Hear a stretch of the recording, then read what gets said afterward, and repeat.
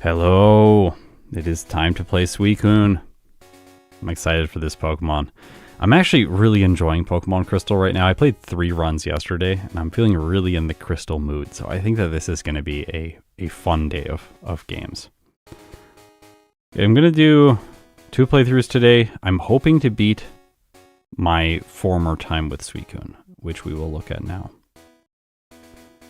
So my former time with Suicune was 117.02, but when I came back and played Raikou last time, I got 113.09. I don't see any reason why Suicune would perform worse than Raikou. That would blow my mind if somehow that happened.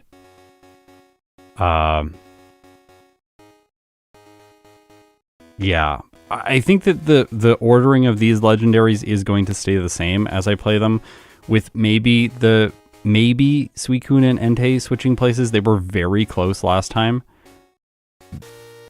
I think that Entei is the better Pokemon for Gen 2, only slightly though. Suicune has some problems against Red, which we will talk about. I have a really unique solution for the final battle, but I don't think it's going to end up being the right choice.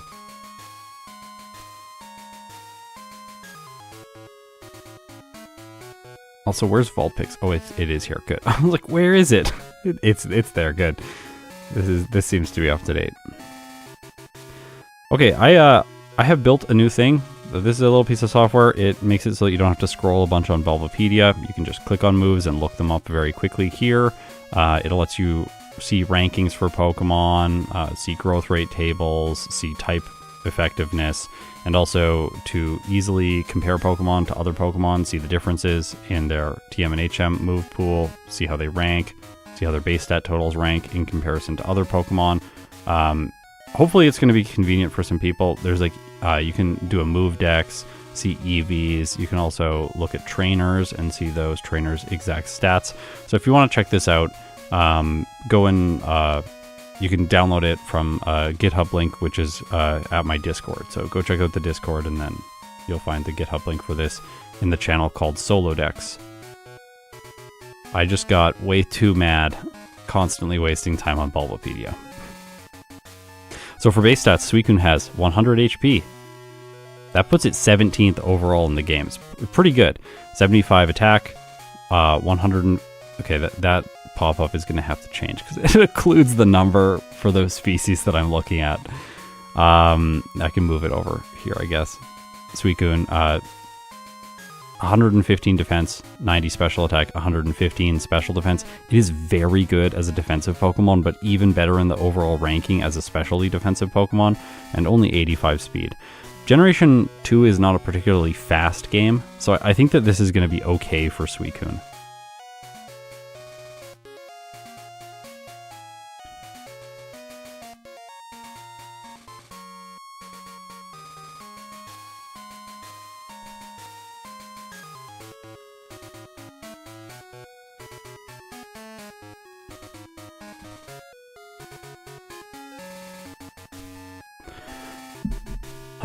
Okay, so for move pool, we start with Bite and Leer. Luckily, Bite is special, so we're using our higher attacking stat. And then through level up, we get Bubble Beam at only level 11. I do want to mention that Bubble Beam at level 11, I guess this is a place where the Solodex software is actually useful. But if you, where is it? Yeah, see here, in Gold and Silver, it gets Water Gun at 11, and then Bubble Beam at 41. But in Crystal, it gets Bubble Beam at 11 and Aurora Beam at 41, which is just so much better. No Aurora Beam in Gold and Silver, so Crystal gets the much better Suicune moveset.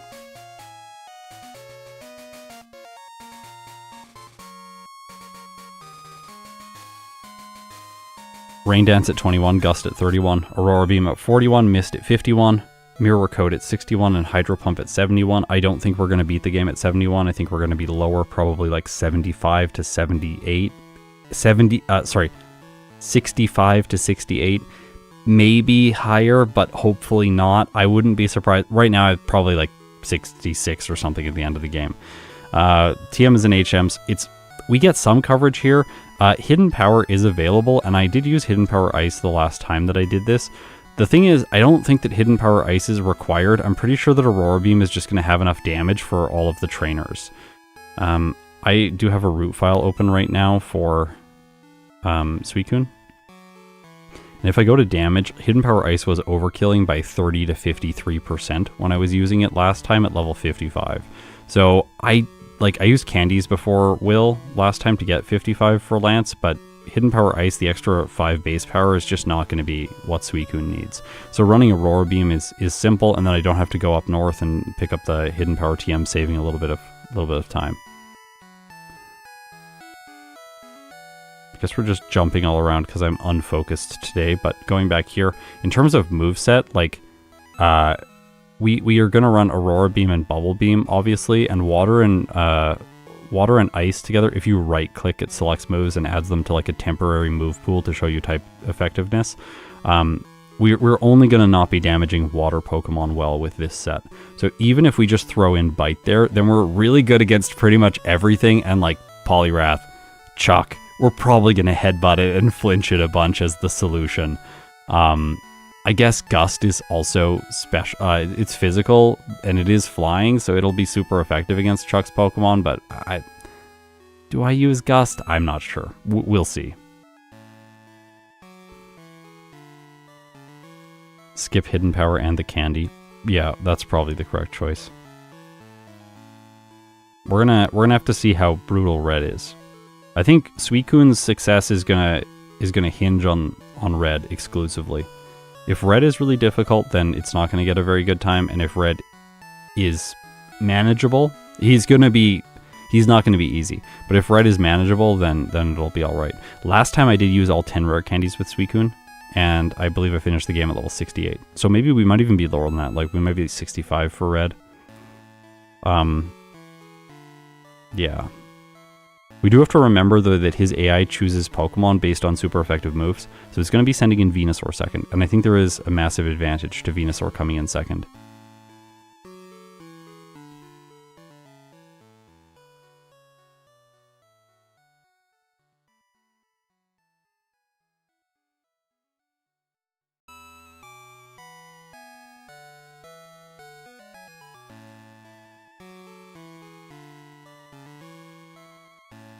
Can you Roar Pikachu out? Yeah, Roar has decreased priority though, so Pikachu will attack. I don't think that Roar will have the same advantage that it... So, Venusaur is unique because it likes to Solar Beam water types. And if it's going to Solar Beam Suicune, we don't need to worry that much. We can use Protect and Curse. The problem will be if Suicune's special defense is too high and the Venusaur is trying Sunny Day too much. If it's doing a lot of Sunny Day, then I will be slightly frustrated. Also, I guess we can't access Hydro Pump, but like potentially, because I'm just looking at the damage ranges right now, at level 68, we only have a 95.2% chance with Surf to one-shot the Pikachu. This is annoying. However, I think if we set up Curse once, yeah, if we set up Curse once, return one-shots. Unfortunately, then we're slower than the Venusaur. But Protect is priority, so provided it's going for Solar Beam, we'll be okay. What I really want is... Well, let's save it until later. You'll understand the strategy later. I don't know if it's going to work. We'll have to refine it. I'm just going to go into it and try right now, and we'll see how it goes. Is that with Mystic Water? No, that's going to be with Leftovers.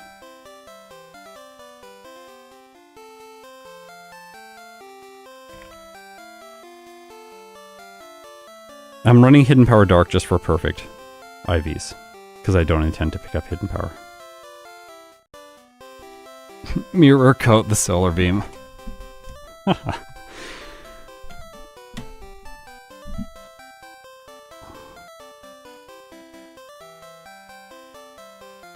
Okay, this is Suicune in Pokemon Crystal. Re-ranking. Let's see how I can do. Hopefully under 1 hour and 17 minutes. If my first run isn't, we'll still have a chance to do it in the second run, though. Raikou didn't get a better time in the first run. It suffered.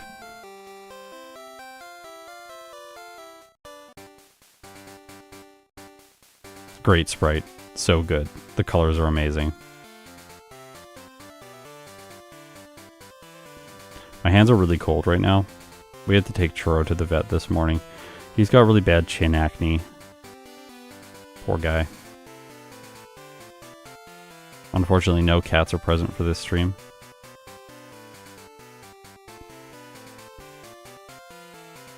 Maybe they'll come join us later.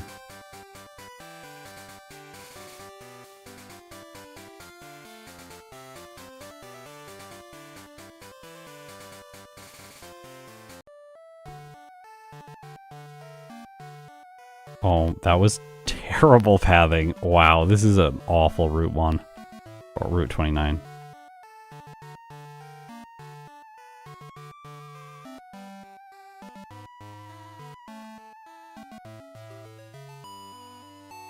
I just wish Raikou got Thunderbolt. Yeah, why doesn't it get Thunderbolt? So disappointing.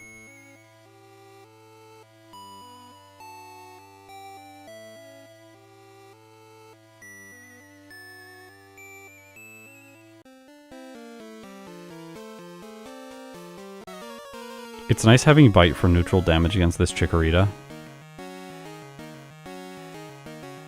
Aww. Okay, the two-shot is very hard to get there. It just looked like I was going to get it.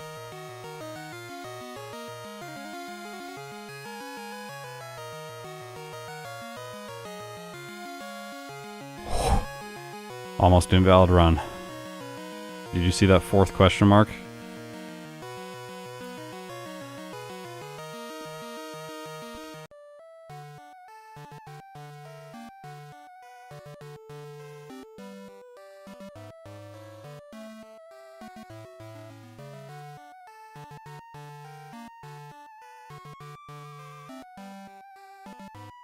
Pretty sure we can do the early game on minimum battles. We are bulky enough that Abe should be okay. Although I didn't pick up another berry, and I might suffer because of that.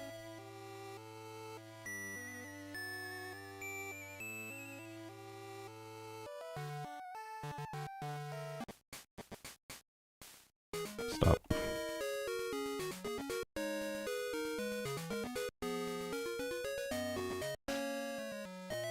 Okay, Abe. Now we're fine.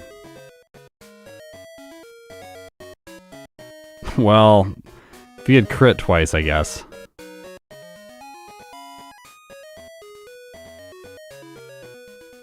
I might have to get a snack after the first run. I just realized I'm pretty hungry.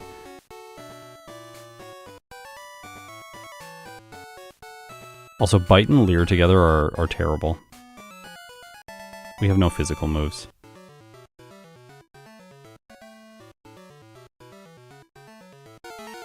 Whitney might be a problem if underleveled. Yeah. I think we get Bubble Beam at level 11 though. I'm feeling okay about Whitney. Yeah, the flinch preserves the berry really nice. 3 minute and 36 second Falkner split. Quick distract him so he makes mistakes. Thank you.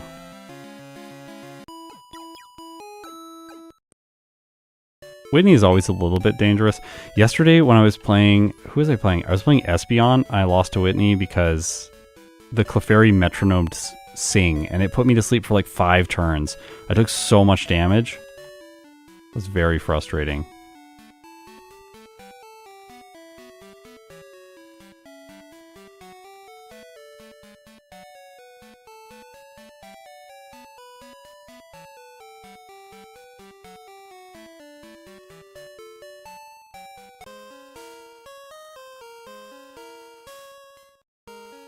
Could fight these people for more experience if we need it eventually.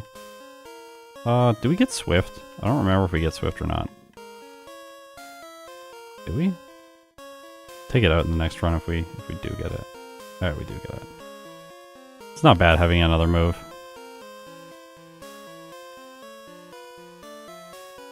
Probably need it for the Scyther.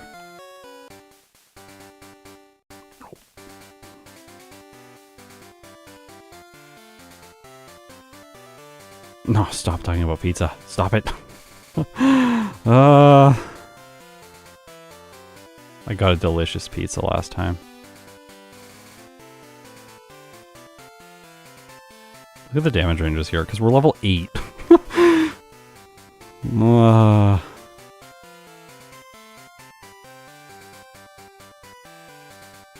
we hit the berry there. Fine. The reason I like went one step into the center is just because I knew that if I like have a blackout here or something goes wrong, then at least I'll go back to Azalea Town. Like, these fights are pretty close.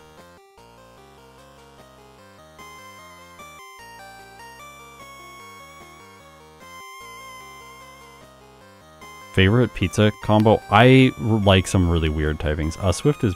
Oh, no, it's about the same. Bite has a chance to fail the 2-shot on the Zubat, but it's like 3%. It's not the worst thing. If I hit myself again, I would have healed with the super potion, but I don't think I need it now.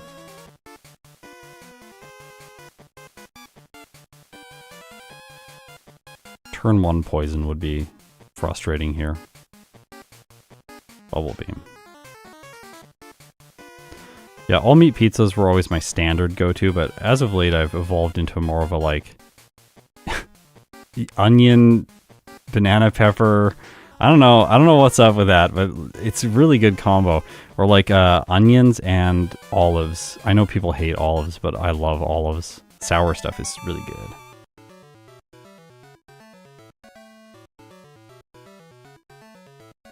It is hard to go wrong with pepperoni.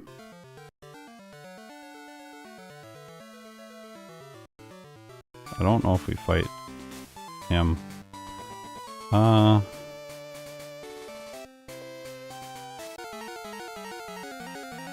I don't know about this. Not feeling amazing about the Scyther. We get the damage rounding threshold for it. We have a lot of health. Yeah, we're fine. Well, the crit, but we're fine with the crit.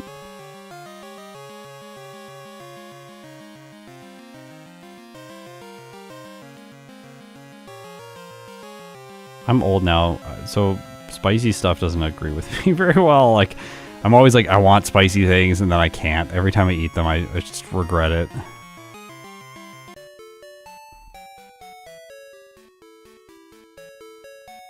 Hopefully Bite's fine against the Meganium. If not, I'll just block out.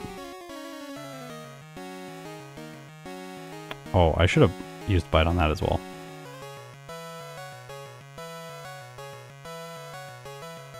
This is not good.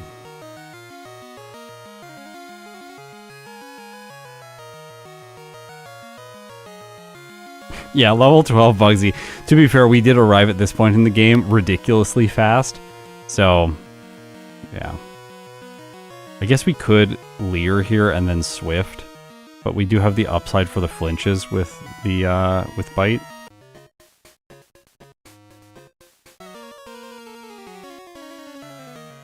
I have never been a pineapple guy on pizza. Never. We'll try this. I don't like that strategy just because of the Reflect that he just went for. Like, the Reflect counters out trying to go for Leer on turn 1. Alright, that's not that bad.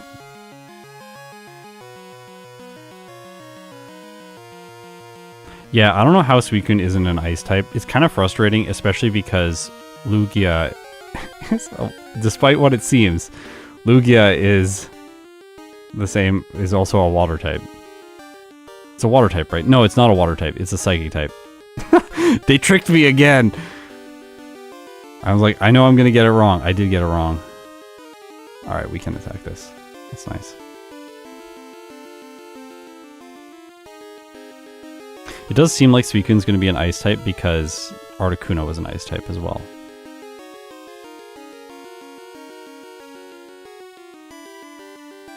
Kev 40k. 14 months. Nice. Oh, Suicune can learn Cut. That would be bad.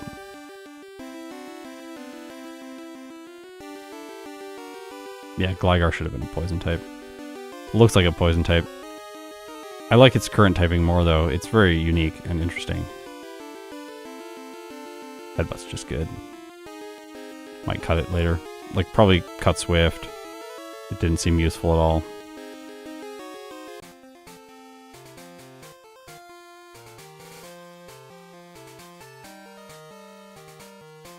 Well.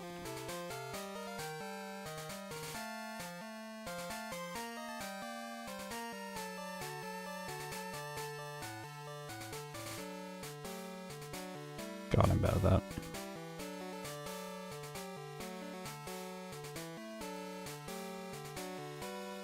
Bite's nice here for super effective damage on the Slowpoke, and Bubble Beam is going to be good against the electric types.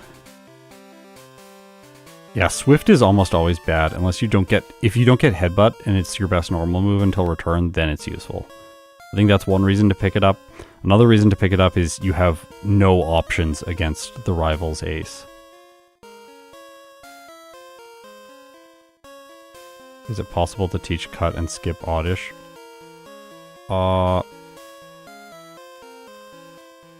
I don't know if I want to do that, even if that's the right choice. It's going to mess up my muscle memory so badly. There's stuff to cut, though, in Kanto, so we need to have cut the whole game, then. I don't think that's going to be correct. Oh.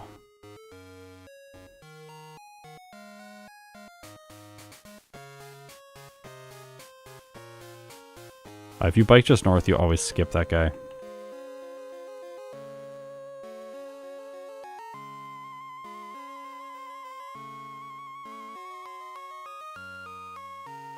I'm a little skeptical if keeping Cut until Kanto makes sense.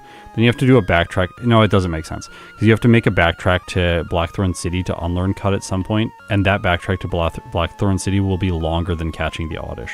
That's why it doesn't make sense.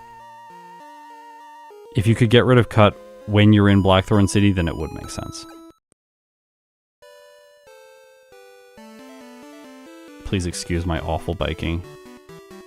It's getting better, but it's still not great.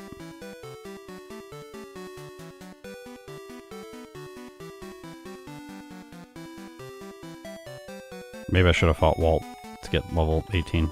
I'll get it from the Clefairy, though. Oops. Well, I was going to teach Headbutt, but we'll see how Bubble Beam does, and then... Oh, we don't even outspeed the Miltank, never mind.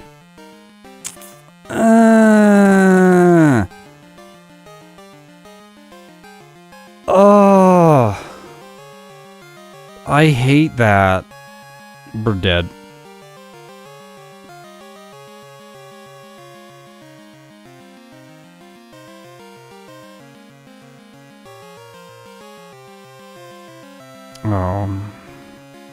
Cotton Spore.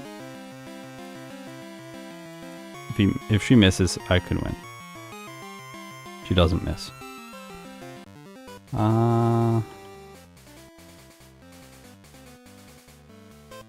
Well, there is an option here.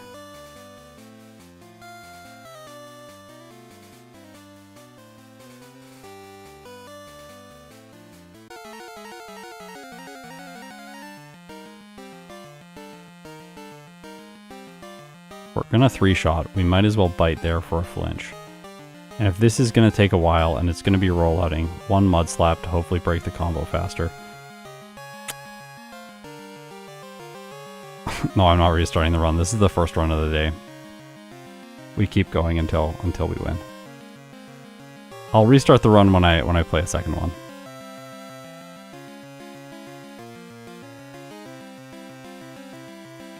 Oh, that makes sense to restart now. We have no info. Alright. It's not that bad.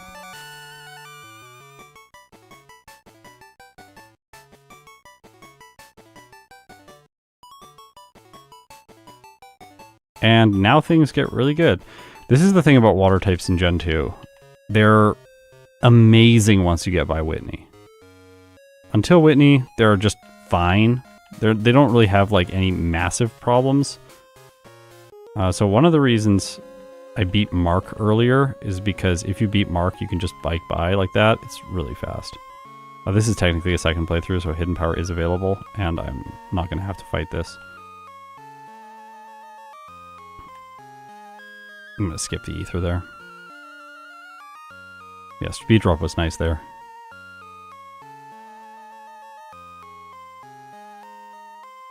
This center is annoying. I know people like Smash Mouth and Snowy are skipping it now. Which makes a lot of sense. Bike biking is so bad today. What are you talking about?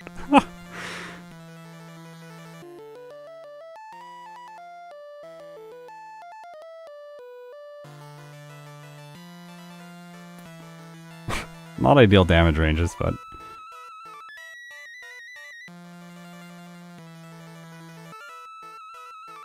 Oh. What a special wall. Umbreon is a Pokemon that is very hard to backport into Generation 1. The evolutions are tricky.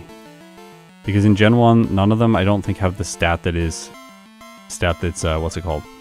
95 base. And then they introduced the 95 base in this generation. But the problem is, then you get Pokemon like Umbreon, where 95 is not in a stat that... Oh, wow, that was close.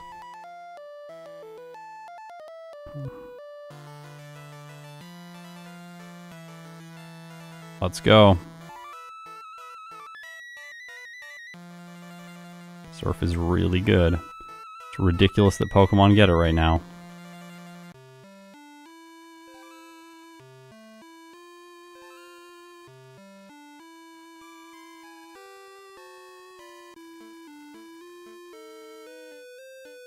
Oh. Menus are hard. I'm gonna save for this. I don't know what my damage ranges on the Haunter are gonna be like. Because Bite is super effective, but Surf does more damage. Surf doesn't have one hit, so it's gonna Curse. That's fine. I still think we should be okay, because we will one hit this and the Zubat. But what about the Meganium? Okay, Surf? Okay, this is bad. So... we want more damage here. Alright, noted.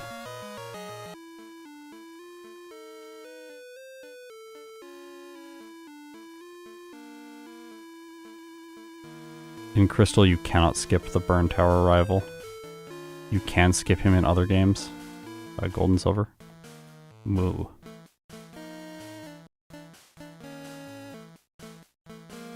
Yeah, I can Rain Dance. Yeah, definitely. But I still think the Meganium will take too long because Rain Dance will wear off. And it's like a 4 or 5 hit right now. Rain Dance is going to be the correct choice, but not yet.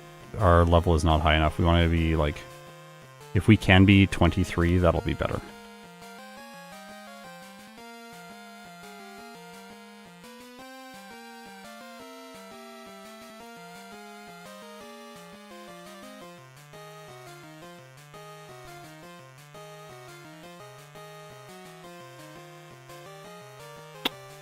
This is why you never equip the Mint Berry early, by the way. Sometimes this happens.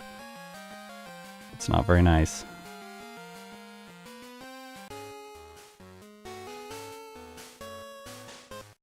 Probably only get 22. Slow growth rate's pretty bad.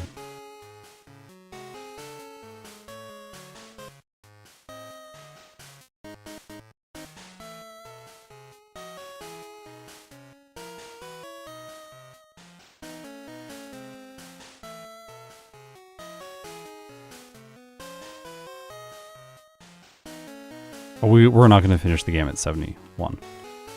We'll be finishing the game at like 65. I did learn Hydro Pump yesterday though when playing Vaporeon.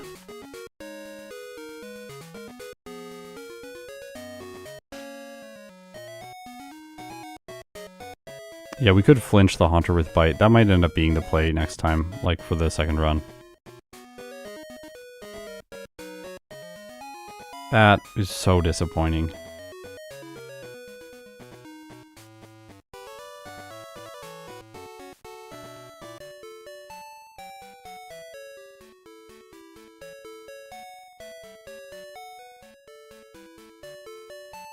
I think we're flinching the Haunter. Nope.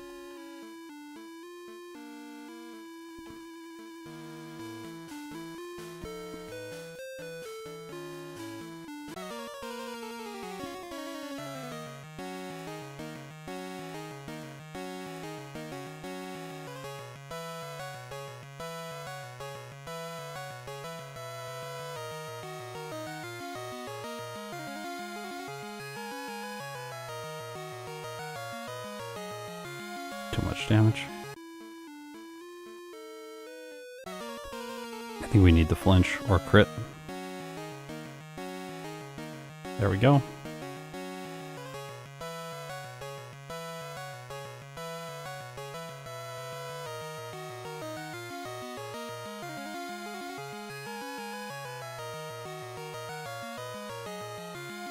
Easy.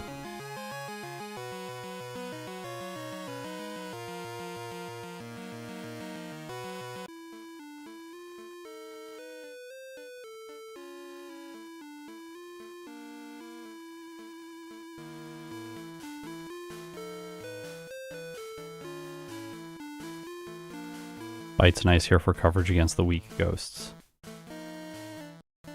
Don't have to use Surf. Can skip a heal.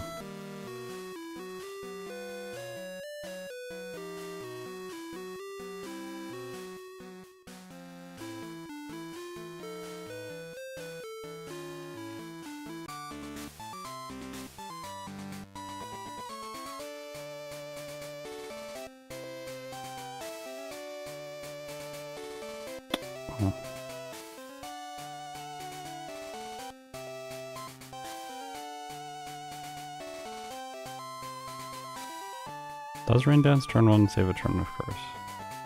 Yeah, I think it does.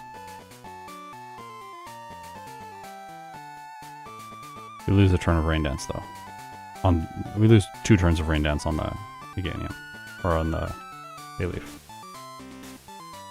Did we do Mint Berry? I don't know if we need it. Faster than the Gengar by 2 points. This should be fine.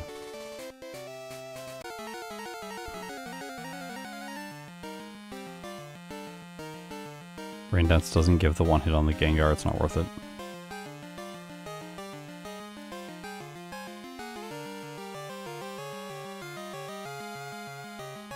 No, Hidden Power is a ridiculous time loss for a Pokemon that's this good. Bite will be faster than getting Hidden Power. Because Bite's a 30% chance. Even if we have bad luck with Bite, it's going to be fine. Oh. Hey.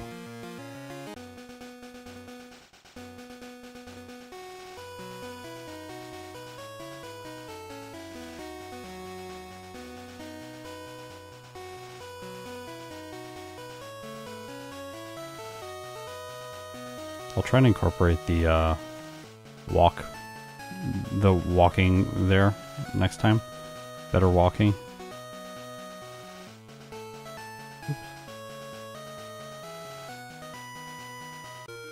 Oops. Did I use a repel? It was like very soon. Yeah, okay. It wore off.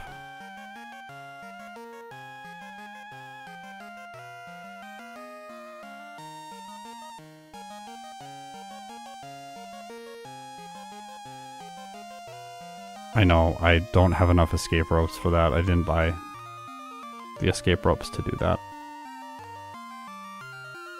I chose not to.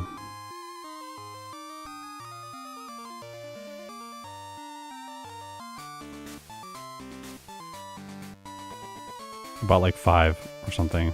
I usually buy like 7. You don't need 8.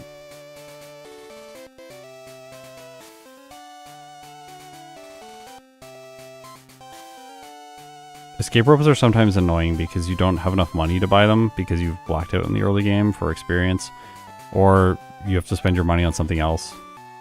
You need the gold berry for Whitney, so then you gotta spend money on buying another Abra.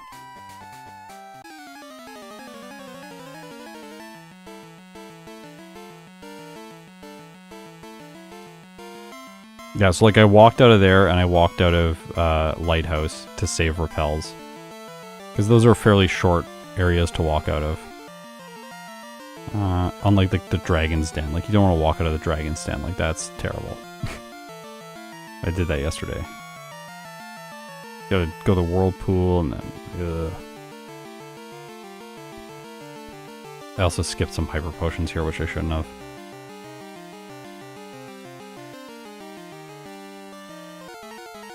Will you grab the Mystic Water?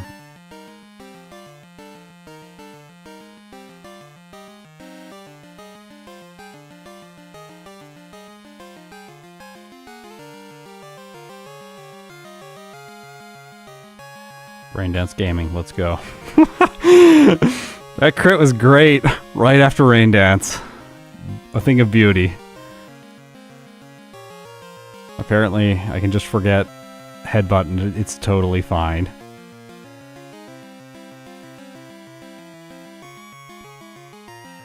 Oh, oops. This was unintentional.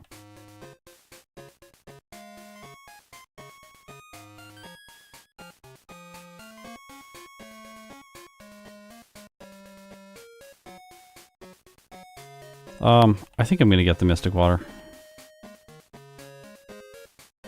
It's like maybe 10 seconds.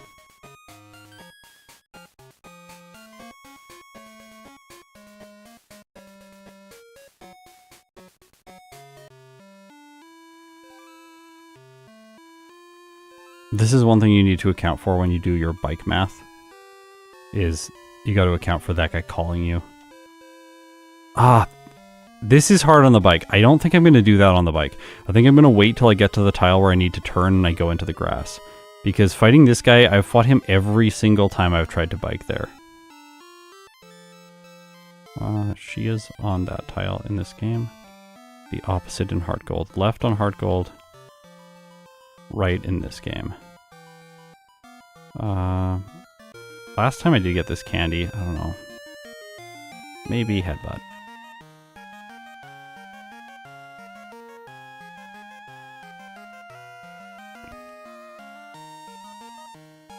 Attack is so close to special attack right now because we don't have the special attack boost.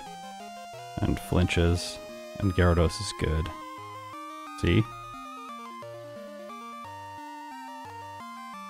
It's the true legendary. Double crit.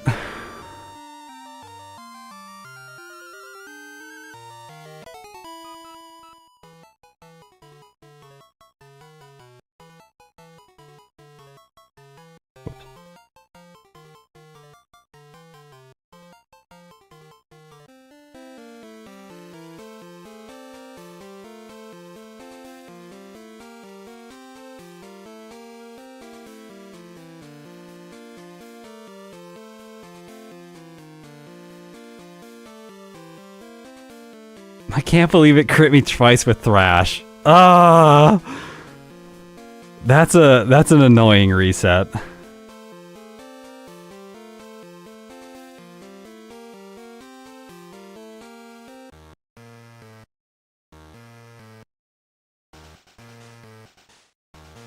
This guy is optional in Heart Gold, which is really nice. But you gotta heal right after him, so this is why you don't center in Mahogany Town.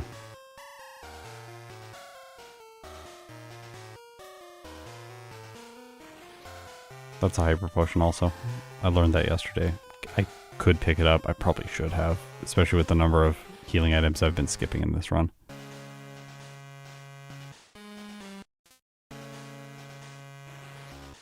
Jasmine is going to be free.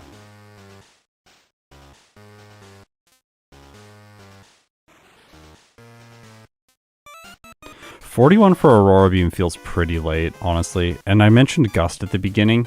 Gust is not useful against Chuck because you can't get to it yet. Like, we don't want to fight Pryce before. That makes no sense with Suicune. I'm going to show this because Snowy loves to show it. And Snowy played 2 of the runs with me yesterday. Watch this. Oh! Isn't that cool?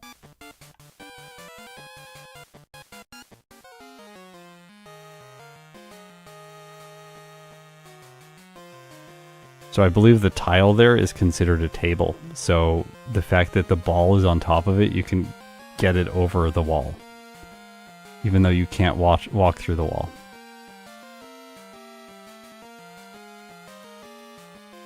No, I don't need the protein, I don't think.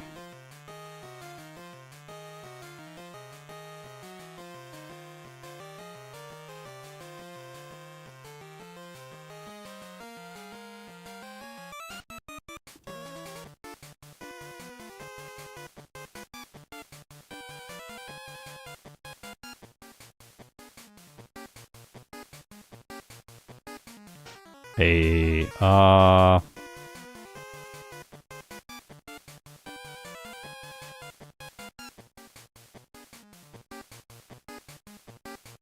I don't know which move to get rid of. I want the Gust for the Gloom right now. That's all. Oh, it's not very good. Never mind. I changed my mind. Gust is not good at all. It's okay. We're just, like, Surf gaming. Mystic Water makes Surf better than it, like, all of my other moves against pretty much every target.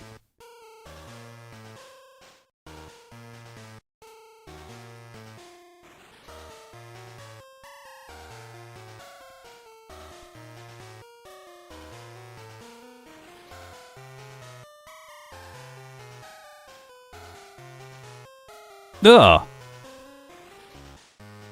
Electrode survived.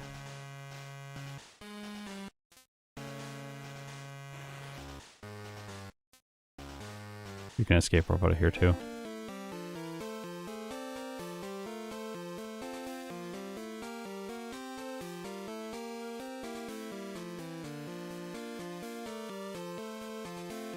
I think Dugong is going to be annoying.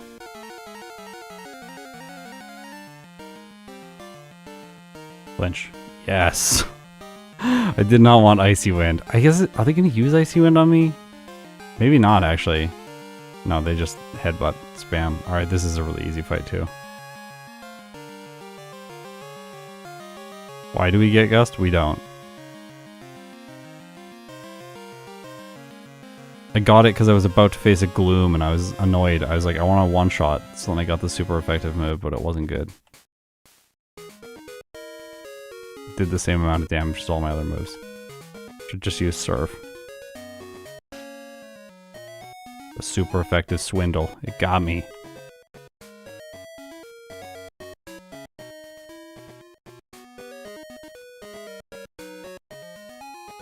Yeah, Austin's work with the music syncing software is just great. The bike, there is a 1 second in-game delay, so a quarter second delay on 4 times speed when you press the key to get on the bike. You can't move or anything, so it delays inputs a little bit, which is why I went inside the tower there. The input was delayed and then I mistimed my input and then went inside, instead of going over and up.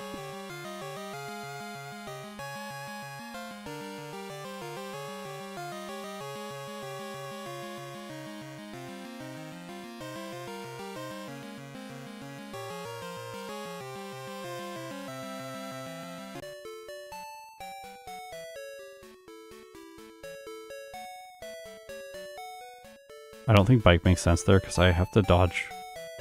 What's his name? Todd. And I slow down to dodge Todd if I'm on the bike, but I can just walk and it's probably equivalent. So like no bike by Shane, no bike by Todd. Because it's short stretches where we want to dodge a trainer and we can just delay getting on the bike. Well, in this one we don't get on the bike at all because we teleport back right away. Also, if you don't need a heal or you have a move that has more PP than Surf, you just enter the center quickly and then leave the center.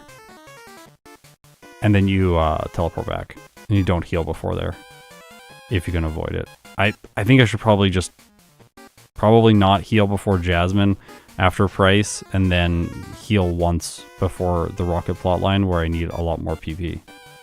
This is a 2-shot.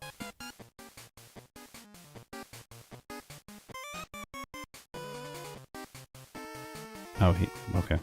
I haven't made him walk like this in a while. Which ethers did I get? I got the forest ethers, so I should have 2.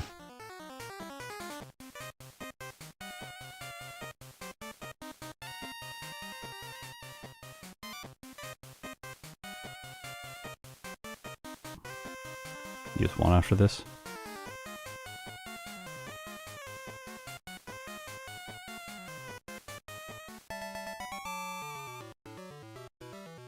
I have 3. I got another one. Oh, this music's so good. It's my phone, my ringtone. Yeah, it might be worth keeping Bubble Beam just for the PP. Yeah, I think you're right.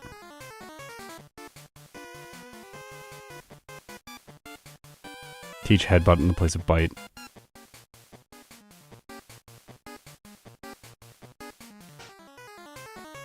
Yeah, Gust is pretty weird. Maybe it is because it's fast like wind. That's probably what it is. Why they gave it to it. Like, stirs up a gust by moving so fast, something like that. Petrol's easy. Ah!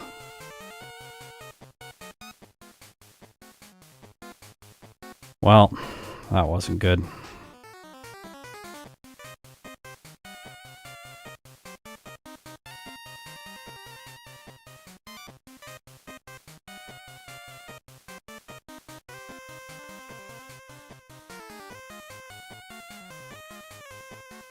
Pokemon that have low PP, often you have to heal here. If we had Bubble Beam, I think we could get away with not. This could be a little bit sketchy without Aurora Beam. We could get it if we picked up every candy up until now and then candied right before this fight. Okay, no Confuse Ray. We could run Bitterberry there, but getting rid of the Mystic Water for Bitterberry feels very bad. Rather increase my damage here as much as possible. Well, we're fine.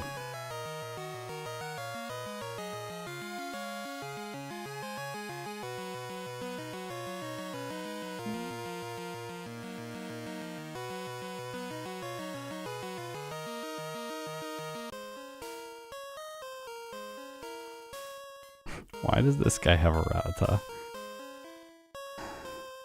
Just one Rattata.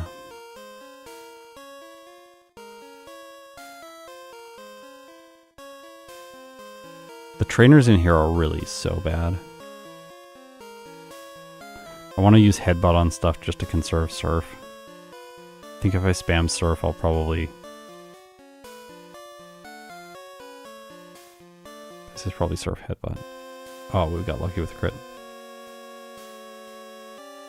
It was going to be a 2-shot. 40% one-shot. Upside there of crit or damage roll.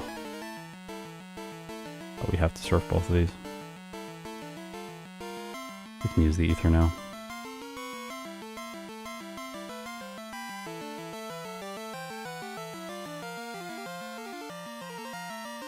This section is a waste of time, yeah.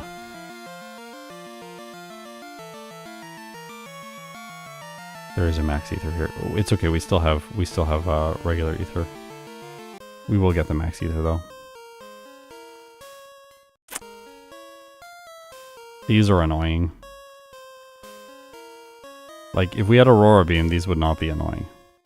But...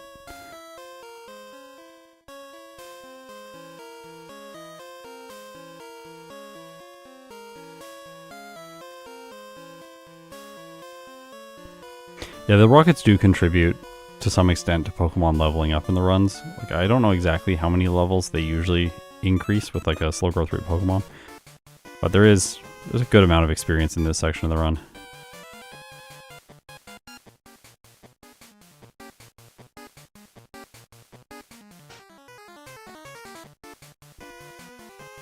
That was a very beautiful bag.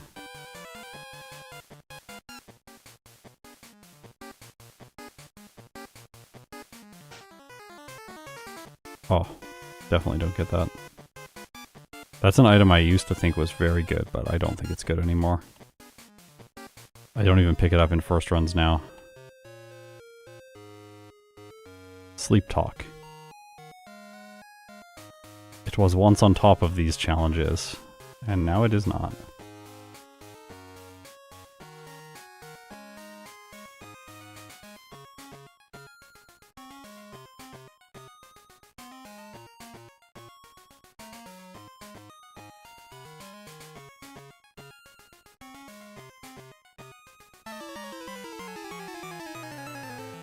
I think Calcium to raise both special attack and special defense, to hopefully make red as easy as possible to minimize damage that Suicune takes from all of his special attacks.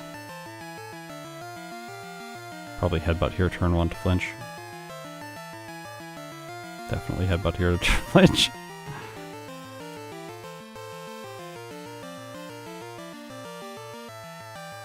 I think, yeah, if it got Aurora Beam instead of Gust at level, what level was it?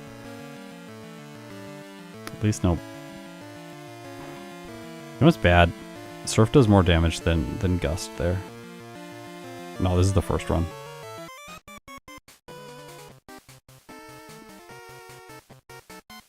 Still just feeling things out.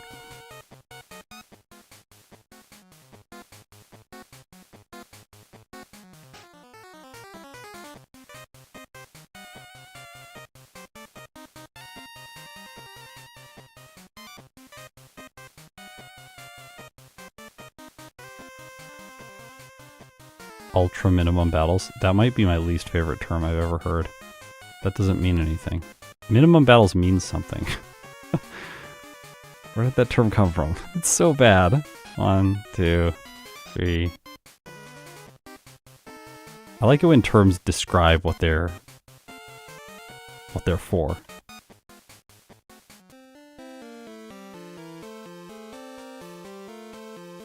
Got a favorite soundtrack? I don't know. It's hard to say. All the soundtracks for these games are really good. Pokemon as a series has always been blessed with really good music. Oh. That was the snowy bike. Usually I bike all the way.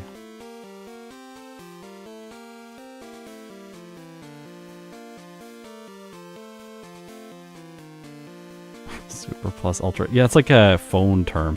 Like Samsung Galaxy S. What does that mean? That doesn't mean anything. We just chose some random letter and just went like, yes, perfect.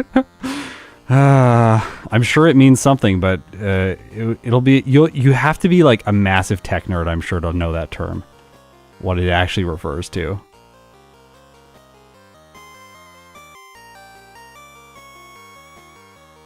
This reminds me of every time I watch like a StarCraft tournament and then like the Koreans are just like, we're gonna name it like the Super Tournament CK.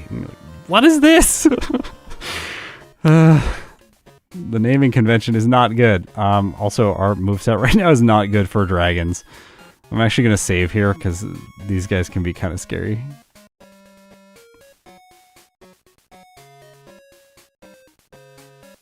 Flinch? No. That's why I was scared. You see? I don't want a candy here. I'm resisting this at... Stop.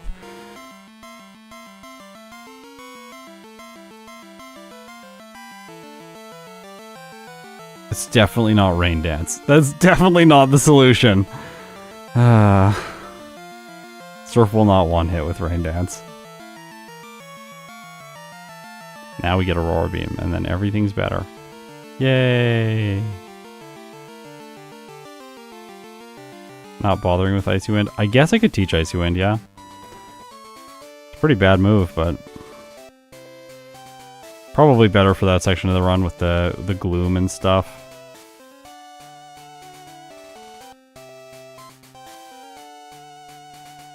We'll definitely avoid the pain there on the Dratini.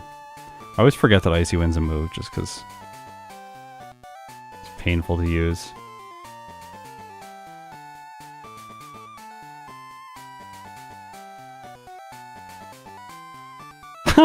It says for super smart? That doesn't even make any sense. I can see why they went with only one S though. The other branding would not be good.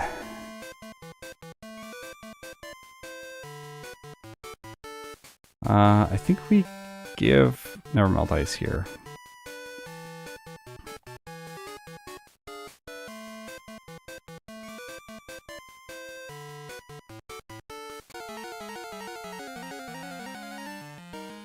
Oh, the ranges here are not nice. 52, 64, 64.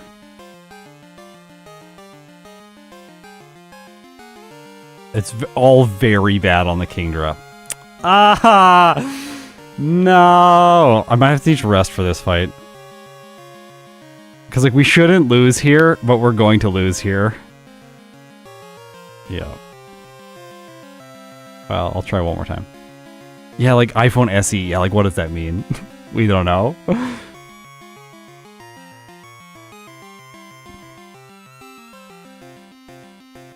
Would be nice to get 43 for this fight.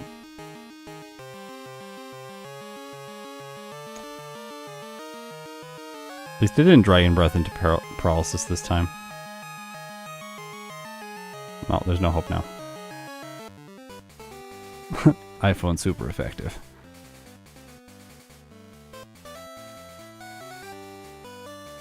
Bye, Rain Dance.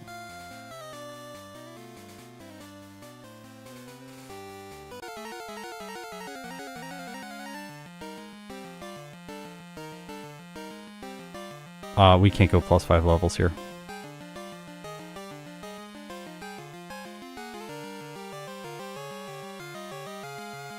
You can only go +5 levels if you get the candy from Kanto as well as the candy from Lake of Rage. But I skipped the Lake of Rage candy and I have not got the Kanto candy because it requires quite a bit of backtracking. Doesn't make sense to get it with a Pokemon that's good. It makes sense to get it with Pokemon that have no options for Jasmine and you want to level up 5 times before Jasmine, then it makes sense. But like this kind of problem is not something that we should solve that way. Like, look at Rest is fine. Like, this is much less time than walking over to Kanto and then teleporting back. Special edition.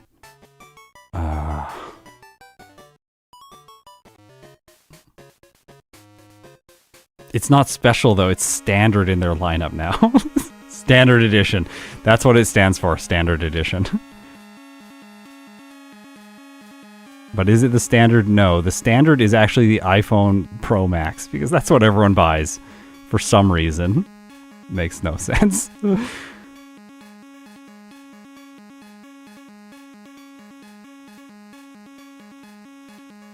gotta have those 3 cameras, you know? It's like, shows what class you are. Although that does take me out of it when I'm watching a movie and there's like a rich person in the movie and then they have a iPhone that has 2 cameras. I'm like, no, there's no way, absolutely no way that that's real. I cannot suspend my disbelief past that. They need to have a Pro Max. It should probably be in like a diamond case.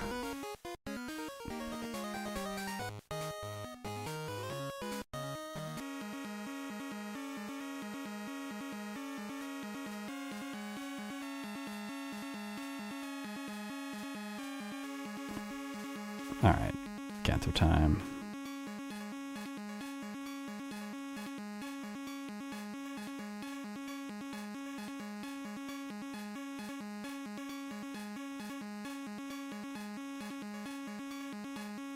I thought I'd...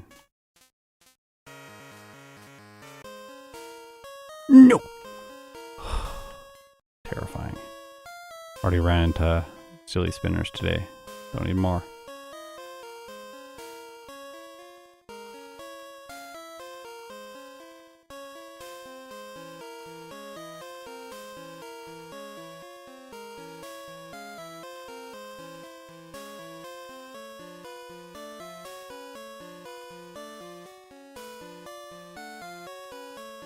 Yeah, close.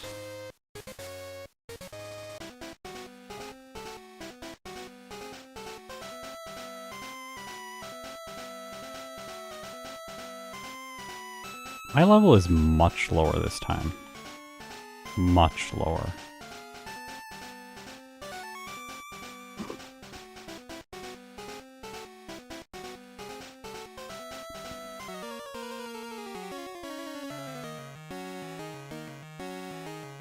Oh no, Rain Dance is not gonna... It doesn't matter.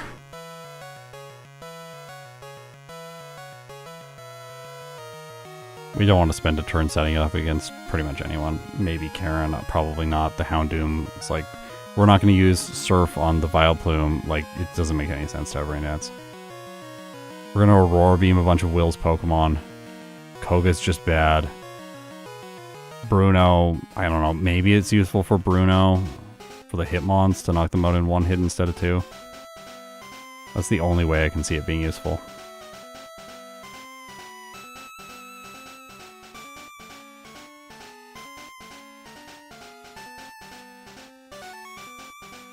Rain Dance TM is in the Celadon department store, or it's in the, what's it called? Slowpoke Well.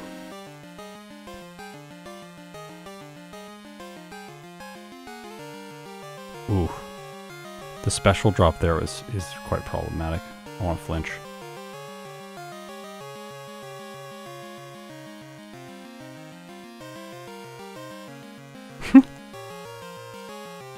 I was hoping it was going to do that again, but no.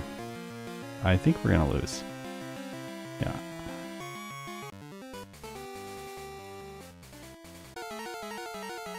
Don't get your special dropped.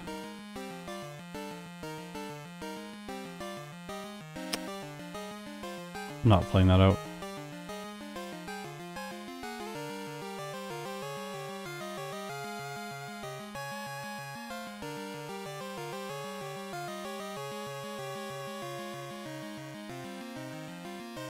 What? That's wild. It's wild it attacked. It's so rare for that to happen.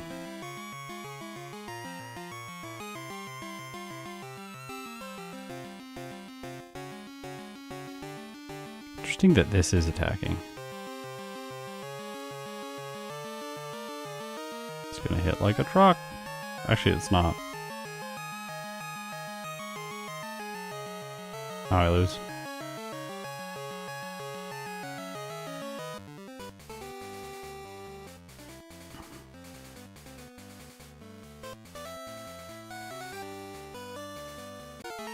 Everyone who told me to skip candies, you're all wrong. I don't know why you thought that was a good idea. It's a terrible idea. Gosh.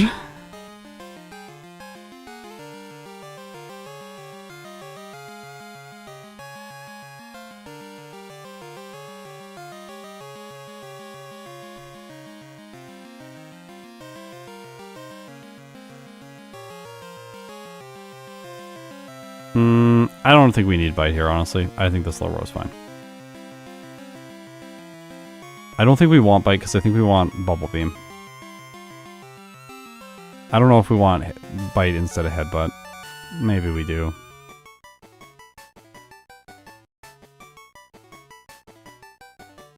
I can't think of why.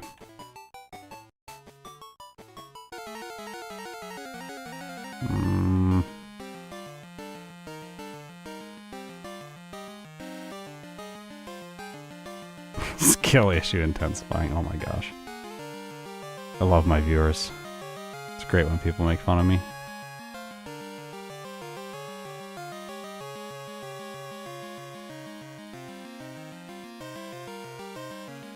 I think we're gonna suffer on Lance, honestly. I think it's gonna be pretty bad now, because we're much lower than I was the first time I played this run. I think this is gonna be a slower second playthrough. Because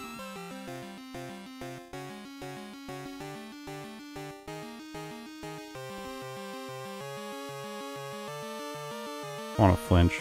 Okay, never mind.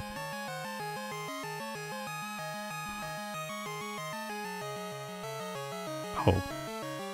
No Mach Punch. I guess Thunder Punch.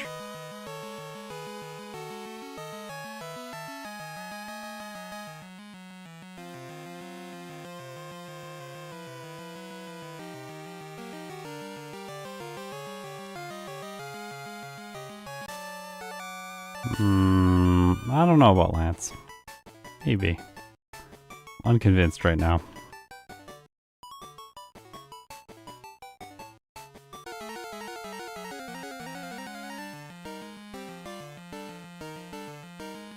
Oh, no sand attack turn 1. Okay, no sand attack at all, I guess? Well, giving it a lot of time now.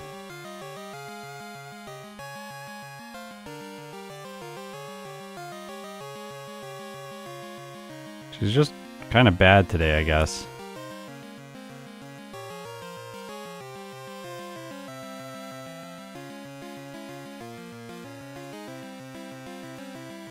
The issue with Rain Dance is if we want to keep Bite too, then we're starting to run into moveset constraints. It's like Rain Dance, Bite, Aurora Beam, Surf. Like now we can't beat Clair.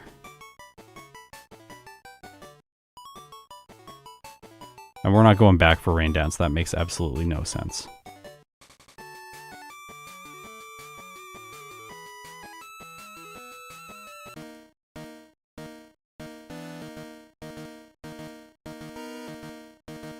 The final Dragonite has a chance to survive. An 8% chance to survive.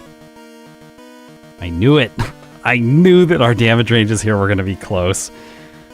If we did Will without candies, then we... And look at the speed tie on the Aerodactyl. We level up right before it to get the outspeed. Let's go!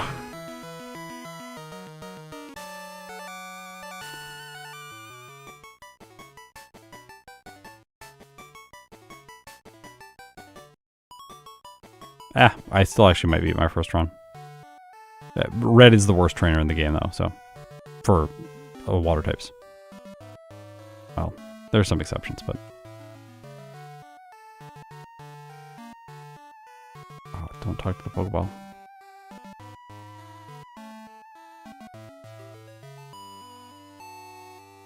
Spent like a whole afternoon syncing up that Lance intro so that everything's timed to the music. Worth it. So nice.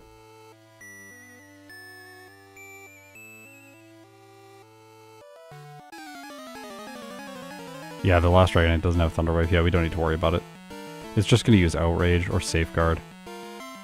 Even if we miss the damage range there, it's fine.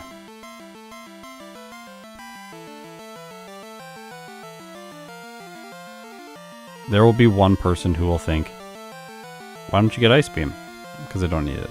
If you want to see me play with Ice Beam, I did use it in my previous runs, and I did not use it in a very satisfying way. I was relying on freezes against red in order to win, and I do not think that that's a good strategy.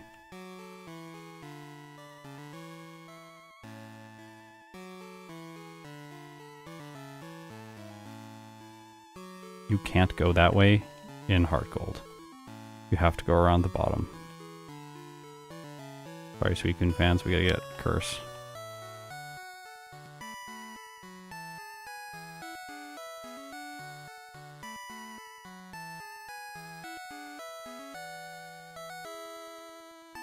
Blizzard takes forever. Gotta buy Game Corner coins for it, definitely not worth it.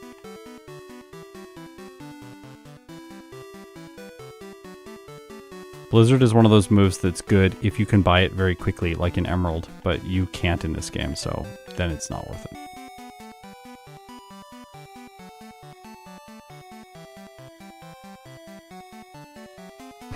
Chat, why did Broadcaster not get Ice Beam? Yeah, we can consider... I'm not going to use Mirror Coat this run, but we can consider it if we want to test with it. I don't think it's the right choice, though. We would have to Mirror Coat so many times. Like, Mirror Coat Rest? Mirror Coat Rest Mint Berry? Maybe? Maybe? Okay, I'm starting to get convinced.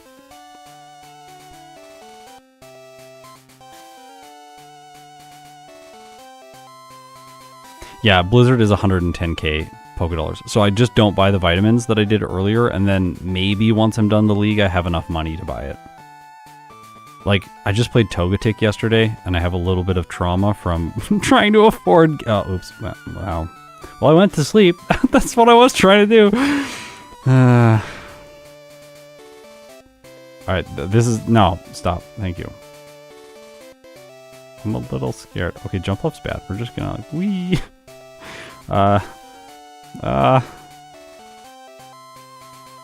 This is probably the worst Erica performance I've ever had. Mirror Coat, Protect, Curse, Return. Yeah, Fire Blast, yeah. Togetic learns almost no special moves. It's very painful. The reason I rested on the Jump Off is because I realized you're going to two-shot the Blossom. So if my health is low and it Solar Beams, I lose. So I needed to rest there. After I accidentally misclicked and selected rest, then I got put to sleep for a ridiculous time, and Tangela got a crit with Giga Drain. There was a lot that went wrong to force me into that situation.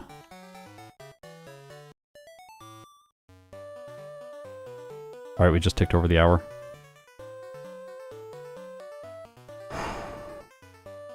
Rain Dance doesn't solve the problem here. No one say that. The problem is turn one, it's gonna Sand Attack, and then I miss a bunch.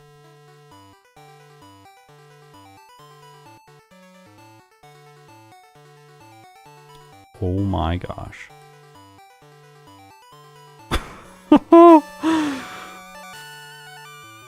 Lucky.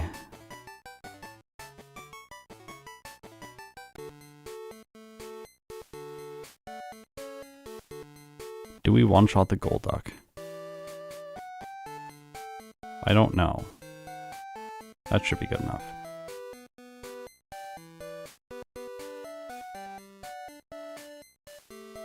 We don't one-shot the Golduck.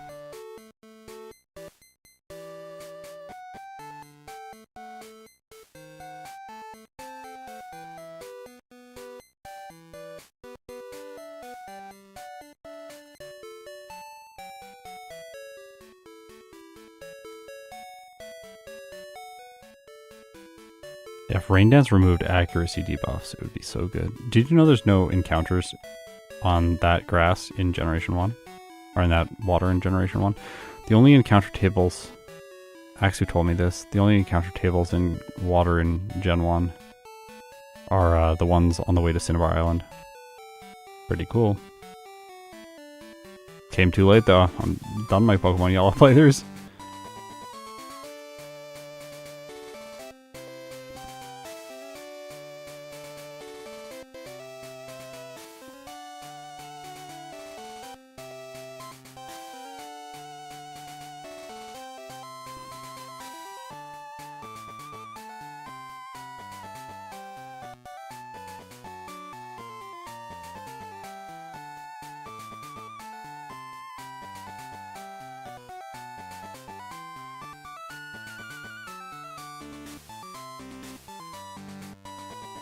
Vaporeon is bad. Ice moves are really good against this trainer's team and the guy with Nidoking.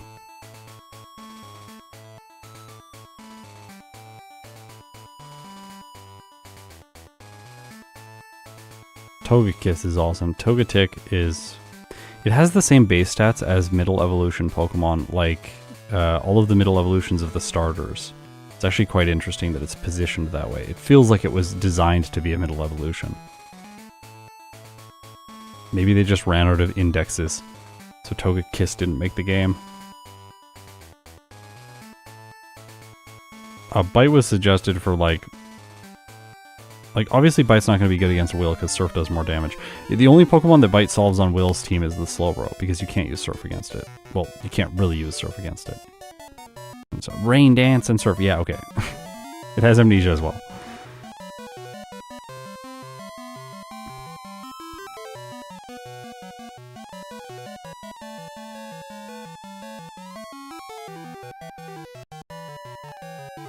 Don't do it like that.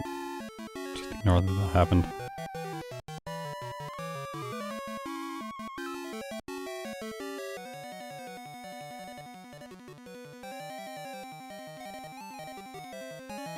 We might have a problem here.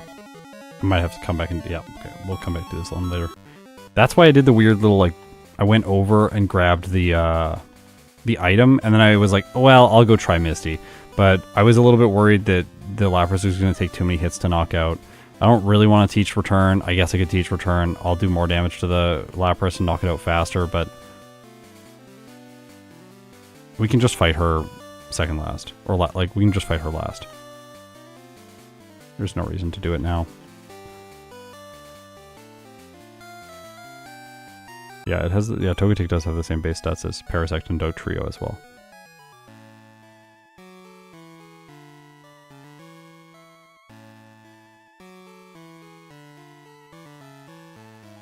One disadvantage of not being able to beat Misty right now is we don't get the type boost from her badge, which would increase the damage of Surf. That said, all of the Cantonian trainers are very bad. I don't think we're going to have a problem against them. The only one that I think, well, we actually don't one-shot the Electabuzz. 88 to 103% damage with Surf. I don't know if it's worth headbutting. Nah, it's fine.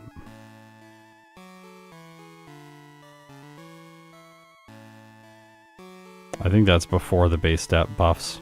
Dugtrio. I was looking at this in the context of Gen 2, I'm pretty sure.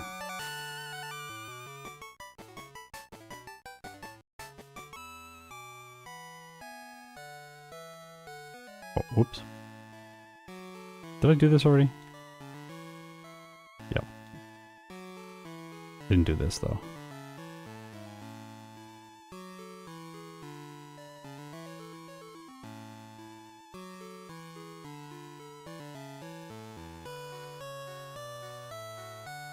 Oh, sorry. Someone, I need to learn this. We use that here, and then we do this.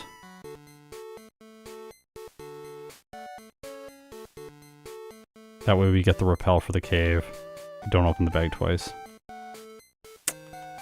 Also, here we get off the bike. We want to make sure we make it by the 3 drill guy as easily as possible.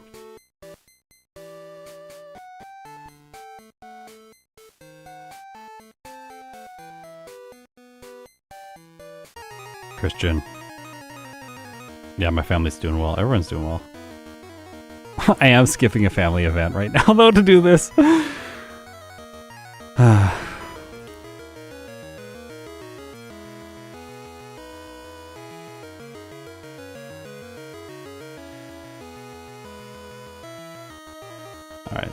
Rock, as we would expect. Very simple. Very straightforward. And you want to get off the bike here and walk straight down, because then this guy misses you. If you bike, he will catch you every time. Because the trainers spawn on the map, and when the trainers spawn on the map, they spawn in a certain rotation. So then if you're just holding a direction, walking or biking, there's a predictable, like their spin will align predictably with the tile that you're on. I've been doing that very well with the bike recently.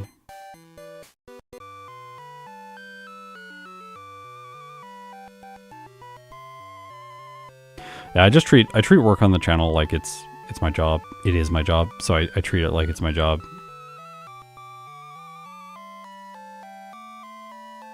It's like Thursdays are stream days. I'm gonna make Thursdays stream days unless I'm like sick or something. Then I won't stream on Thursday. Also, for our first run, this is dreadfully bad. 14 resets with a legendary? Like, this is very bad.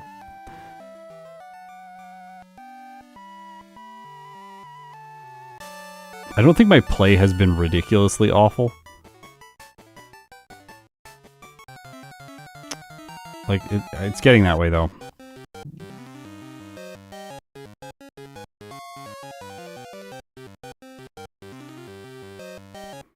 Every new route I'm running into a wild Pokemon. It's kind of part of my signature style, though. Gotta forget repels. You should surf. There. No text.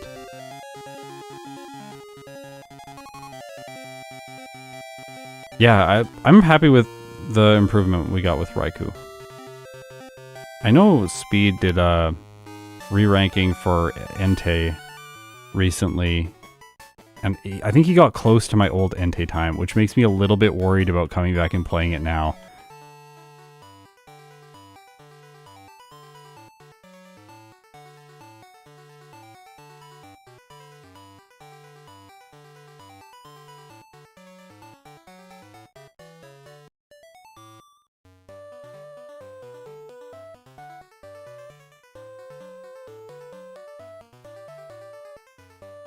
I always heal extra, and I know.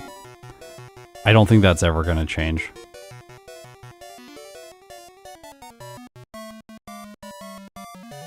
When I was a kid, I would always save twice. Sunny Day is kind of annoying, cutting the power of Surf. I should probably roll green that. At least the sun's going to go away.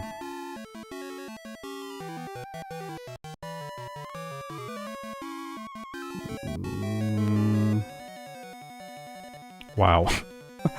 He's gonna heal this. I know he's gonna heal this. Oh, he's not. The Hyper Beam there is perfect. The Hyper Beam there prevents him from using a healing item. So we actually just saved, like, I don't know, maybe 20 seconds.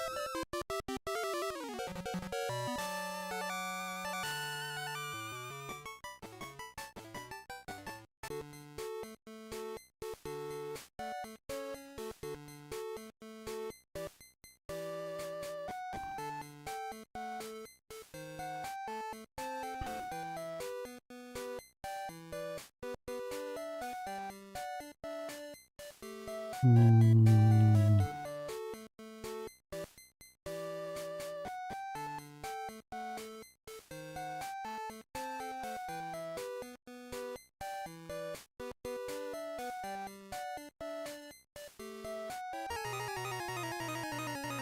Blue's gym does look like Lego. I did what I could. I could go over the damage running threshold. It would convert some of those ranges, but the other two are still... We still gotta get lucky here. That's the luck I need. Now just... We don't fall apart to confusion. We're good. Alright, crit. Alright, how's Red gonna be?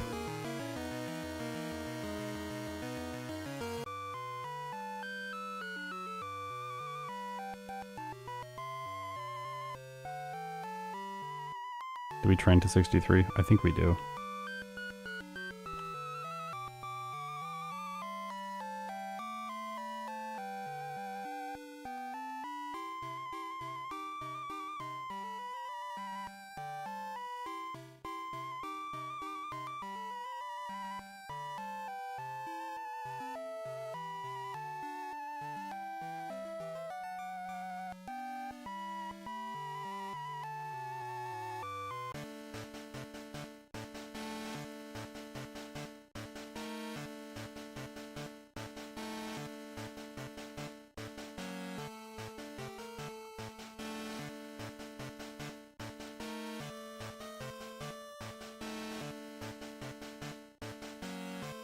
Could teleport that.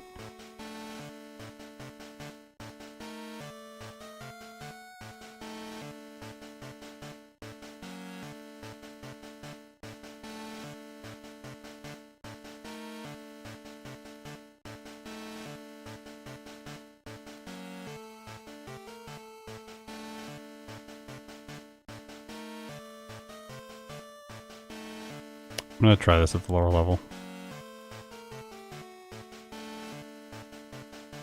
Let's give this first. Teach a generic move.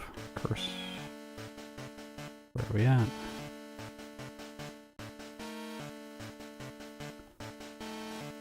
I'm pretty sure this is the set. Alright, I'd like to avoid training.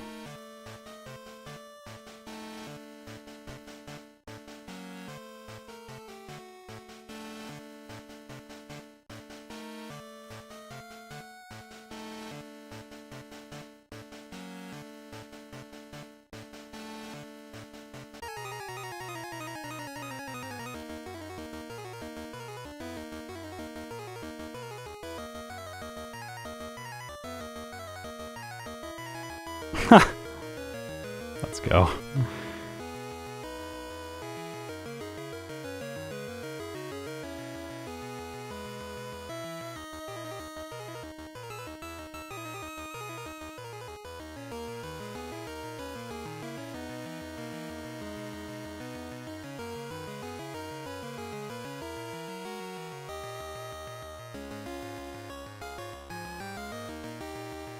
Ouch.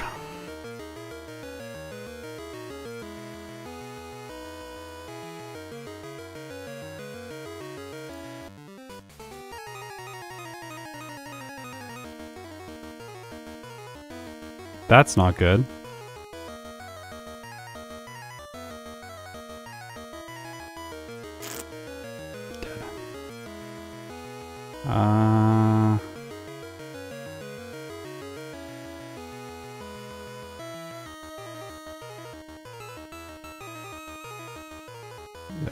I know, son. I know. Oh, speaking of, yeah.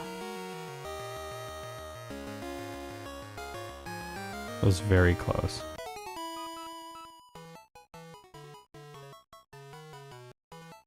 Training here without surf is awful.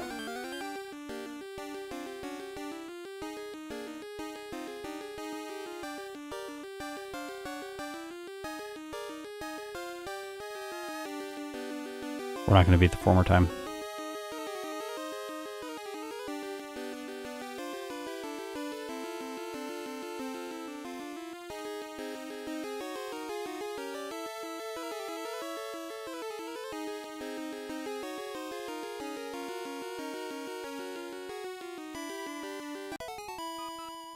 Yeah, it might be. You're right. Actually, leftovers might be the thing that's holding me back here. I think that that is the solution. I do want this damage rounding threshold though, 63. I'll save after this.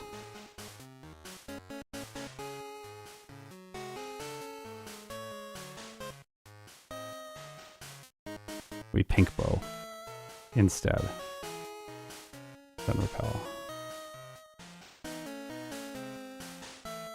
Okay, so I'll explain what happened there, but the issue that happened is the Venusaur is going to set up Sunny Day if it doesn't see the KO with Solar Beam, so we want to take damage from the Pikachu, but we don't want to lose a turn. Like, this is fine as long as it hits with Thunder. Okay, if it doesn't hit with Thunder, we lose. So what we're doing is we're protect turn 1 to block Charm, curse turn 2 while we hope that it goes for Thunder and hits us. And then we have enough attack because we cursed once. Oh, then it has to miss a Thunder, and then we move on to the Venusaur with low health. And if we don't have the leftovers, then the Venusaur will spam Solar Beam all the time, and we will just set up for free on it.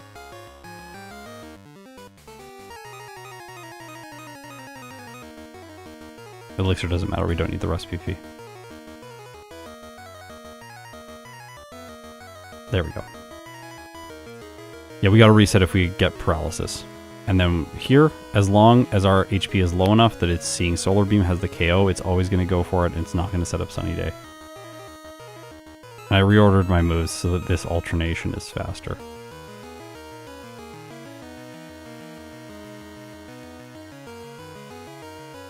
Now we should win.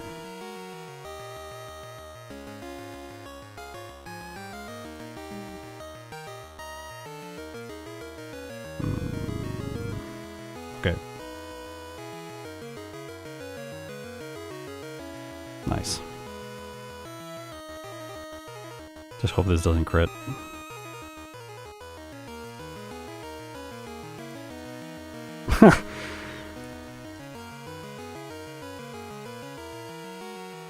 Yeah, it doesn't see a KO if we're at full health. We have too much health. And then it decides, I don't want to attack, I want to set up with Sunny Day. And then that ruins us because we can't stall and set up Curse. And we can't Curse stall on the Pikachu either. Because it thunders too much damage. 118.29. So a little bit slower than my previous run.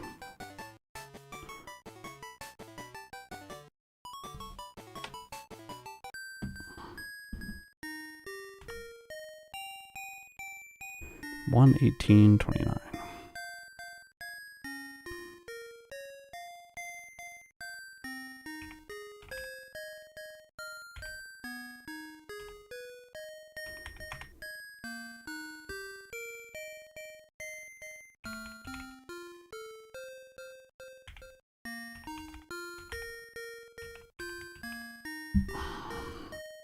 All right.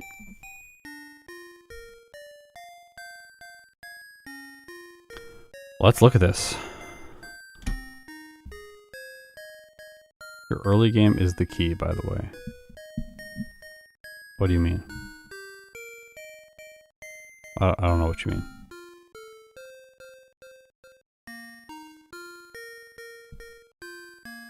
The red fight reminds me that Crystal is on the blind side. No, not at all. That's it. I think it's a really interesting red fight.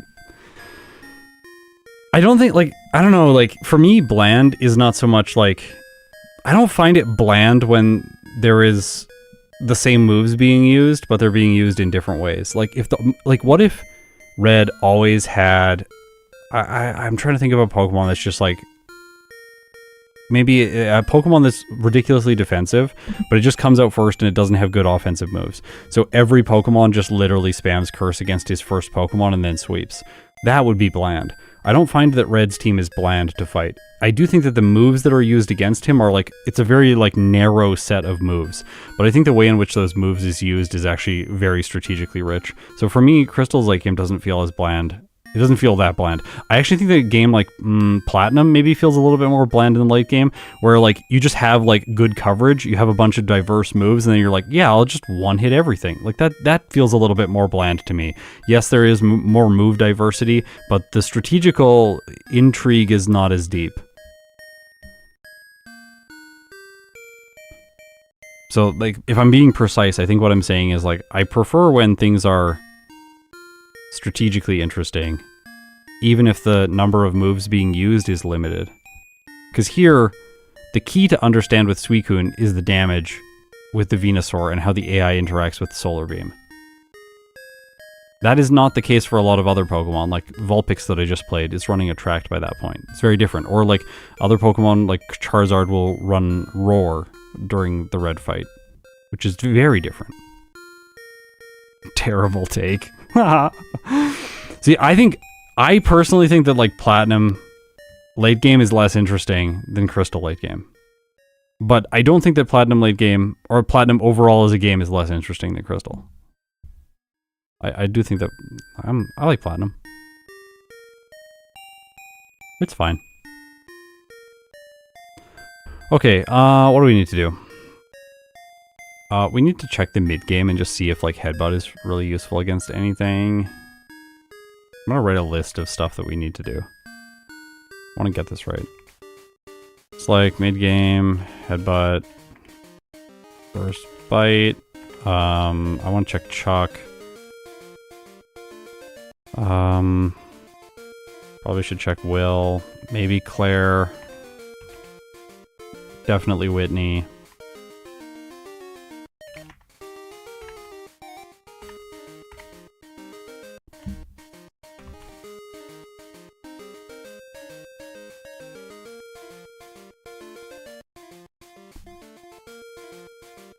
Yeah, when to set up Curse, how to set up Curse. It's an interesting problem to solve in this game. And it's only one fight. Like, it's only the red fight that is strategically this, like, narrow. Or the moves, the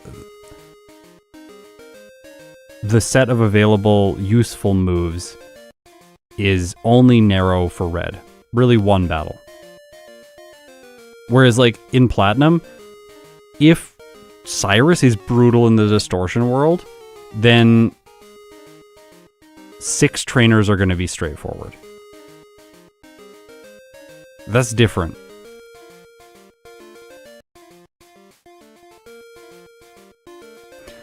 Rival and Tower. Yeah, Rival 3. Whitney. Should probably look at Bugsy a little bit. Definitely Rival 2, but I think Rival 2 is just going to be awful no matter what we do. I think we just have to take the luck there, and we might get a bad result, we might get a good result. It's going to be what it is. Bruno was simple, Karen was pretty straightforward. Lance was fine at this level, but we can't really do Lance at a lower level. Or maybe we can. If we just take out some people, how does it go? That's all the Elite Four gone, so like level 48. Like, we're 78% chance on the Dragonite. And then a 2-shot on the final Dragonite, which is fine, as long as we don't get hit by Thunder Wave. Probably if we ran Paralyzed Cure Berry here, we'd be fine, but then it'll drop Aurora Beam's damage. I don't like that. But, like, even at 49, one level higher, like, Aurora Beam jumps up quite a bit. Yeah, 49 and then 50 is quite good. So I don't think we want to be lower than 50 probably for Lance, but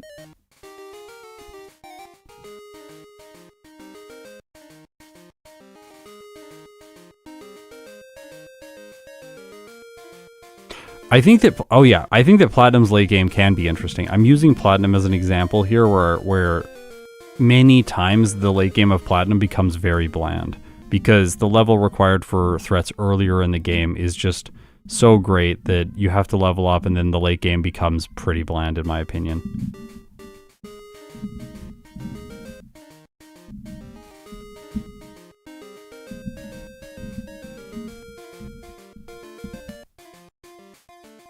Will is like I definitely think that what you're all saying is like, it's always hard to hear while I'm playing. I'm making decisions very quickly, and then people are like, oh, you should have Bite for the Slowbro. I'm like, yeah, okay, I should have Bite for the Slowbro. Like, there's nothing I can do about it now. Falkner was fine. With a berry, I think I should get second berry in the early game for sure. Like, before this rival, I should get another berry. I should get another berry here. No, here. No, that's poison cure berry. That's not a regular berry. We don't need to put... That's a Mr. Berry. Oh my gosh. This berry. God. We have highlights now. Wait, how do they work? Shift? Control? What button do I press? Highlight. Shift. Oh, it's the number keys. So I can highlight that so that we can come back and, like, we know that it's for Falkner. And then this berry here is for Abe. I think that that's key. And I think we if this rival, how do I switch back to this tab? It's like tilde, I think, yeah. I haven't used this extensively this year yet. Get another berry if this rival fight consumes one. I don't think we switch it on and off. That'll waste time. And we have upside here of getting through on less turns, like, but we could 4-turn and have our berry consumed. I'll turn that off. Hey, buddy. What's up? Hey, little guy. Did you have to go to the vet today? Was it the worst thing ever? Yeah, I know. I know. Yeah, it's just so bad. Yeah, I know. I had to give you your medicine, and I had to put it in your mouth, and it was just also traumatic. Poor little guy. Falkner. This one is just berry.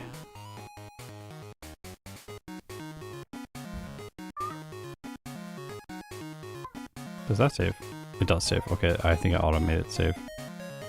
Abe is also berry. Berry. Swift. We do not need Swift.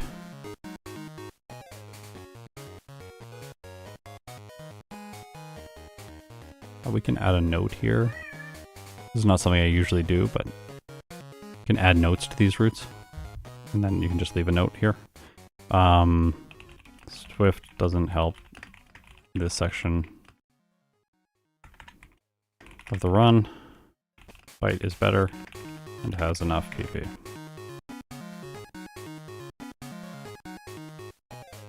Yeah, there's many highlight colors too, so you can highlight stuff in different colors. I'll use number 2 for moves, and I'll use like purple for items.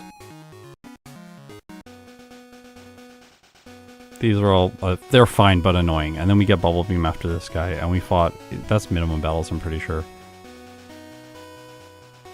Yeah, that's minimum battles. So minimum battles gives,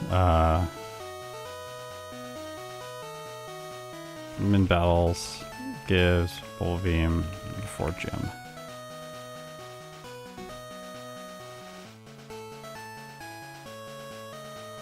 I don't think we want to fight the guy on the other side, because he's got a Paris.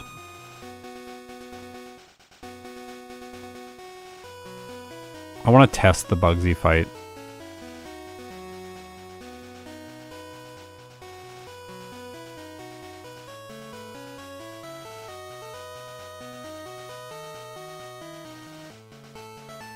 Do we consider fighting some hikers for experience?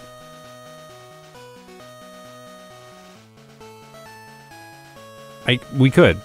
Like, let's look at them. So, Union Cave will come before this, and we have Bite, which is special, so the hikers might be quite quick. If the hikers are really quick, maybe they give us, like this guy, Russell. We would put him, no, he goes here, after Falkner. Right, Daniel would be first. So we would 4-hit Daniel, and then we would 5-turn this. So 9 turns. And Bubble Beam is going to 2-shot here. So that's 9 turns. Like, let's check and see. This is how many turns? Okay, wait. So, like, hikers are 9 turns. How many turns is it without the hikers? I'm going to go with, like, what is more likely. If it's higher than 50%, I'll go with that. So, in this case, this is 5 turns. This is 7 turns. I gotta write this down. My ADHD is gonna make me forget all the numbers. That's 6 turns.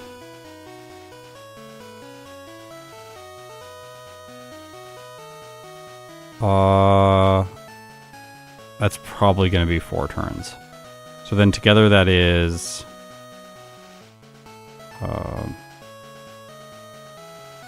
22 turns.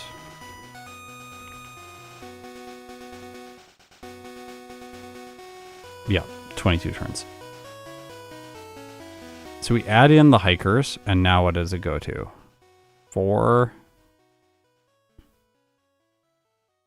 8,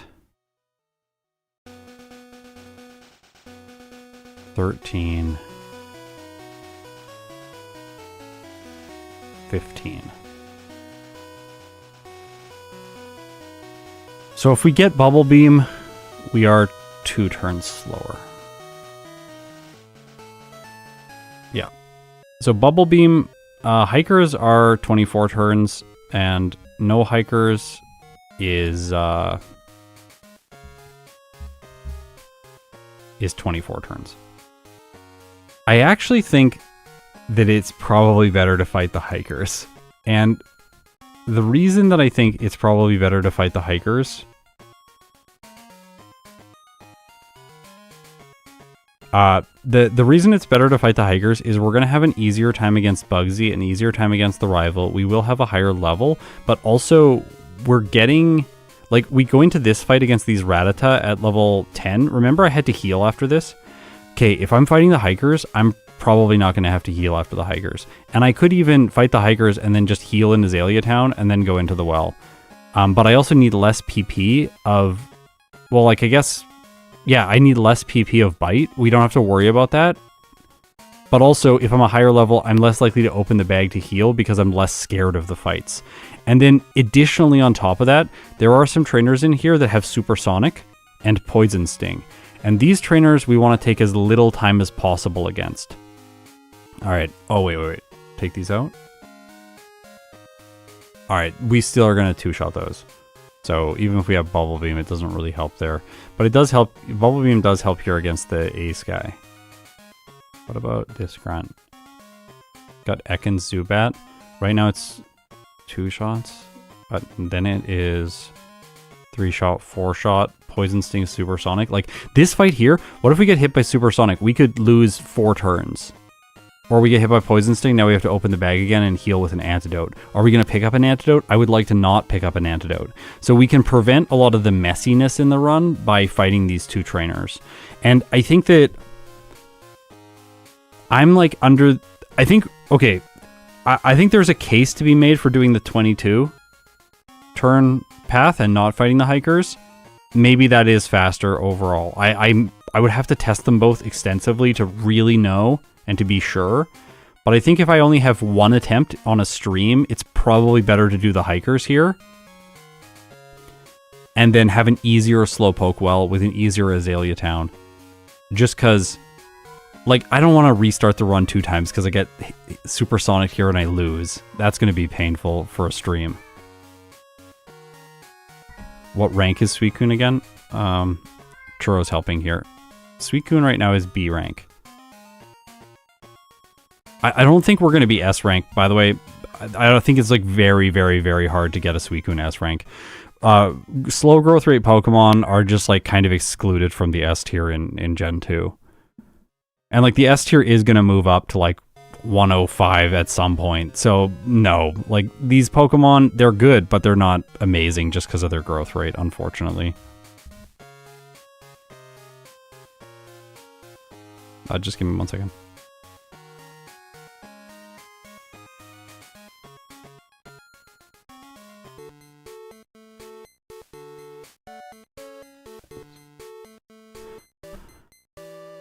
Okay, I'm back.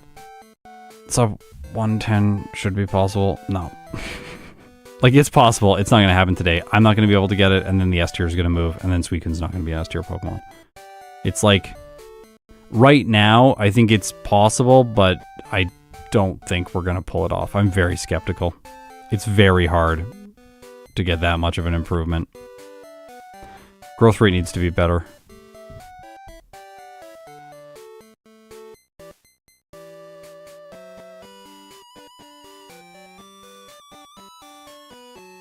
Like, I think it is probably possible to get like sub 155 times, or maybe like some sub 156, 57 times in Crystal. That should be possible. But I'm never gonna do that ever in these challenges. Like, so like, I don't know, like, I struggle with the word possible. Because we could just play it like on 1 time speed, and then we'll get a way better game time. And if we just divide that by, like, we divide the real time it took on 1 time speed by 4, we're gonna get a much better time as well. I don't know. I don't think we're going 110, sub 110 today. I think like right now I'm thinking like maybe like 112, 111, maybe. Raikou actually put out a pretty good result. Maybe I'm wrong. Maybe Suicune's gonna do like a 109. I don't think we're doing like 105 though. There's no way. Absolutely no way. Okay. I think fighting the hikers is the right choice. We don't lose that much time.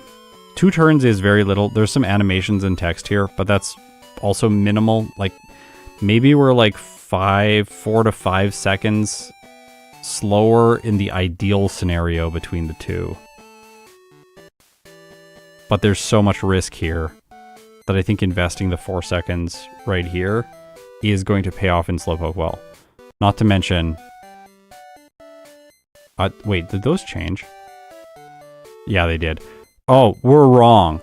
So we didn't look far enough. This is a 4-turn battle. This is a 4-turn battle. If we fight the hikers, this is a 2-turn battle. So fighting the hikers is actually turn neutral with the other strategy. It improves this damage range, which could be a 5-turn. The hikers are 100% better. Yeah, the hikers are better.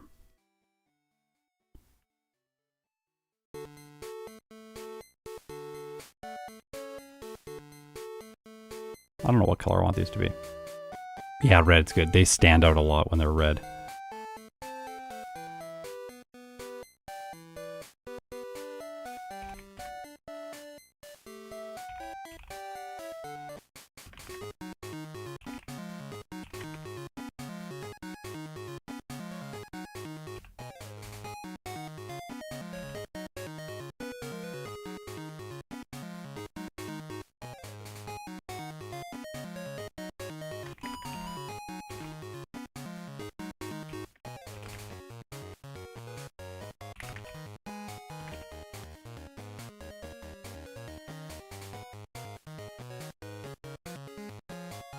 Yeah, we're doing the hikers.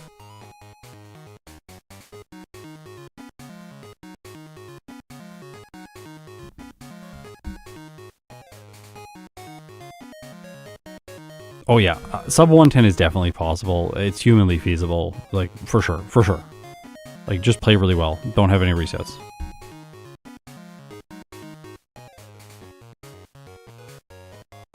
Yeah, maybe I'm wrong. Maybe this first one just felt really bad, and we're going to save a ton of time in the second one. I don't know.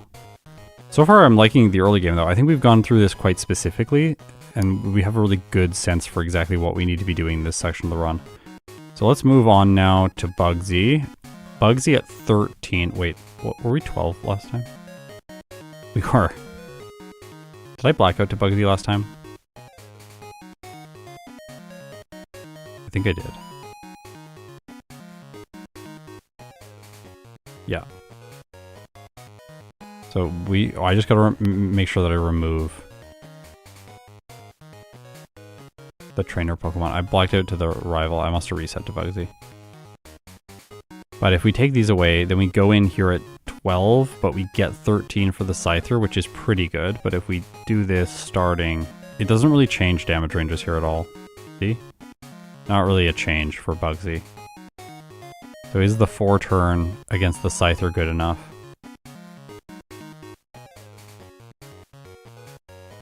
Wait. 26 to 32%? We underspeed. We can't flinch. I was wondering if like flinch turn 1 with bite and then bubble beam 3 times, but no.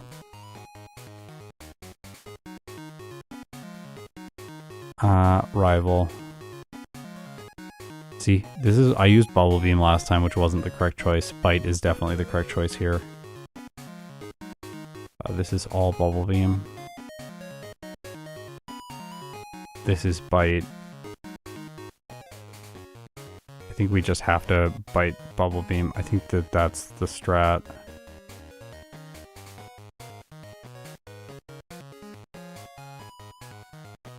Oh. So here, bite. Look at our previous damage ranges. We're level 14 for the Bayleaf. Last time I think we won at 15. Yeah, we won at 15 against the Bayleaf, because look at the damage range. 5 hit with bite. Add the hikers. Upside for a 4 hit. We outspeed, so we have flinches, and it's a 5 hit. But if we take out the Ghastly and this and try to beat the rival, resetting like I used to do, at level 14, look at how bad this is. Upside for a 5 hit, but a 7 hit is the guarantee. So again, hikers are pretty good.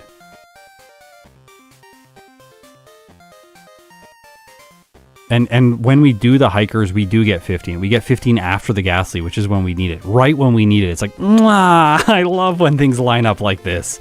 This is art. Oh my gosh. I don't know if we fight Psychic Mark. He's optional. I'm just going to put him in yellow right now so that we can come back to him later. Or maybe I'll put him as red right now, because red is the optional trainer color. This is technically a branched trainer, but we obviously don't want to fight the Paris guy. And Mark is easy to defeat, and he makes it so you don't have to use a repel to go through the grass patch. So there is like a trade-off there where like this battle is not as long as you would expect it to be, because you're going to repel twice to go through the grass, which is going to waste a bunch of time.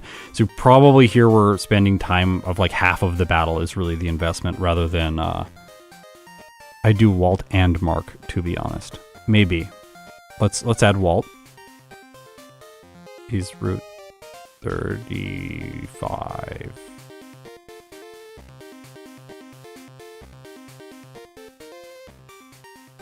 We'll get him in there. And then we'll see if this is correct. Because one shot, really easy. One shot, two shot, that's pretty simple. It's a very fast experience. And then what does that get us to for Whitney? Now we're 18 for Whitney. Without these two, we are 17 the whole time. With a 4 shot on the Mill Tank and a 3 shot on the Clefairy. But if we go over the damage rounding threshold, upside for a 3 shot on the Mill Tank, 4 shot. It's not much better, honestly.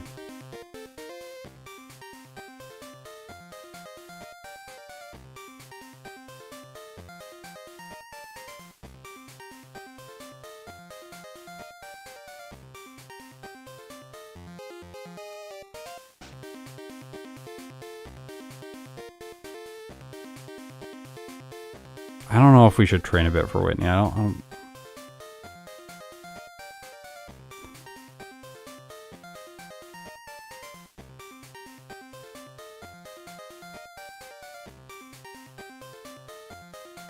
Yeah, do these levels help for... Well, they're going to help a bit, but...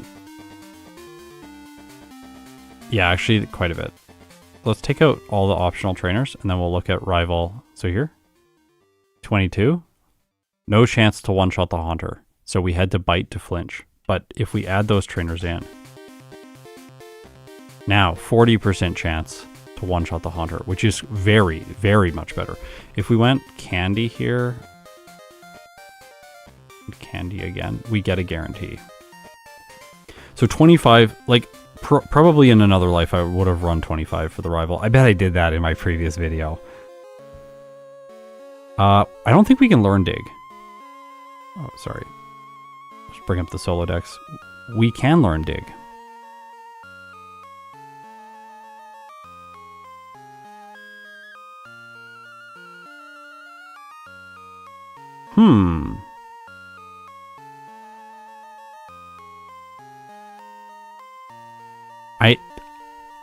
Zealous Pawn is still here, he's going to be just like, oh, don't do it. Please don't do it. I know that that's how he's going to feel about this. Because, like, it's just wasted time for safety. Where we already have a... like, how can I frame this? There's a viable strategy, and then there is a safe strategy.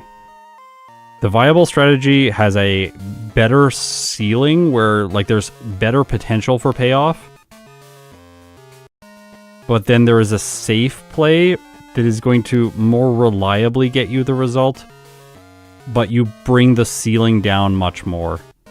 And I feel like the dig strategy is going to bring the ceiling down more. We can check this, because it takes a long time to walk over and pick up dig and then teach the TM. Like, where's learn TMHM move? It's here. Of course, I put them all in a column, all the commonly used ones in a column. No mud slap. Dig. Like, dig is pretty bad against the Miltank, but it can break the combo for rollout, which would give us the win. We only have to use it once. But then again, like, I'm like, just bite. Like, what it honestly should be is, like, Bubble Beam right away to try and get the outspeed on the Miltank. And then if it starts rolling with rollout, like, it gets 2 rollouts off or something, and I know I'll survive the 3rd hit. How much does the 3rd hit do? Yeah, so I'll survive. Like, if it goes 1, 2, I'm like, I can survive the 3rd one, so then I go bite. Oh, I can't flinch because I'm slower, so that doesn't work. Never mind. I'm thinking about other Pokemon. Usually you're faster by this point. That doesn't work. So dig maybe is better to break the combo. Let's see if that helps against the rival. Well, I thought Surf in the place of where I would have put dig. Oh, well, we have the technology now. Just do this, and then we get dig. Over here. Oh, this is still kind of buggy. Dig. Nope. Surf is better.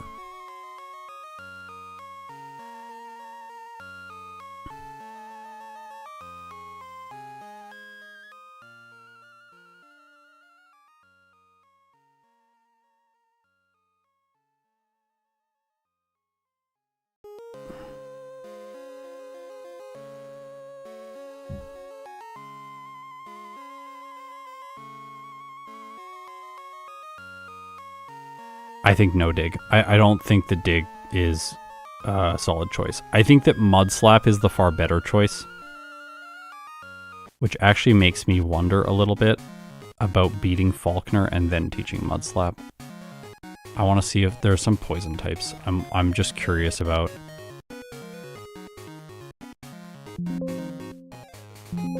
What did I click?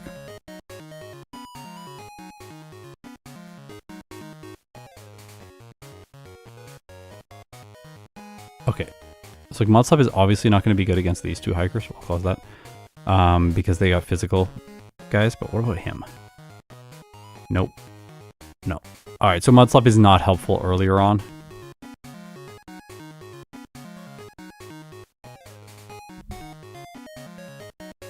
No.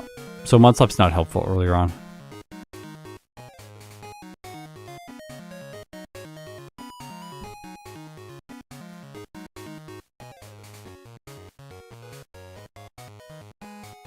We can use it here if we want, if we teach it earlier.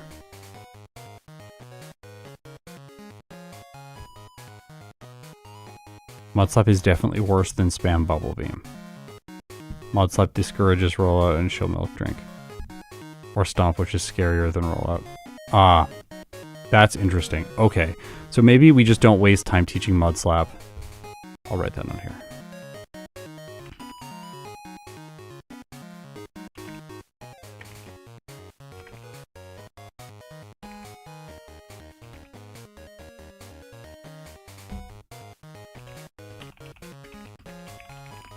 Don't waste, yeah, that, don't waste me. I thought that, but we gotta stop splitting words over the break there.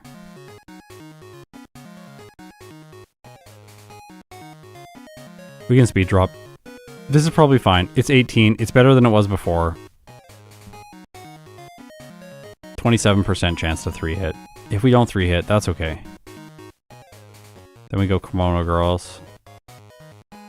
Rain Dance. Teach Surf. Pokefan Ruth. Okay, so like, it would be nice if we didn't have to go over there, but I think we do have to go over there if we want the rival to be okay, or we fight the rival and we just make peace with the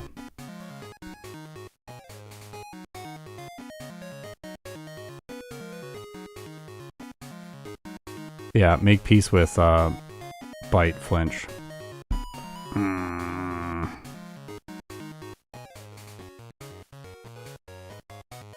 Because Bayleaf in this fight is not very good. It's like, it's trying to use like Growl and Reflect and Poison Powder and stuff, which is not helpful at all. So it's not going to Razor Leaf all the time.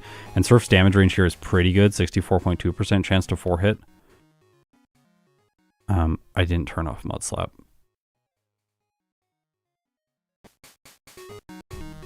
What? Oh, yeah.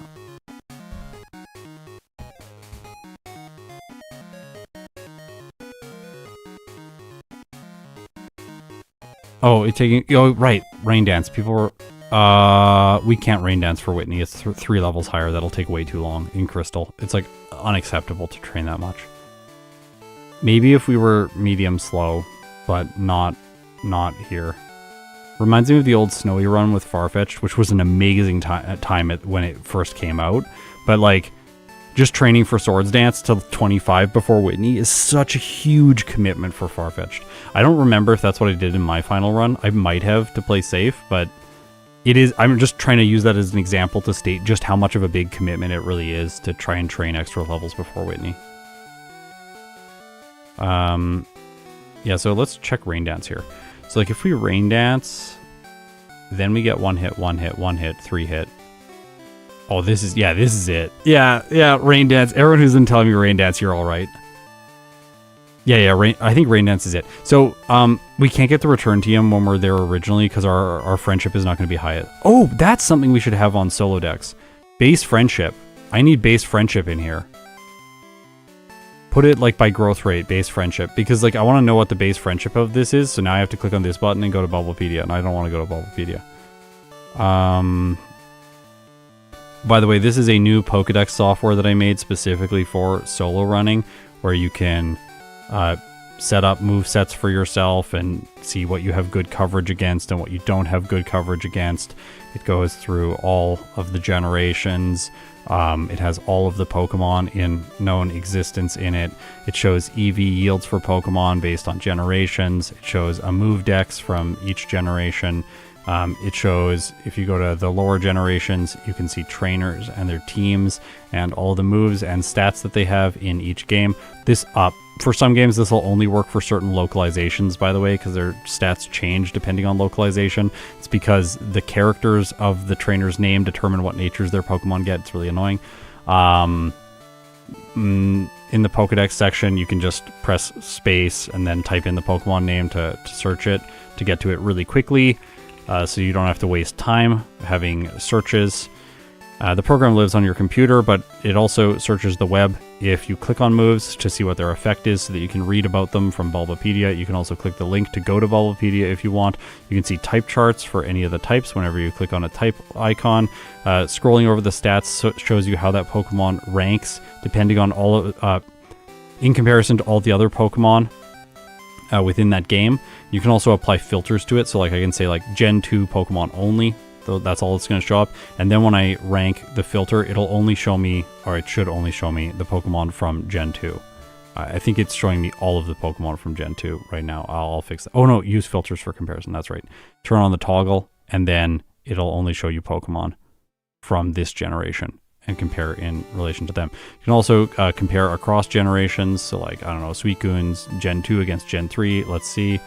That kind of thing. And then you can also compare Pokemon to different Pokemon. So, like, we could compare Suicune to, I haven't done Entei yet, compare Suicune to Entei. It'll show you the differences in their stats and how those rankings stack up, differences in base stats and how those rank, type effectiveness for the Pokemon's typings, and then the moves, and it'll show you a nice little quick diff of the moves, what's different between the Pokemon. There are still things I need to fix. Go to my Discord, download it if you want to play around with the software. It's in this state for all of you, so yeah, hopefully you have fun with it.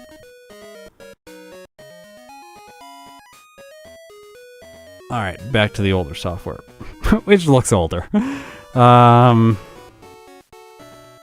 No Sprout Tower. Yeah, I gotta make the personal note for friendship. Yeah. Friendship in Solodex. That's a good base friendship. Yeah. So here we go, like, because we outspeed, so we go Rain Dance, then it goes Curse. You take Curse damage after your move in Generation 2, so we take no Curse damage. Then next turn we do Surf, so we take no Curse damage. Next turn we do Surf on Magnemite, we take no Curse damage. We get to the Bayleaf. Turn 1, turn 2, turn 3. So then we have 2 Rain Boosted Surfs on the Bayleaf.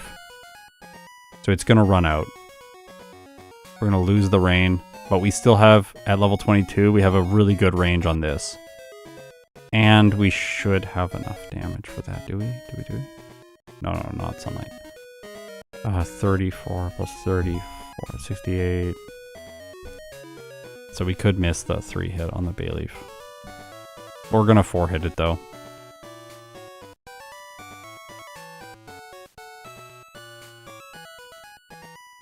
It's close. Let's test. Let's do some tests.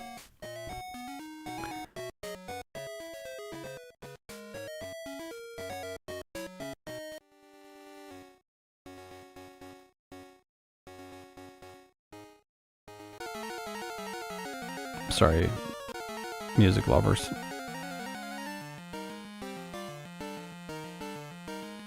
This is good enough. It learns Ice Beam, but it's only through Tutor. Tutor's Ice Beam. There's no TM for Ice Beam, and it doesn't get it by level up in this gen. I don't think it does it ever. Ice Fang. Ice Fang. No. See, no Ice Beam. Just through TM and HM. Pretty annoying. See, this is nice. I can quickly show you the Gen 9 set. I don't have to, like, bring up a Bulbapedia window. I don't know. Bulbapedia was very slow for me to use, so that's why I made this. Okay, let's now see damage here against Bugsy. Also, the new emulator Super Shocky lets us take save states, so I can quickly retest all of this over and over again without needing saves or anything. Bugsy.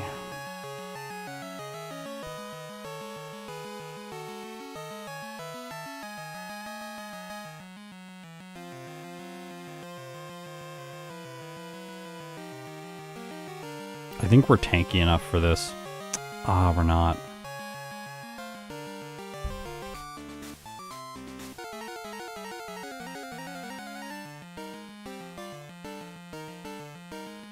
Did it miss last time? What happened last time? Or did I reset here?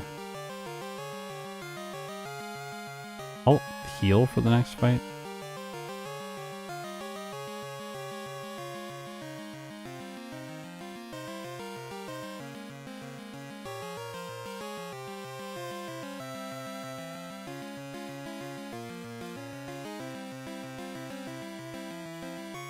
We could get a speed drop on the Scyther. That would be upside in this case. Can't be that full HP matters, is it? Or do we sometimes survive?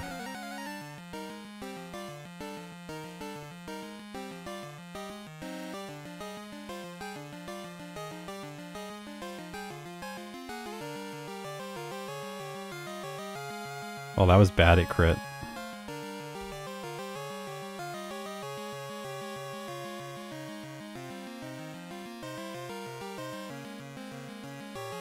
Yeah, maybe berry.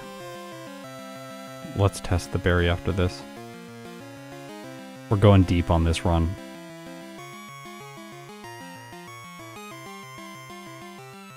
That was speed drop, wasn't it?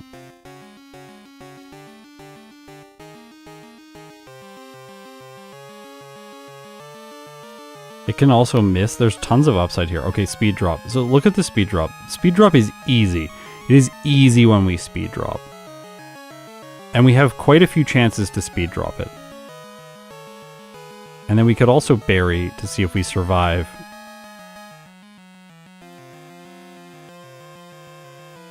Okay, so the health doesn't seem to matter.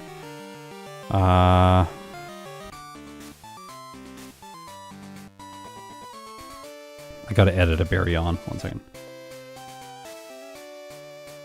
Berry, Suicune, held item, berry. Oh, there's 4 berries. Is that the right berry? I hope that's the right berry. Well, we're gonna find out.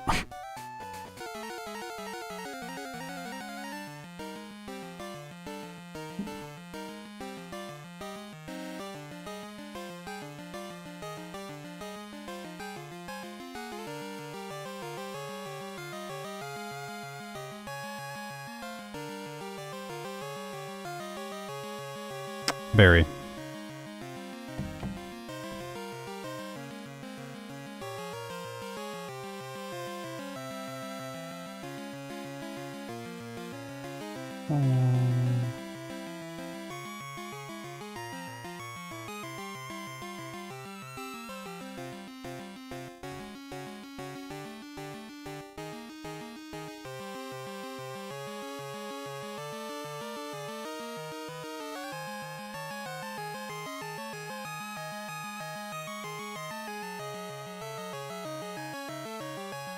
All right.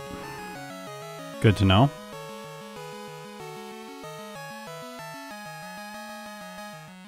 Honestly, I'm not gonna lie, a berry is kind of OP throughout the whole early game with Suicune. I think I'm gonna get all the berries, and I'm just gonna keep using berry unless we run out of them.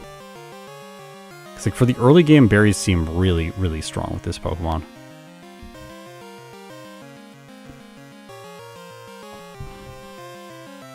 Okay, we talked about testing the rival. I think we know how we have to play against Whitney. Right? Like, Whitney is just prey. Wait.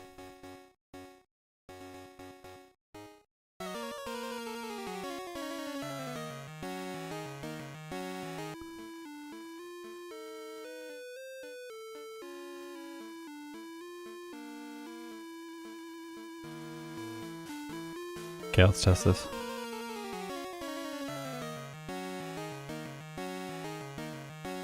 See, no curse damage here. And then here we will have... Wow.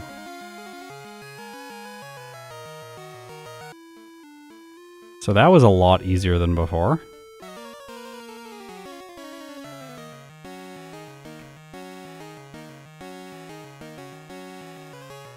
Got a crit, of course.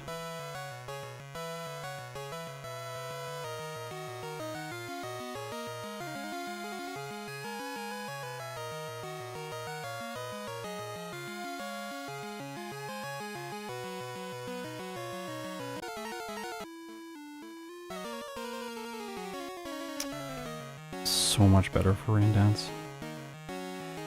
Rain Dance is so much better here.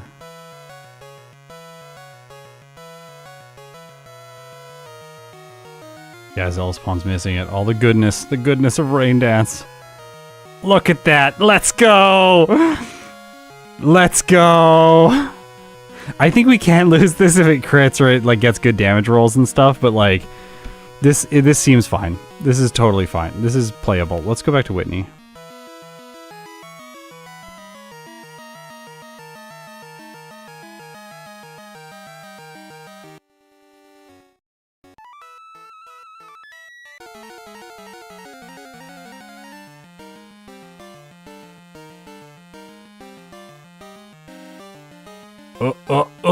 The overlay, it's struggling right now. Okay, we're back. So the strategy right now is like, well, we're 17.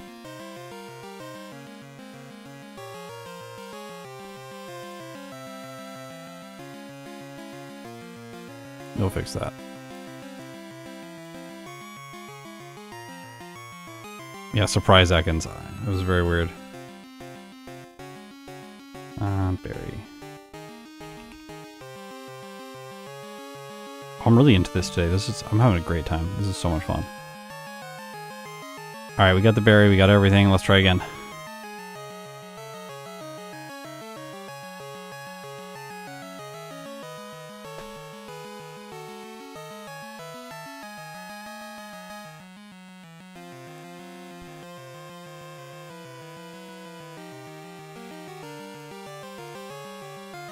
I don't think Berry saves us here.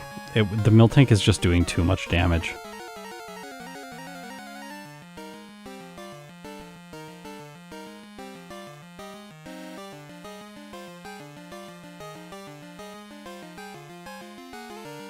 Like, look at, see, sometimes it's easy. We just gotta get a speed drop. We have to have it miss or a crit.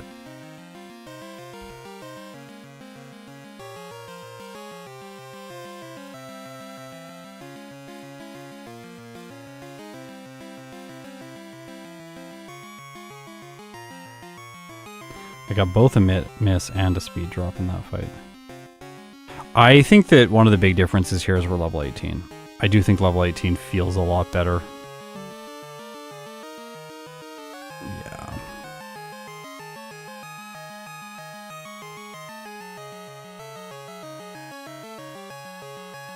No, training more is going to take so long. I don't think it's worth it. See, like, sometimes we lose, but whatever.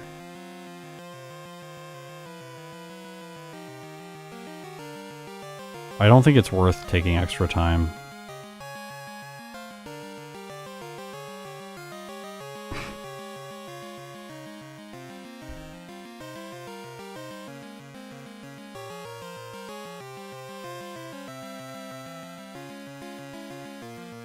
Stop. I need to not. I want to see what the damage is here.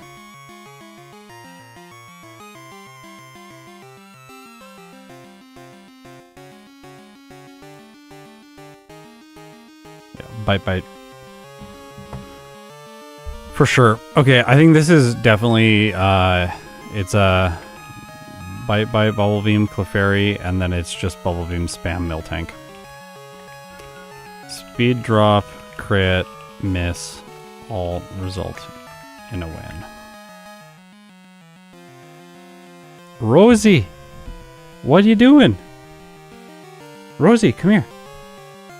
Yeah, come here. Hello! Hey! Want to say hi to everyone? No, she's quiet. Okay.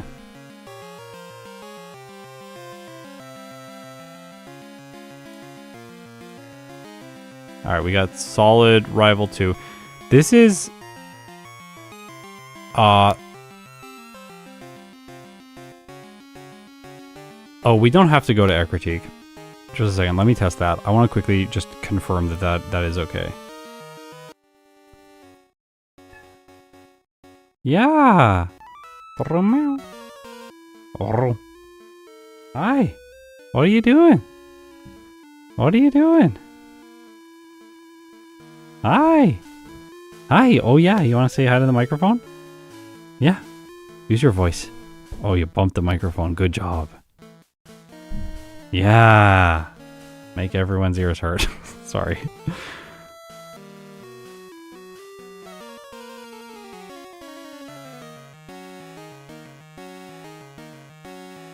So I'm just doing this one level lower just to see what the damage is like and get a feel for it. Hi. Hi.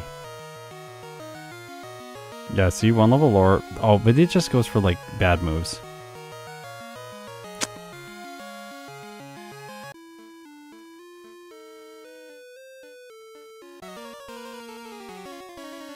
I think we might want to do Lighthouse first.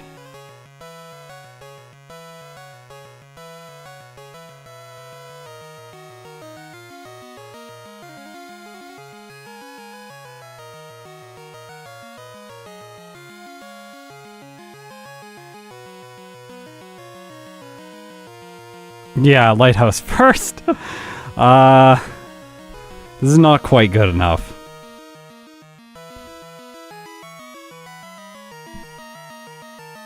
Yeah, okay. So we do Lighthouse first for this. That's fine.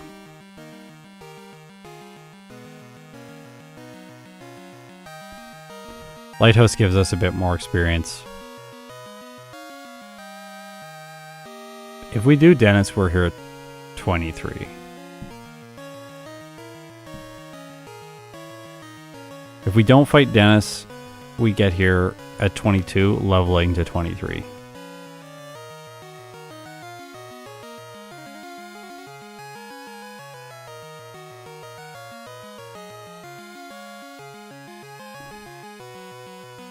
But do the snowy root and heal an Olivine instead of Ecruteak. Yeah, I think so too. Yeah, Rosie's usually quite quiet, but like sometimes she has pipes on her, but she's very selective about when she uses them, unlike Churro, who just walks around and screams at all times. Oh yeah, here he goes again. I hear him. Yeah, I'll skip Dennis. I don't think we need him. We put in earlier trainers, so let's remove a trainer.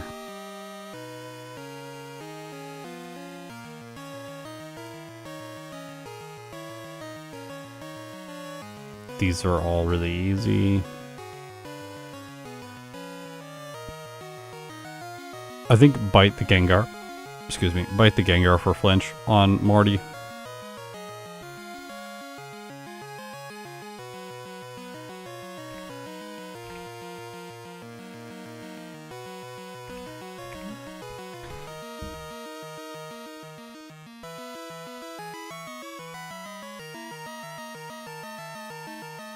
These guys are annoying. They're slow, but like we can't really do much about them. Oh, in the mid game, I should be picking up more. In the mid game, I should definitely be picking up more like hyper potions and things like that. Like there's a hyper potion here that I should have got, because there was lots of moments when those hyper potions would have helped in the previous run, but then because I skipped the hyper potions, I ended up having to go to the center, and the center is slower than the hyper potions. So I should be picking up healing items in the mid game to not have that same problem happen. Yeah, Dennis is tradition. We'll add him back in if we really need him for something. I don't think we will though. Chuck has the potential to be really awful. Let's check headbutt ranges here. I was just like, well, I got Surf. Surf is really good. And Surf is really good. But headbutt might be just what we need. And we have Leer, so we teach it over Leer, it's fine. It is better than Surf.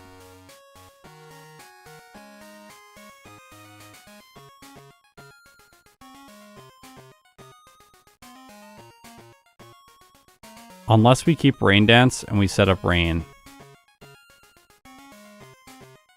That's unfortunate. If with the Rain we got the one hit on Surf with the Primeape, then it'd be turn even, and then we improve the Poliwrath. Scott, will you do more Heart Gold videos? Yeah, I'll do more videos in all the games I'm playing. Heart Gold is actually this weekend, Noctowl.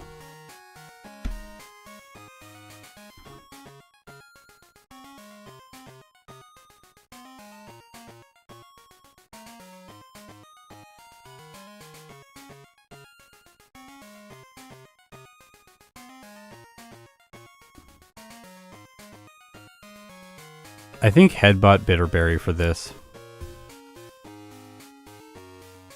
We should be keeping Rain Dance. Where was I getting rid of it here? Oh, well, if we don't want to teach Gust, we're gonna go fix that now.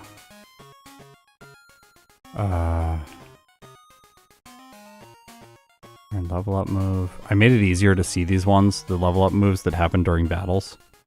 Like we can just quickly toggle that off. And then do we... Rain Dance is... I thought Headbutt in this place, that's what I did. Silly me. Oh, what?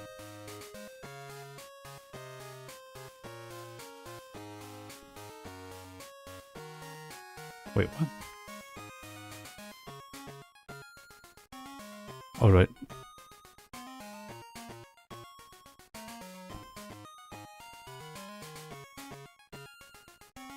Where's the Rain Dance?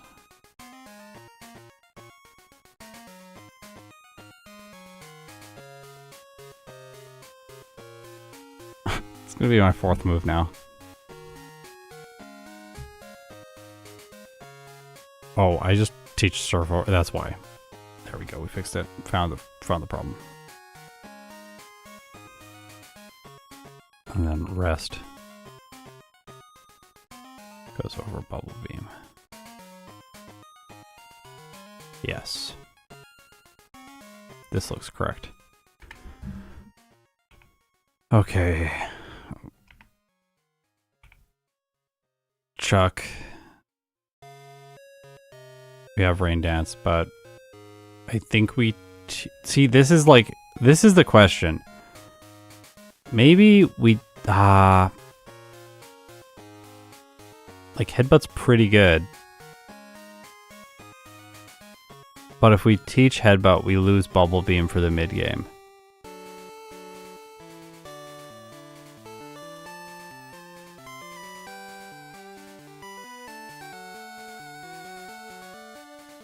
Chat's filled with Dennis now. Look away.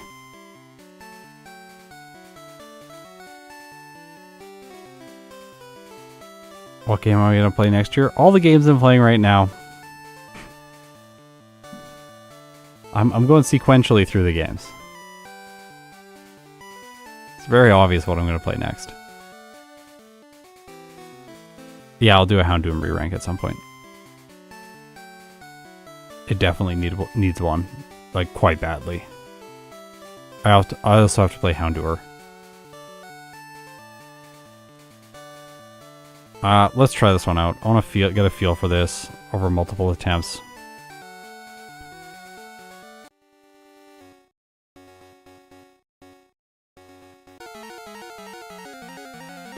We might also want to just toy around with mid-game damage ranges with Mystic Water.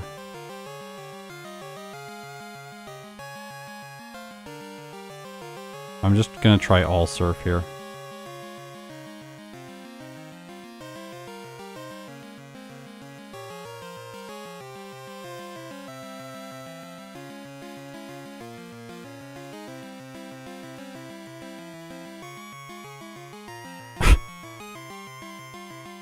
Well,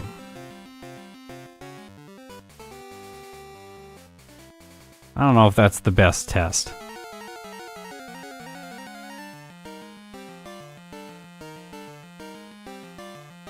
That was a good crit. Like, do we run Mint Berry here, or do we run...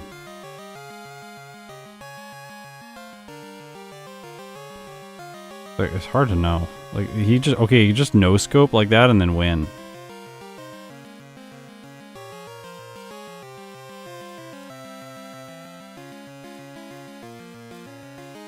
But he can also just be bad.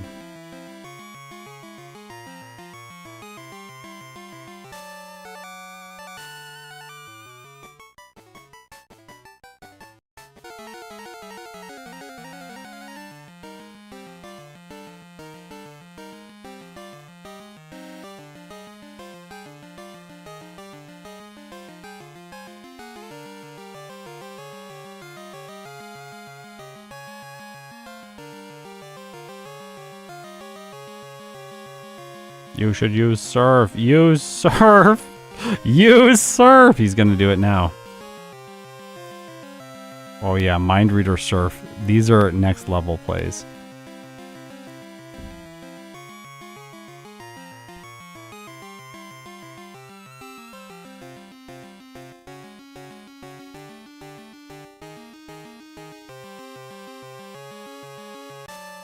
I actually think that it's better to Rain Dance for turn 1 against the Poliwrath. Like right here, now we Rain Dance.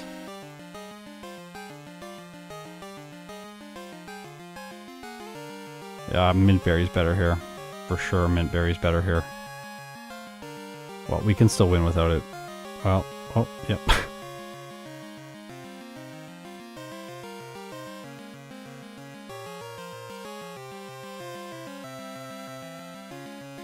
Okay, I think that this is the strategy for Chuck. I think that I do think this is fine.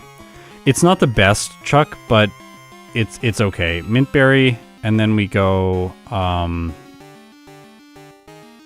Mint Berry, Surf Surf, followed by Rain Dance, Surf times 4. I think that's what it is. Yeah, I think Headbutt is good too, but the reason... Okay, if we teach Headbutt, we lose Rain Dance. Or sorry, we lose Rain Dance or we lose Bubble Beam. And I want to run Bite, Surf, Bubble Beam through the mid game. Like, I really want to run Bite, Surf, Bubble Beam through the mid game. Oh my gosh, I can't talk. Like, I think this is, like, quite solid. Maybe not. Like, maybe Pryce is the reason, not the Dugong, just using Rest over and over again. But it wasn't doing much damage, just going for a Headbutt.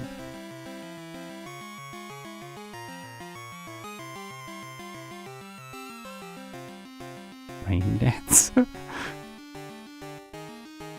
Rain Dance is going to be a 3-hit. Okay, never mind. We don't need Headbutt. Let's go. Rain Dance for the win. Well, we'll check if we need Rain Dance. If we don't need Rain Dance after this, then yeah, we can just get rid of it. These are all trivial. This stuff is all trivial. Petrol is easy. The rival down here was easy because, well, we didn't have Aurora Beam by this point.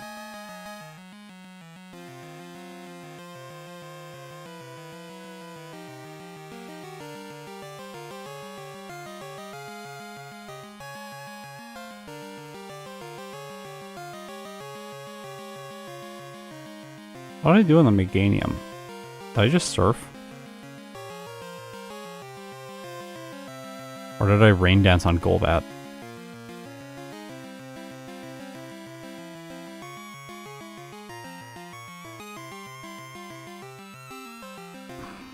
It's pretty good.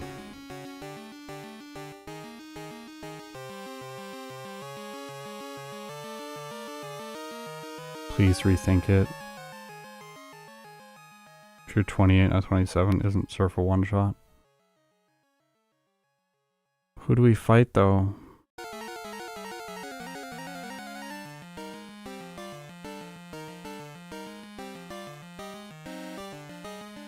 Not 52% chance. It's like, it's better.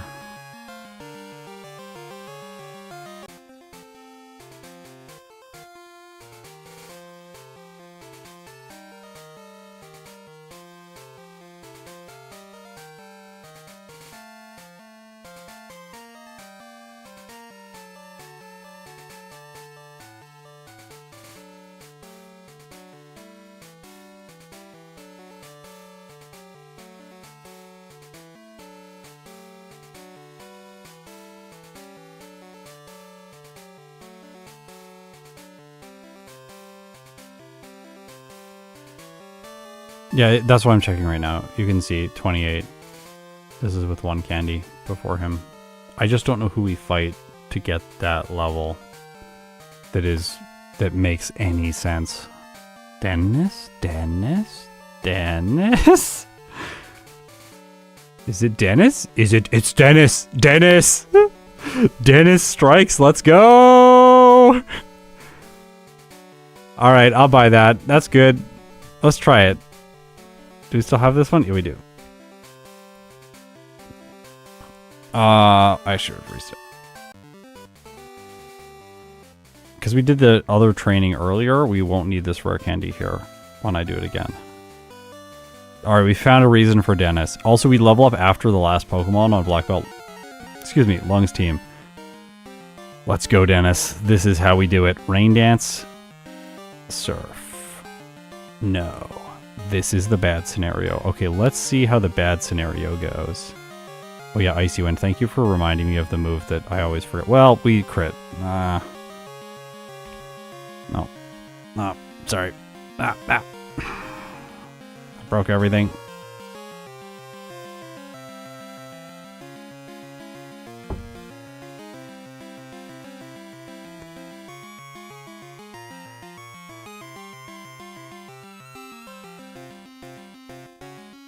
Rain Dance.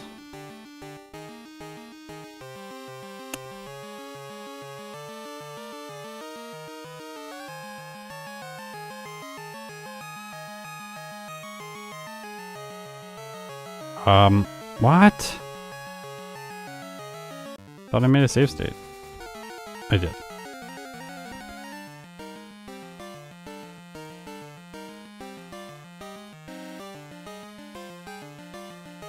See, this is why my thought process was like, we need to Rain Dance right away on the Poliwrath to try and extend Rain's duration on the Poliwrath as much as possible. Because when it wears off, then he gets to do a bunch of things. We can still win. Let's actually just see. What if we just revert to the old strategy here when we have more damage at 28? Like, we will have the mint berry. Well, now he's just bad. Okay, well, we would have won no matter what.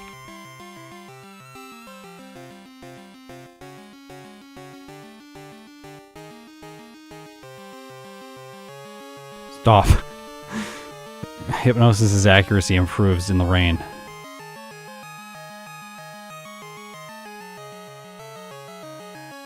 Well, now we win.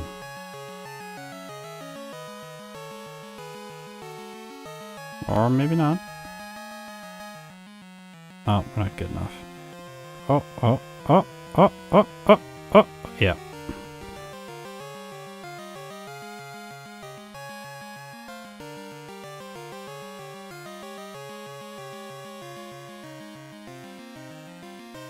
Yeah, I know I don't have the mint berry. Like, I don't see why we wouldn't fight Dennis.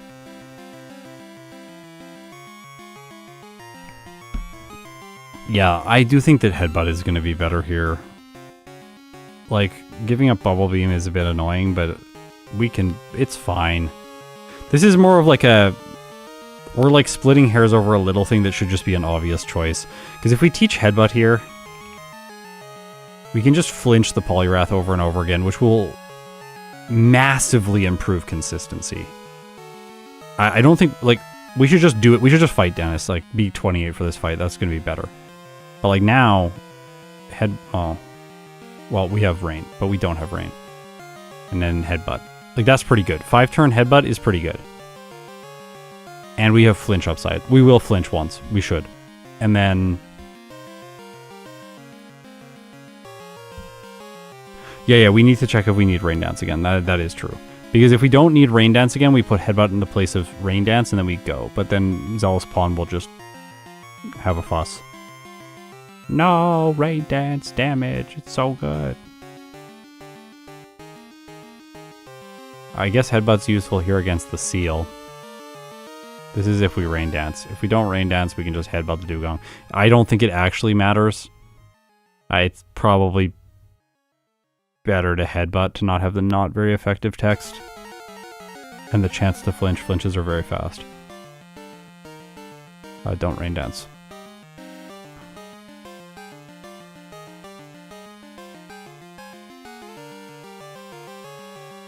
This is Rain on the Meganium. This is no Rain on the Meganium. Headbutt is still pretty good here.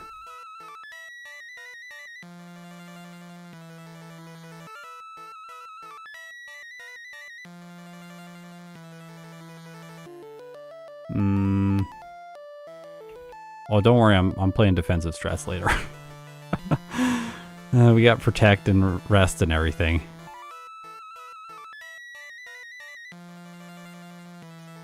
Play what works. Don't get stuck thinking that one thing's better than the others. Return. Alright.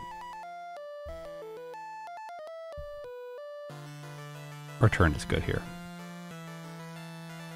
Oh yeah, we could Icy Wind in this section of the game. Thank you. I just keep forgetting that Icy Wind even exists. I guess I'll teach it here.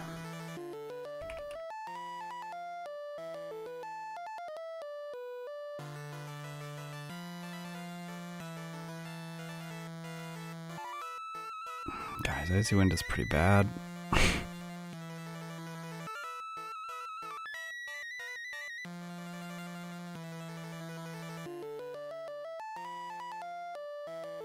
I'm going to put Return over Rain Dance, and then we can look. Look, Return is better than Icy Wind against a grass type. Love that. All right, let's talk about the guy with the annoying. He's got his Gloom. Where the Gloom? Gloom. Return. Oh, well, Icy Wind is better in this case.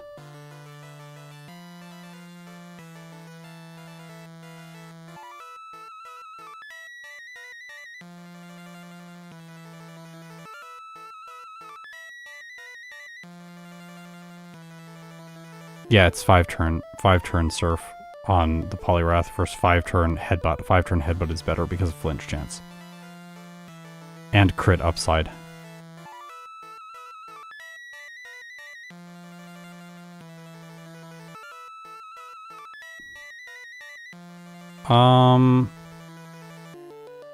Snake Lady. Oh, you're referring to Clair.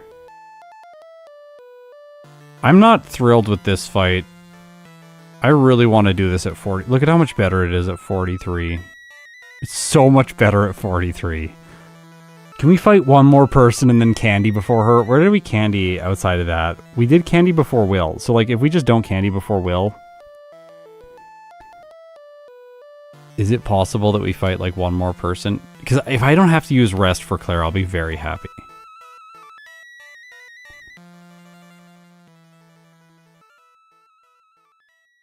No, we don't teach Aurora Beam like that, because that runs into problems like last time. We teach Aurora Beam over Icy Wind for sure.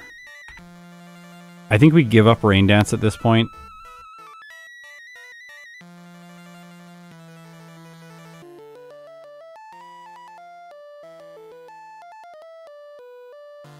Headbutt over Rain Dance, and then Icy Wind over Bubble Beam, and return over Headbutt.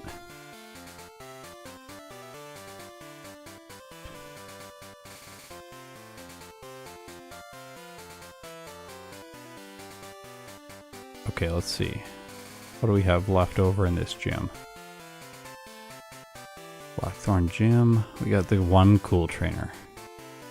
Level up. Yes! Cool trainer Mike. Gives us a level up to 42. And then on Clair, now we get the 64s on all the Dragonairs, which is pretty good. But we can just one rare candy and then dramatically change the fight. Like, look at that. Look at how much better this is. And then we have a 3-hit on the Kingdra because we won't forget return and we'll have it by this point, which is just so much better. And, like, we could candy more here. I don't know if we need to. Like, it doesn't... See, more candies doesn't actually change the Kingdra at this point, so we really only want to use one candy here if we can get away with it. Let's give that this color. And then Clair, and then we level up after... Wait. He's mandatory. Beth is mandatory. She's the Rapidash person. She levels us up to 43, and then after the rival, we level up again to 40. Sorry, she levels us up to 44, and then the rival levels us up to 45 right before the Elite Four. And then here, we can use 3 rare candies and go over another damage rounding threshold right before Will. This is gorgeous. Oh my gosh. This route is looking like my wife. If we don't fight him and we don't use this candy and we have the awful Clair like we had last time, then we still fight Will at level 48. So using the candy earlier with the extra trainer prevents us from having a different level on Will. Solid.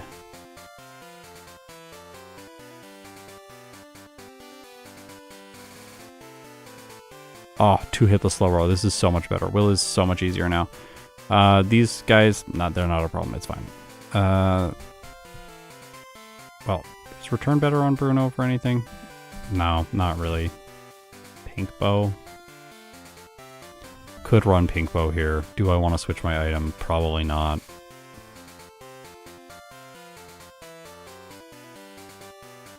Is that 35% with the Pink Bow?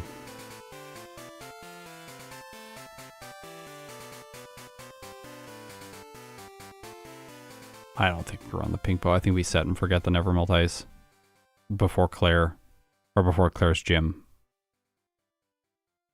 Actually, it does matter. This does matter. I looked at Mike's range. We could have missed it. And yeah, it's much better. We take away the Never Melt Ice, 42%. Yeah, no. We need that Never Melt Ice. Then Clair is simple. Rival is pretty easy. Karen is Karen. We're gonna save. We could lose, but it's not that bad. Lance is incredibly easy. 3-hit, 1-hit, 1-hit. Basically a 1-hit, 1-hit, 1-hit. Outspeeds on everything. And then I don't play really badly on Erica. And then maybe we delay Sabrina because this is like ugly damage ranges and she can sand attack and make your life awful. I think we put her before blue. It's a bit better. We also might be able to run pink bow.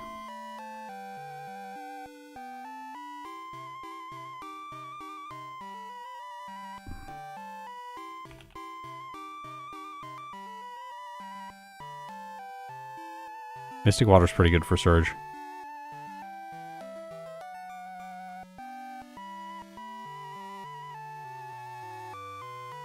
And then Mystic Water is just overkill for all of these people.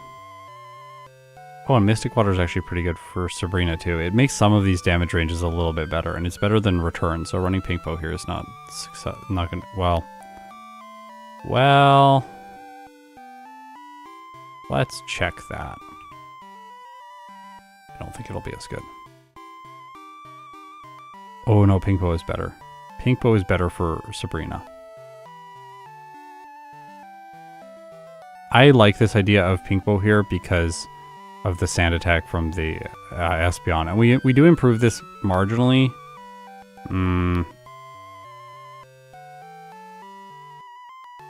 Nah, Pink Bow has got to be it.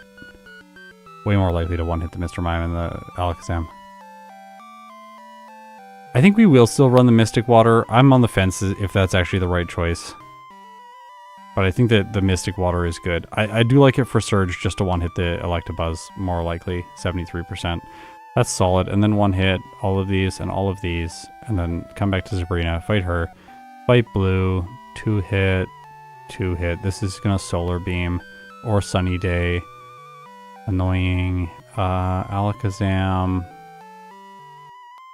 This is where we give up Bite for rest. Because the only problem in this fight is the Gyarados. And it's stalling us and just being able to slowly chip us down. But there isn't a problem with the Gyarados. If we get there, and Return is also a lot better. We have more PP. It's not going to be as bad this time. So rest is just safety. We have to teach it at some point. I think it makes sense to teach it before we fight Blue. And then for Misty... What am I running here? I'm still running the Pink Bow. Maybe we don't run the Pink Bow here.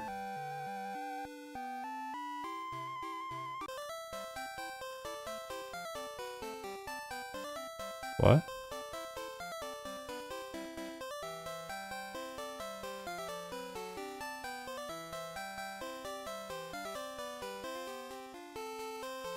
Why is the Pink Bow not doing... Oh, I have the leftovers.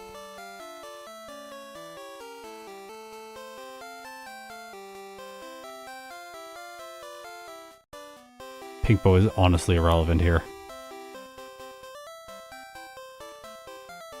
This is with Mystic Water. This is without. So we just leftovers for Blue. And then Misty. Guess we could try Pink Bow here. Oh, I was already holding the Pink Bow for this fight. Not useful. Just pray for no Perish Song.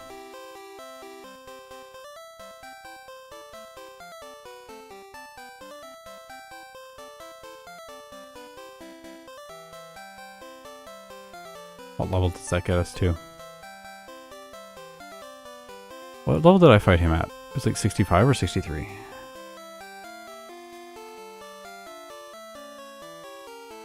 I think I get the Lake of Rage candy. I don't want to fight those Pokemon. 6 Pokemon? That's slower than Lake of Rage candy.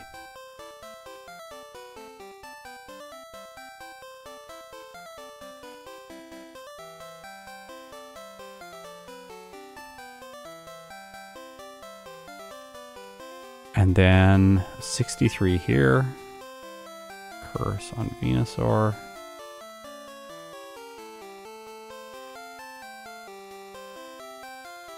Curse.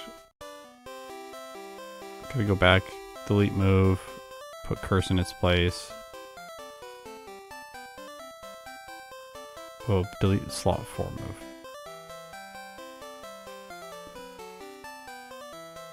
Delete slot 2 move.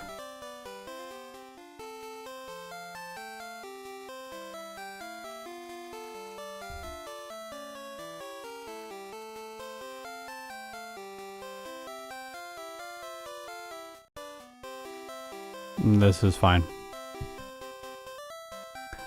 Venusaur Solar Beam does between 70... Wait.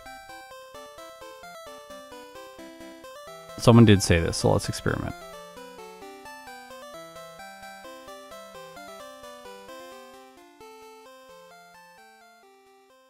Oh!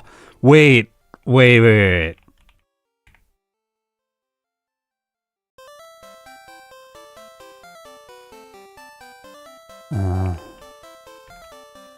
We gotta check ranges after this, but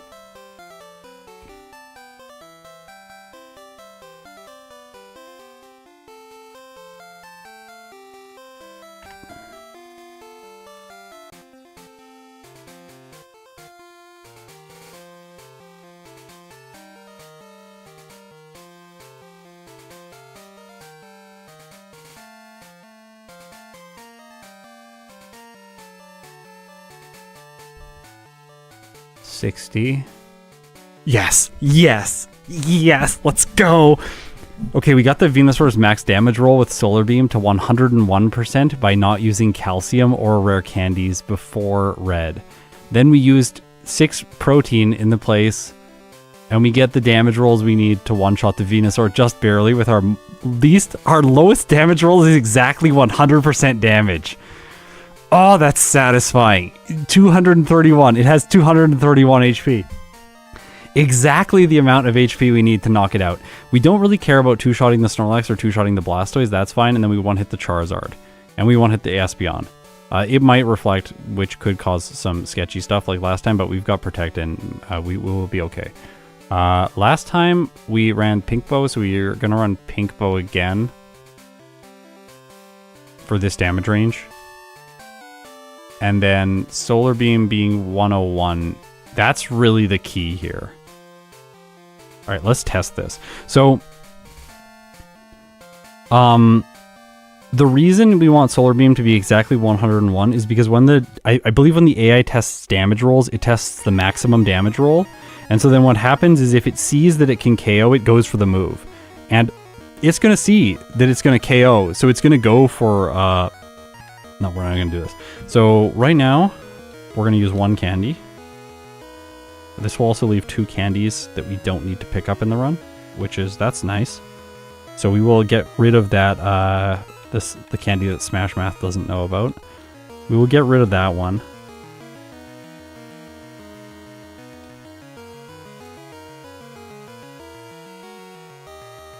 Right? Oh no, we need to recalculate stats. I can do that. I have a little function here that allows me to do this. So we're gonna just input the stat experience values as they're supposed to be.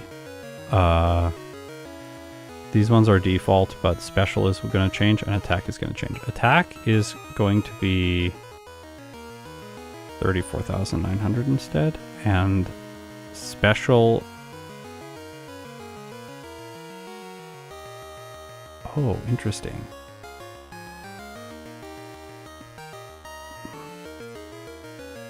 I have to check something later, but...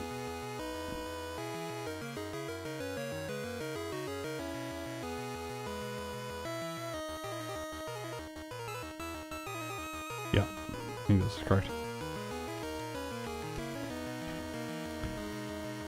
Because we should have... Oh, maybe it's calculating wrong in the router. Let's check something else.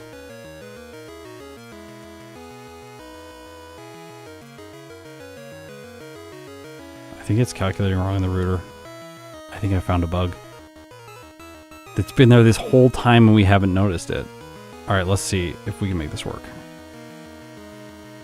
Alright, we do need to get lucky. Well, that's exactly what I was looking for. Thank you, Pikachu. Now, Are you going to solar beam? That is a solar beam. That is a solar beam. Solar beam. Oh, my level is too high. That's why my stats are too high. It still appears to be working though. Oh, okay, see, it didn't work. Yeah, my level is too high. Sorry. We gotta reset the level to 60, and then this will work. Yeah, okay, that's the stat where that's what I'm looking for. That's what I'm looking at. Okay. Just gotta get a lucky Pikachu. One Thunder can hit, one Thunder has to miss. The paralysis is instant reset.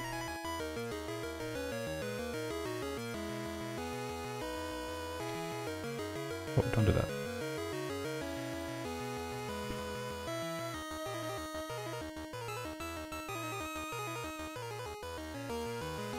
We need to prevent the charm, because if we don't prevent the charm, we will not one-shot the Pikachu with the return.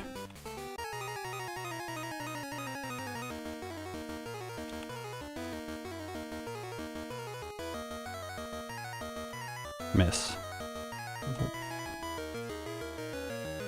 Fast resets with this strategy, unless we lose to the Venusaur. So we don't want to lose to the Venusaur. We need to be calculated there. Come on.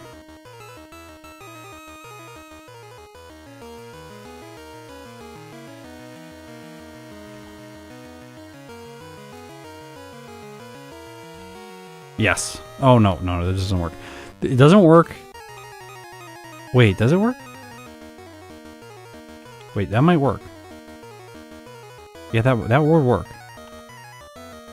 If it just misses, it works.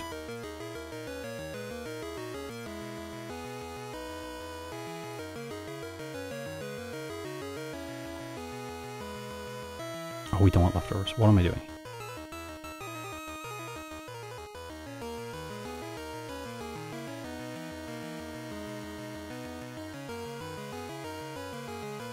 I think the Pikachu can miss now. That's what we got by going in at the lower level.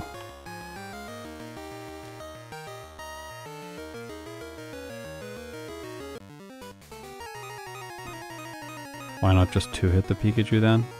Why would we 2-hit the Pikachu when we can curse? That doesn't make any sense to me. If we 2-hit the Pikachu, it's exactly the same as 1-hitting after a curse. And we're eventually going to want to set up the curse, so like, we should just set up the curse. Because if we 2-hit, then we have one more turn late, or 2 more turns later in the battle using curse and protect. So this is less turn efficient and slower overall.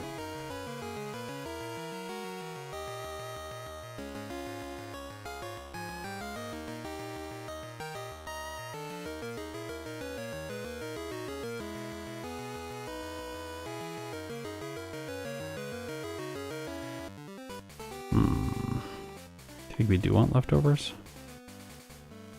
Yeah, maybe that is the advantage of this strat. We run this strat though, our damage ranges are worse. I don't think we can do this strat because, oh no, it's all falling apart. This strat won't work if we take the pink bow. You see, we lose the damage range on the Venusaur. And I think it's unacceptable to not knock it out in one hit. And if we level up more, we lose the maximum solar beam range.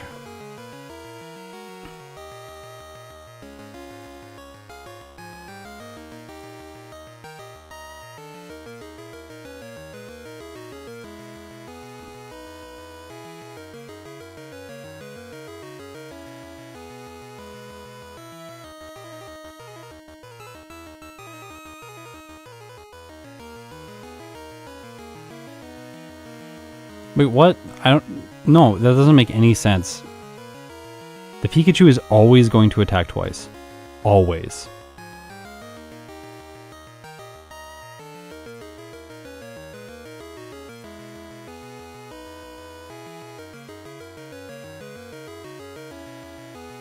The Pikachu is always going to attack. It doesn't make any sense to two-shot with return. 0 cents. 0 cents. We are underspeeding it initially. Curse does not... There is no disadvantage to using Curse.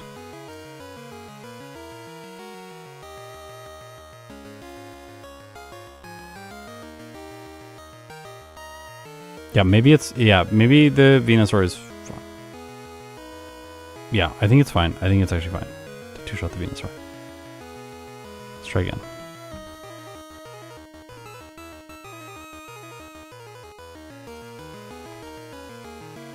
Just think slow. I am thinking slow. You're making no sense. Anyone who's telling me to two-shot the Pikachu makes no sense. Means no sense. Absolutely no sense. Oops. We want it to hit us with thunder. We want it to hit us with thunder.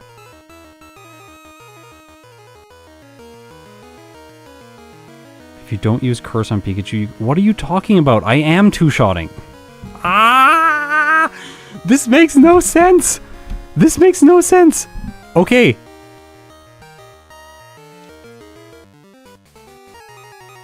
Please, please, watch this. Watch. Protect. And now I return. It hits me with thunder once. Okay, it paralyzes, so I lose. Okay, I try it again. Watch this. Okay. Protect. Then I use return. It hits me once. Okay, well, that's bad luck.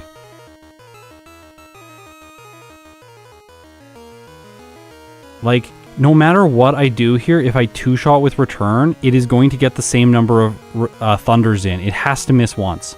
See? I lose.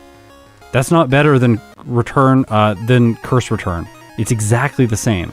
The only difference is I just no paralysis. Yeah, I start slower. Yeah, we're never outspeeding the Pikachu. If we were faster than the Pikachu, then we can only tank one turn of thunder. Correct. Yeah, but we're not faster. We're slower. Maybe we're faster than the Pikachu at level 63. We speed tie the Pikachu at level 63. So that is different. But then we lose the Solar Beam range. If we lose the Solar Beam range, we can't run leftovers, and it makes the Espeon and the Snorlax scarier. That's the big difference.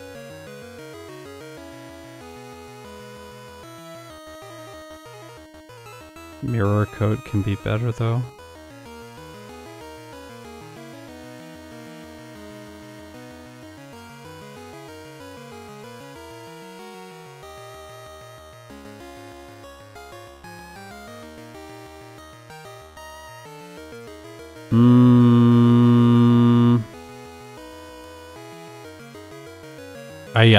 I already used vitamins. We had to use 6 protein to get the damage ranges we need for this fight. Although, maybe we don't need those. We could Carbos.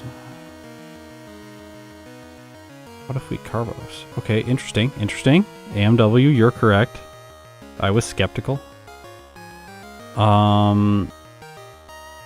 So what if we don't care about the Venusaur range, we are losing out on the Charizard range, but like the Blastoise and these ranges, and we're not going to lose on this. So let's go back and go to the protein. Like if we just get rid of these protein, and then we go back to red. Okay, 6, nice. Like we're going to two-shot the Venusaur, but it's fine because it sees the Solar Beam range. So then it's going to be locked in. We can just protect. Two-shot with return. We'll have leftovers, so it'll be full health for the Espeon. It is definitely going to reflect then, which will give us a two-shot against it. And then reduce damage here.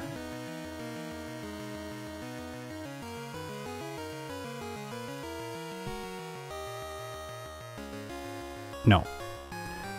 I do not think that Mirror Coat is better. The reason I don't think that Mirror Coat is better is because it is better against the Pikachu, but worse against the Snorlax. If the Espeon is not going to attack with Psychic, and I don't think it is if we're full health after Venusaur with leftovers, then the Snorlax, we have no way to heal on the Snorlax because we won't have rest. So then what needs to happen is we have to get through the Snorlax without being paralyzed by Body Slam. Because we are going to multi-hit the Snorlax. I don't want to be paralyzed for the following Blastoise and the the Charizard because things can fall apart. And then this fight's a very long fight that falls apart late in. Whereas, like, yeah, I can have a slightly better Pikachu, but 30% on the Thunder to miss that's fine. As we make it to the Venusaur, we win. Yeah, Mirror Coat, Protect, Curse, Return is the set, and I don't think it's as good. I think that the rest set is better.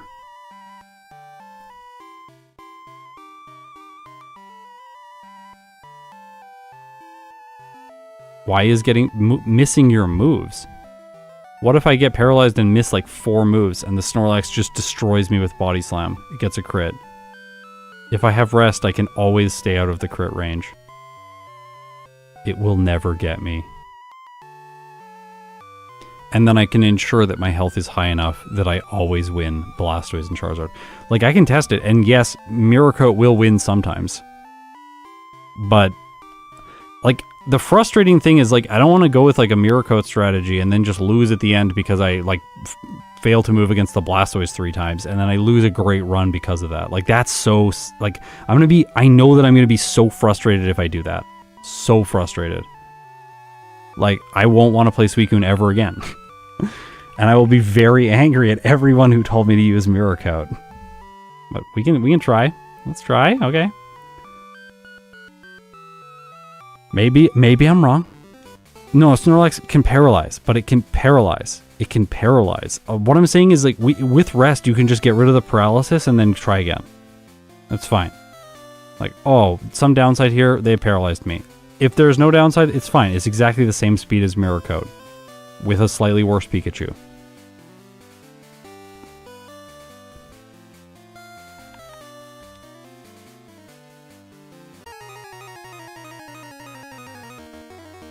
I know that being paralyzed isn't a deal breaker, but it could be. Imagine we're on track for like a sub 108 Suicune, and then Mirror Coat just was like, nope, not today, and then I get paralyzed and I lose. Like, I like stacking risk towards the beginning of the fight, and I feel like Mirror Coat is stacking the risk towards the end of the fight, and I dislike that. If we lose after setting up on the Venusaur, we lose so much time. Whereas if we reset to the Pikachu like once or twice, it's like, whatever, like we didn't lose that much time. But we could get through the Pikachu with an amazing time. And then we could never need rest and just finish the fight in an incredible time. It needs 61 in leftovers for Mirror Coat. Why? Are you sure? Let's find out. Here, let's try it.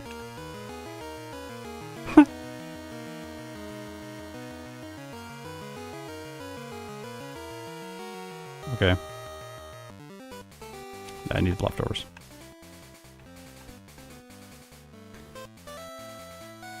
Suicune doesn't learn Mirror Coat until 61. Mirror Coat is worse, objectively.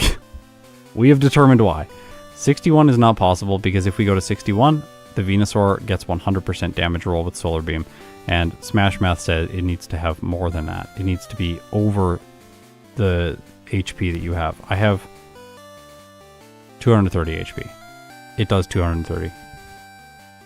Right? So then it's sunny days sometimes, right?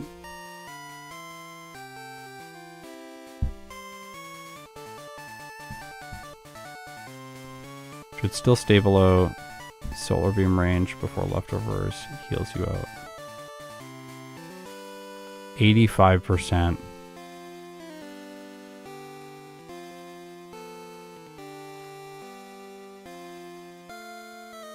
Okay. Okay, let's try it. Let's try it. I'm being open-minded about this. I don't think it's the right choice, but I'll be open-minded. Maybe it is the right choice. I'm always wrong. People are like, use Roar, and then Roar is the best strat for some Pokemon. Alright. So 61.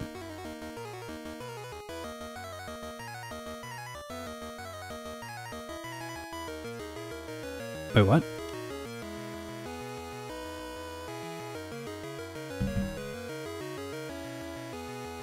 There we go. My stat experience in game is actually different than the calculated stat when I press the calculate stat button, which is why it was wrong when I leveled up. It recalculates stats with stat experience when that occurs. Okay, so we protect here, then we Mirror Coat.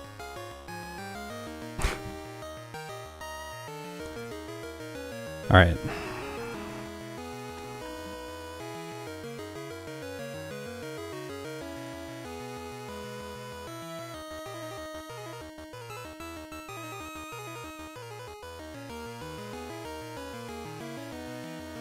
I'm gonna be full health.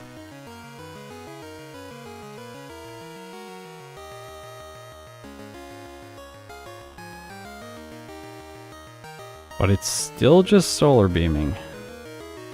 Now it's sunny days.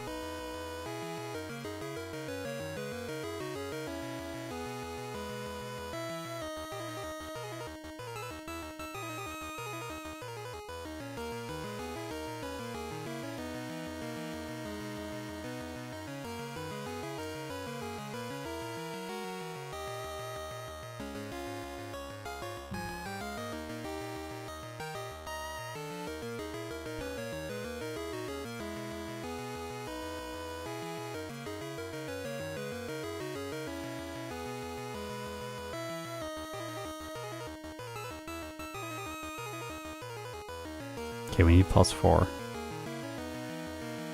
I want to 1 or 2 shot the Espeon.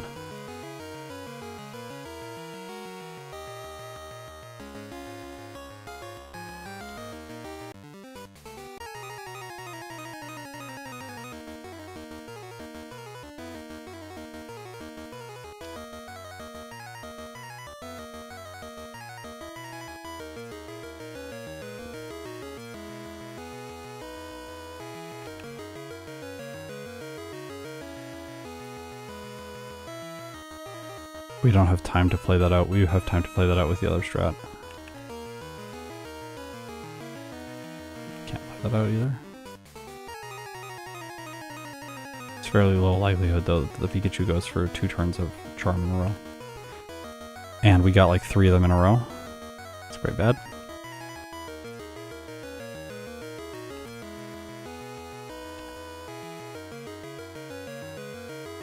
I guess we can waste time like this where it just like misses Thunder over and over again. Yeah, I don't want to finish, absolutely not finishing, we're not finishing setup. We're just attacking once we get fully set up with this strat because we don't have rest.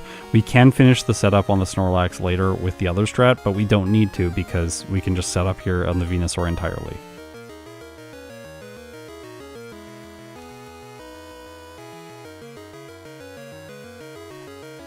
This is really fun. Okay, I set up too much. And then it's sunny days. Okay, interesting. Okay, I'm seeing it's setting up. Okay, it is sunny daying, but when I get to max health. That makes sense, yes. You know, I know what I need to do. I'm not focused.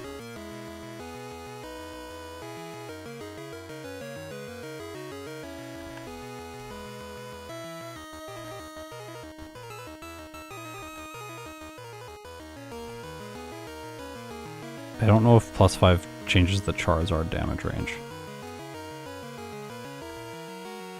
I think yeah, it has to be +4, I think, because we need to attack the Venusaur, and then the Venusaur... Oh my gosh. Oh well, I had to protect. Yeah, it has to be +4, yes.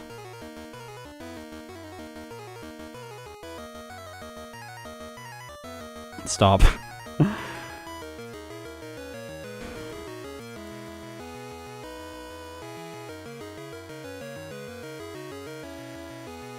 I have this strategy is really satisfying because it's like you get right to level 61, all the numbers are working out perfectly for it to be pulled off. I just I think it's not going to be as good.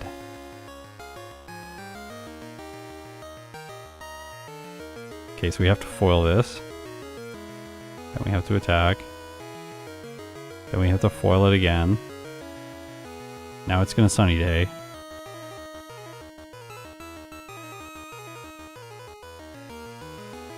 What are you doing? What are you doing with this nonsense? Giga Drain? Giga Drain? What nonsense is that?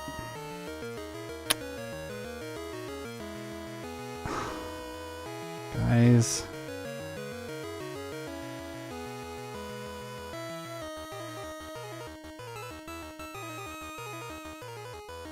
Well...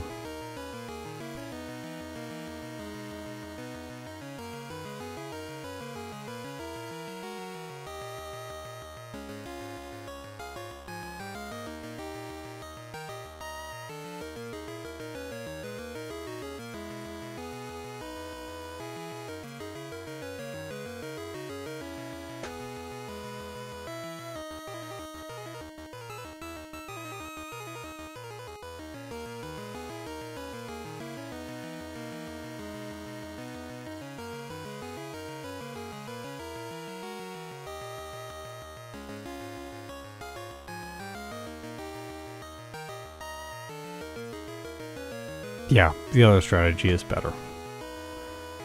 It's great that we tested this, but Mirror Coat's cool, but unfortunately Rest is better.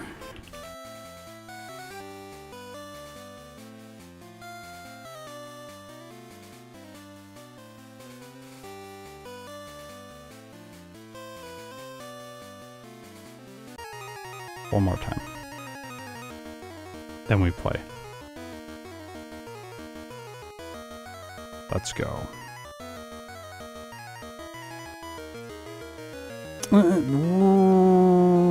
What the...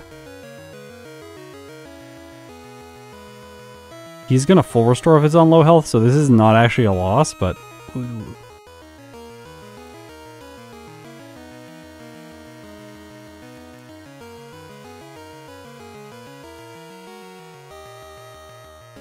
No, leftovers is fine at level 60 because our special defense is low enough. As long as our special defense is 182 or lower, we're okay, I think. I don't know if 183 would work, but I'm pretty sure it would work. I'm pretty sure it's not going to go for Sunny Day here once we get to full health. See? Solar Beam.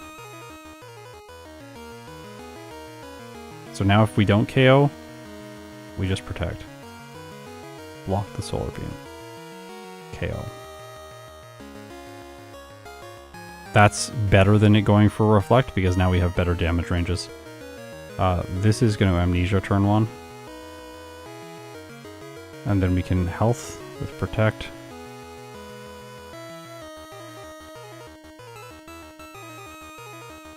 And now we win. Unless it flinches us.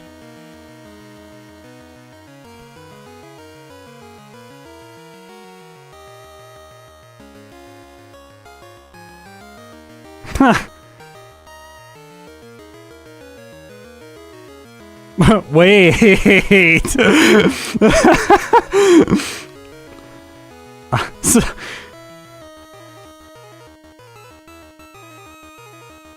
Ah!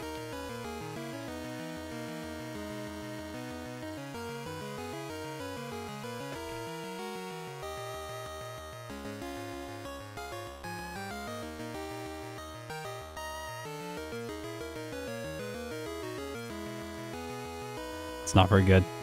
Darn. Oh, are you kidding me? No, we don't want to learn Mirror Coat. I tried to make it work. What does Mirror Coat to the Charizard do? Nothing, but it's fun. It's like, maybe we can squeeze it in right at the end here. No, it's not a good idea. Okay, I think we know how this fight goes. That was very decisive to me, in my mind. I think it showed that there's... No, we can't learn Hydro Pump. Hydro Pump's 71. I think it was quite decisive which strategy is better. Let's quickly review... No, we learn Hydro Pump at 71. It's too high. 71. No time for that. Okay, so the key here is level 60, because level 60 gives 180 to 182 special defense, so Venusaur always uses Solar Beam. This is incredibly precise. I love how precise this is. Mirror coat can work. But it's worse. And then we go back. We'll do candy summary here. I think it's 6 candies total for this route. Yes. No, 5 candies total. That's nice. 1 before Clair, right? Yeah, 1 before Clair, 1 before, 3 before Will. 1 before Clair, 3 before Will, 1 before Red. So this is gonna be the Lighthouse Candy, and then the 3 before Will be Violet, Goldenrod, Kanto, and then the 1 before Red is definitely gonna be Cinnabar. And then we cut the one that I was going to add in, the Lake of Rage candy, and we cut... Interestingly, the Lake of Rage candy and the Goldenrod candy I think are actually very similar in time. The Goldenrod candy feels a lot shorter than it actually is. But yeah, well, then we cut the Poke Fan Club guys candy. It's also slower than you would expect. It's like 9 seconds or something. Whereas like Lake of Rage is like 17, I think. And Goldenrod is like in the middle of those two.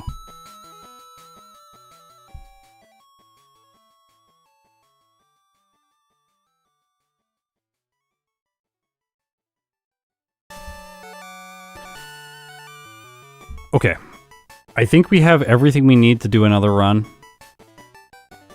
So, we can get the berries in the early game. Berry, berry, berry, berry, berry. And then we are going to fight Falkner on minimum battles with a berry and a berry for Abe. Then we're going to fight the 2 hikers inside a Union Cave.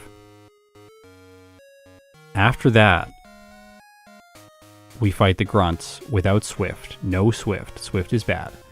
Then we fight the people on the right side of the gym without Benny, and fight Bugsy at level 13, spamming Bubble Beam. This is with a berry. Then we fight the rival.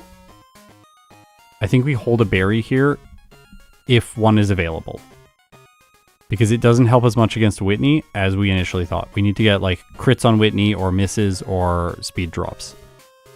Here against this rival, we're going to use Bite for the Bayleaf and Bite for the Ghastly.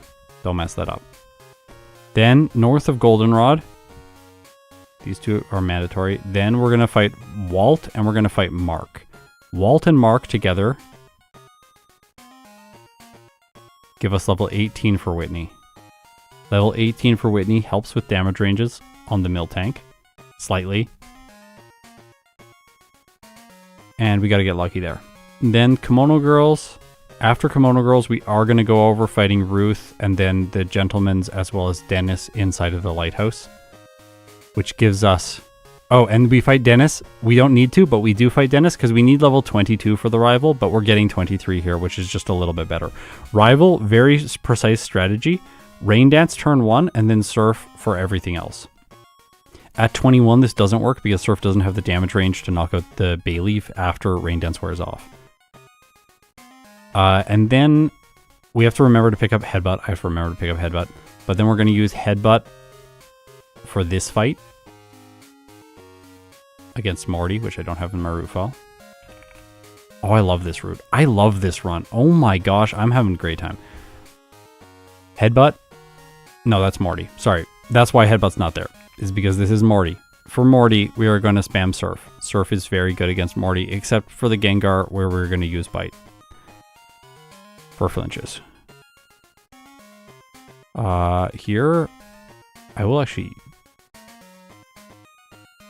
Oh, Surf is being taught in the wrong slot. What? Surf is back here. Surf goes over there. What else did that mess up? Doesn't look like it messed up anything. That looks like it fixed everything. Okay, so here we want to Rain Dance, then Surf, then Surf, then Surf, then Surf. Morty, Bite, Surf, Surf, Surf. Obviously, actually, I don't need to mark those, just the bite. And then Chuck, Surf, followed by Headbutt. And Headbutt goes in the place of Rain Dance. Yes. Yes. Then we go to the Lake of Rage. We don't need the candy from the Lake of Rage. We fight all the hideout people. Fight Pryce. Easy. Headbutt. Jasmine's trivial. Rockets and stuff. Is there anyone here that I need Icy Wind for? No. Oh, we're gonna get the Mystic Water after Chuck. And then Icy Wind and Return we're gonna get here. We do want to grab Return when we go to Goldenrod.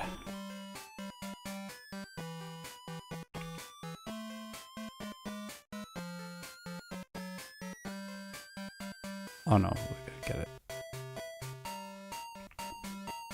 Here we go. Rival in the Underground. We have Return for the Meganium. Icy Wind is not as good, correct? Yeah, not as good. And then we do use Icy Wind for the 2 Glooms later on though.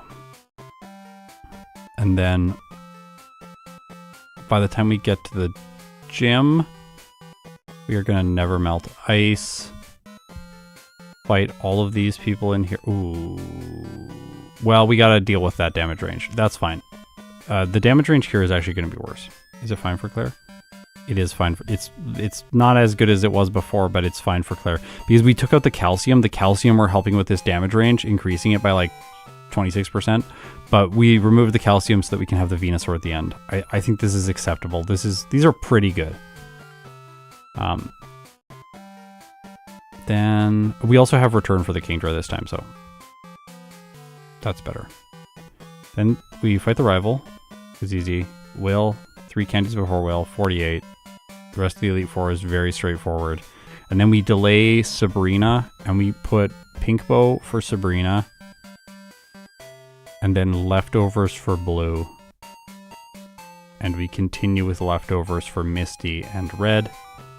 1 candy before Red to level 60. Curse 4 times on Venusaur. Don't forget to protect 1 last time. Knock it out. KO the Espeon. Rest on the Snorlax if absolutely required because of paralysis or low health. And then win.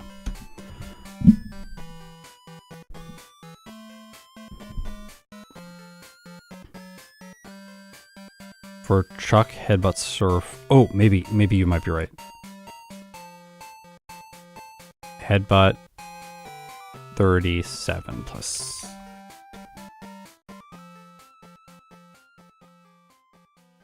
We could fail that damage range.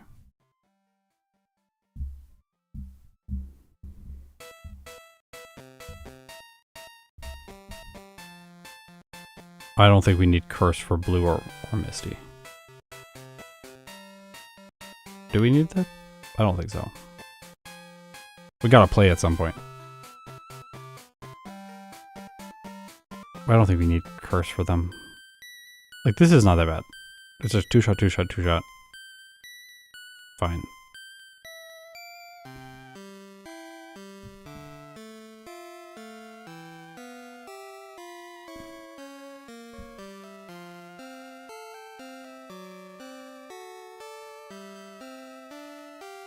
No, I think this is fine. I don't think we need Curse.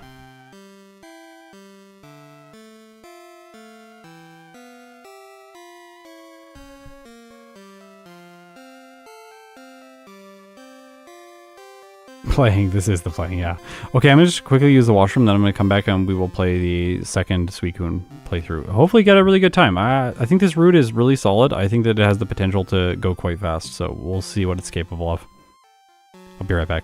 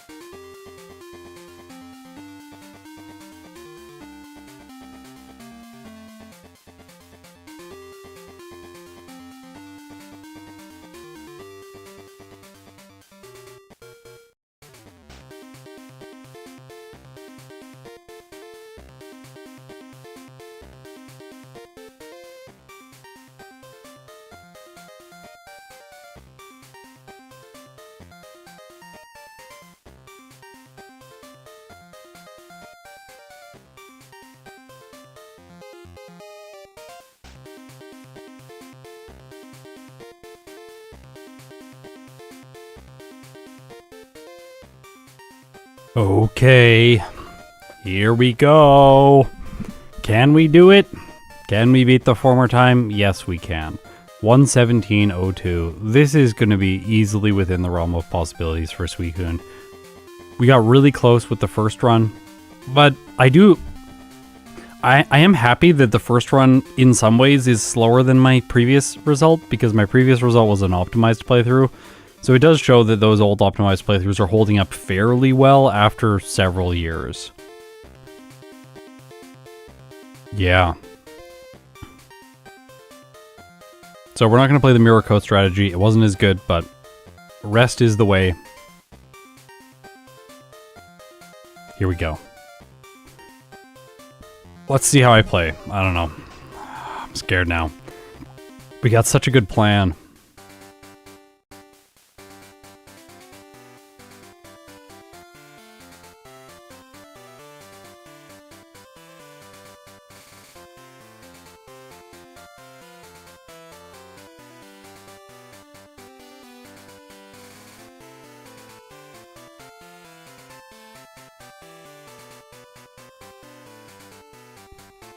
Okay, we gotta remember berries in the early game. Berries are critical.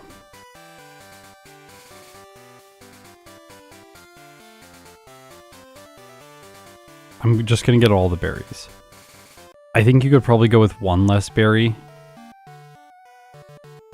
But in this case, I'll just grab them all, because I would like to get to the late game and just get a better Suicune time rather than getting the best possible Suicune time. I would not like this stream to be 12 hours.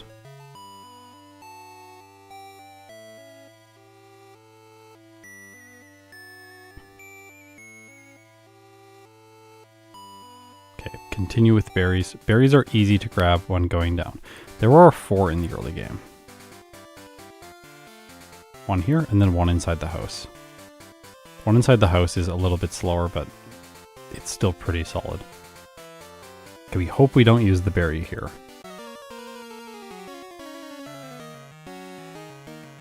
Berry, okay, we're not going to use the berry here. Perfect. Oh, I don't think we ever used the berry here. I don't know why I thought that was a possibility. Chikorita does almost no damage. Let's go.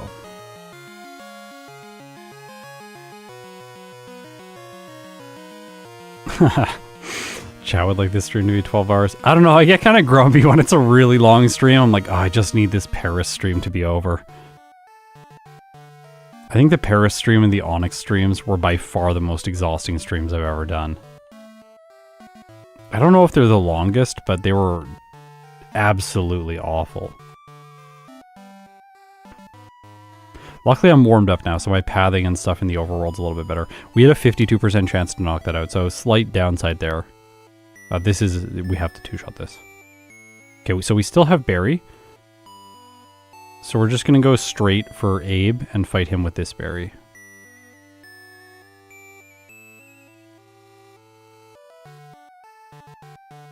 I don't think I needed that bitter berry. If you're worried about blacking out because you don't know damage ranges or something like that, the safe play is to just dip inside of the Pokemon Center quickly, and then come back out after 1 step, because that sets your waypoint there, so that you don't have to worry about it. How do we get... Oh, we didn't get the potion. I might restart. We'll see how this goes.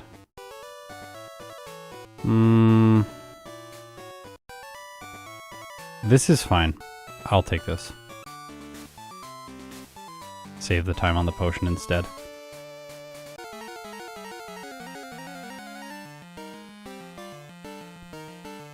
Yeah, Entei's gonna get Roar for the re-ranking, which wasn't a strategy I was thinking about back then. We hadn't done the Charizard stream. No, the Charizard stream. Yeah, no mint berry for Chuck, then yeah, we'll go back up berry with bitter berry. Exactly. I did pick it up thinking about Chuck, but I don't think we need it.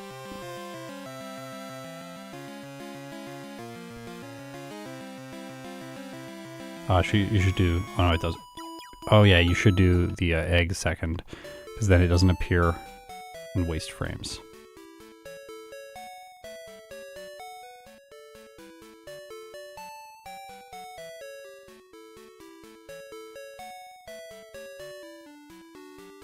Okay, hikers now.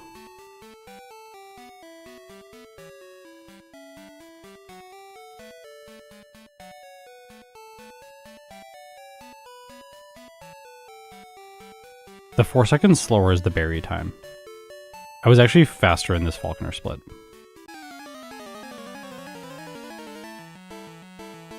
Because if without the berries, I would have been faster. But I got the berries. We did extensive analysis on the number of turns that this section of the game takes, and it is faster to fight these 2 hikers than skipping these 2 hikers. Because we're going to get Bubble Beam faster, which speeds up the whole Slowpoke Well section, which is quite dangerous for Suicune, actually.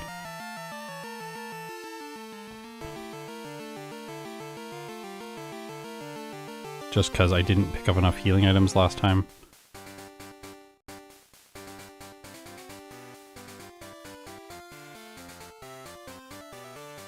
Also, this center, you can dip inside of it if you need to.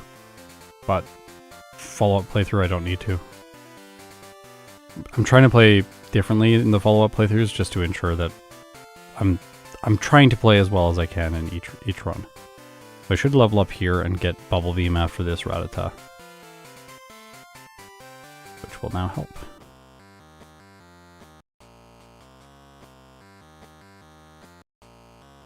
Yeah, I have I'm faster now too because no Swift, exactly.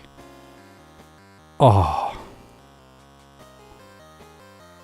There was a regular damage range there that would knock that out. Also here, less turns there instead of having to use Bite for that fight. That was like a 7-turn fight or something with Bite. Or no, this one is. There's less chance of things like Supersonic messing up my day. Well, there's less chance, but it can still do it. Maybe not. Let's go! It wasted some frames because the animation played, but this was quite good. And we get auto-healed after this fight, so our PP doesn't matter. With Bite, the PP in this section of the game was incredibly tight. There's more room for the PP like this.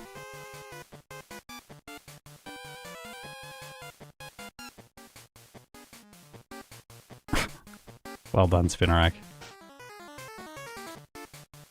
Ladybug, the destroyer of Tyranitar.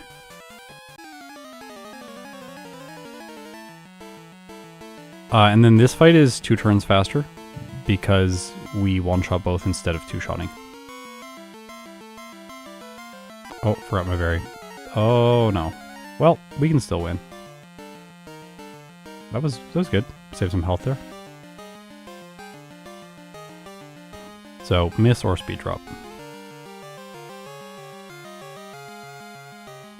Oh, we died. Oh, yeah, let's go!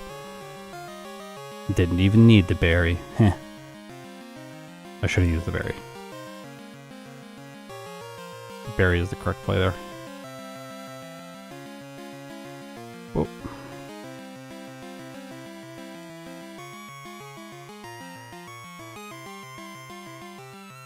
Oh.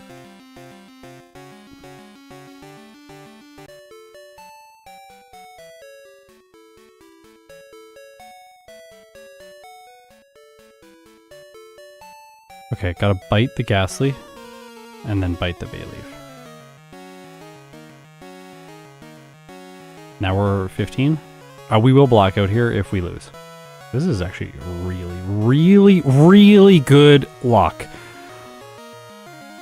Oh my gosh!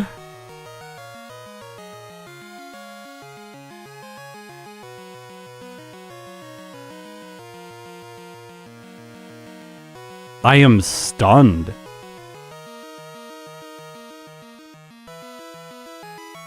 That was amazing.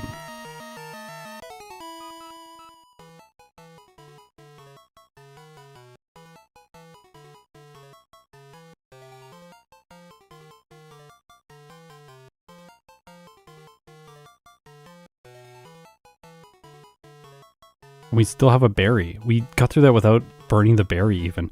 So we have the berry for Whitney. Headbutt. Thank you. That was perfectly timed. Well done.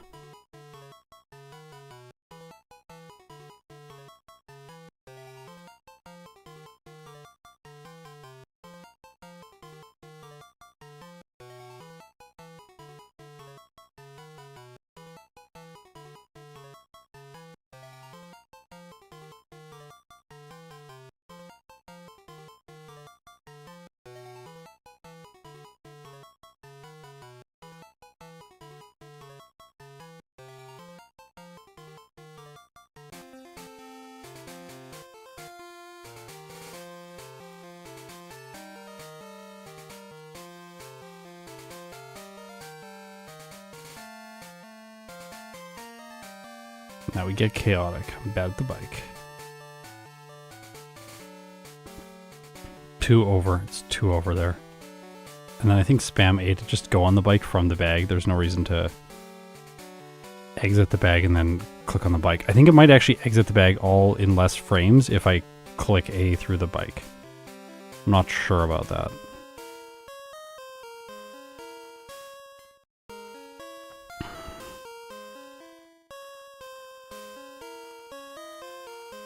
Okay, now I have to remember Walt. Well, I have to remember to get the Abra. Sometimes I forget the Abra. I need to not do that. Speaking of which, I am going to check one thing.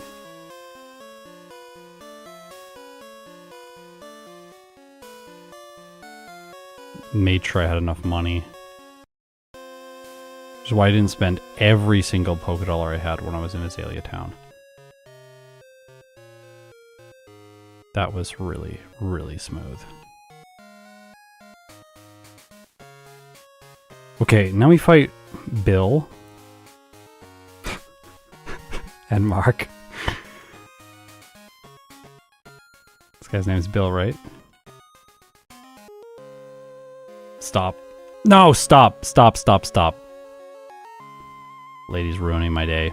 Made me bike into the field.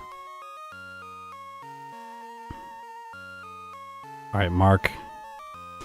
Mark, you have to repel to go through the grass or just chance the grass if you don't fight Mark.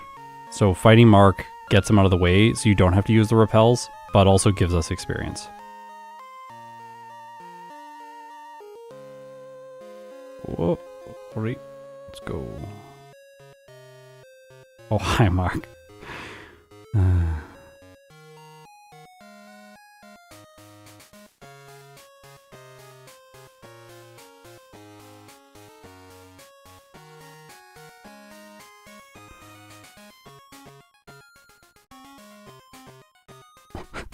Tearing me apart, Lisa. Yeah. Oh my gosh. Alright, please. Please. Okay, I'm gonna remember this. This is bite, bite, bubble. Bite? Well, bubble. If we get upside like that, we'll take it. Oh, crit turn 1, not good. Speed drop, please. Something, something, something, something. Give me a win. No.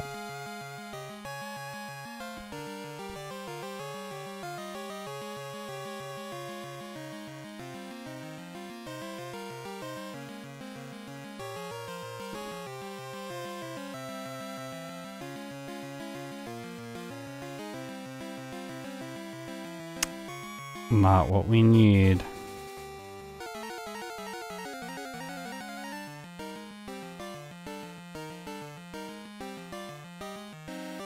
Oh, yuck. Bad Clefairy. There we go.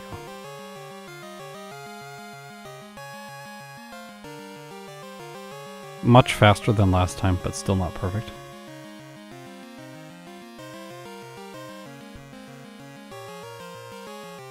Right there, that's what is accounting for both the easy rival and the easy Whitney, or the easier Whitney. Stop. Stop.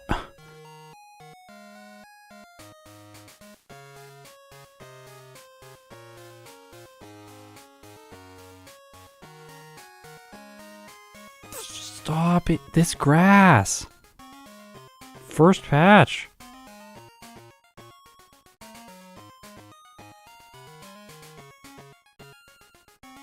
No, level 19 doesn't change anything, I'm pretty sure.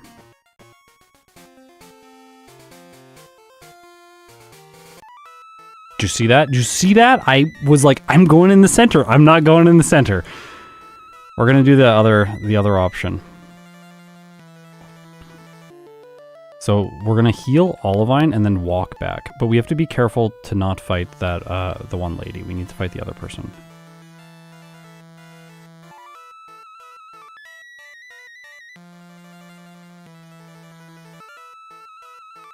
Yeah, like 20 is not going to be worth it though because of the grind, you're right. It's slow growth rate, like you could just win first attempt, like speed drop right away, and then that's all you need. I'm going to heal before the Jolteon. Oh no. Unless we lose like the run right here. Gosh, this is bad. This is very bad. Okay, well. Sound attack's not as good as it was. Oh, is Rain Dance has the Jolteon? I didn't even consider that.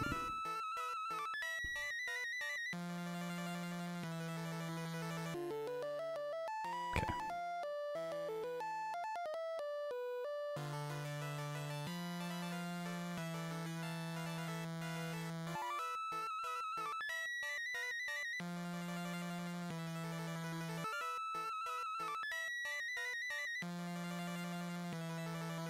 Be careful. Be careful. Don't be dumb.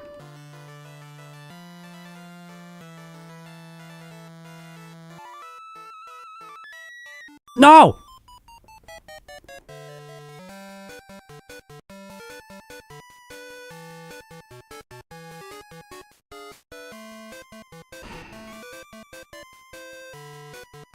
We have to fight both now.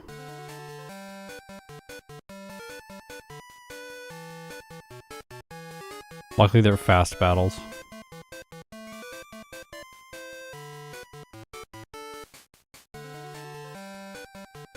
Oh, I was even careful. I got off the bike and everything, but accidental input right there at the end.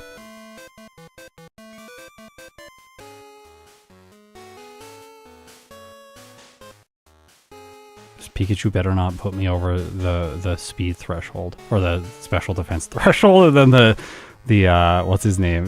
Venusaur is like, it's time. This goes for Sunny Day, because I made that mistake. That better not be how this ends. If it ends like that, I will be so sad. Our experience is fine though. Like we'll reset it with a rare candy at some point. We won't have messed anything up. Luckily, we don't have like badge boosts for this game, so we're not worried about leveling up slightly too soon. Maybe flinch. Yeah. Okay, double flinch. That was really good.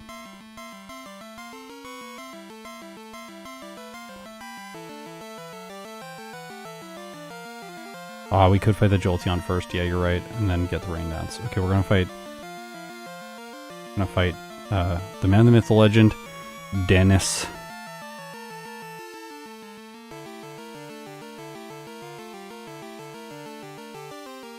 And then we gotta heal. I did not heal.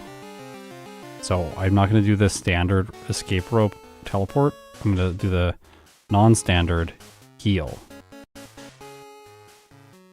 which will now be the new standard.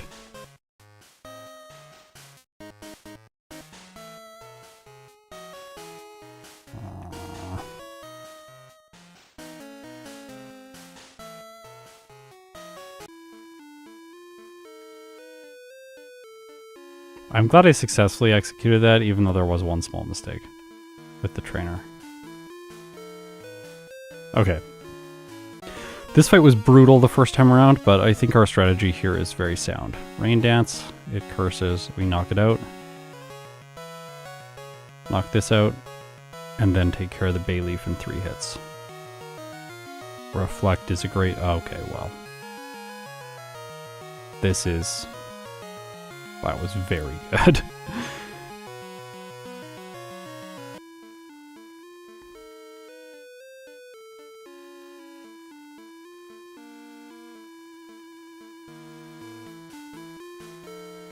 I don't think biking there in Ecruteak City is all that good.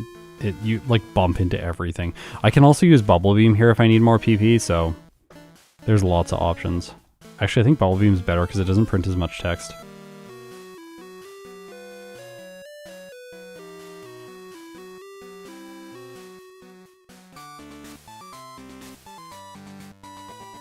This kid could be a two-shot, but his Haunter is very bad. Oh no, it's a 1-hit now. Oh, maybe the extra trainer actually made him a little bit easier.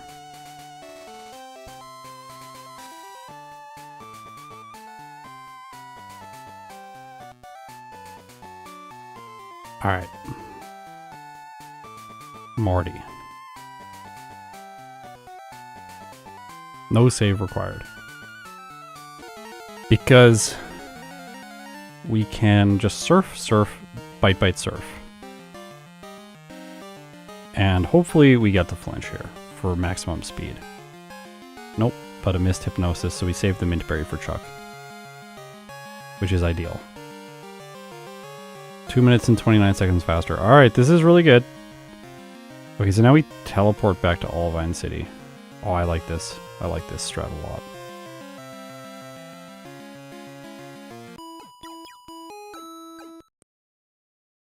Very nice.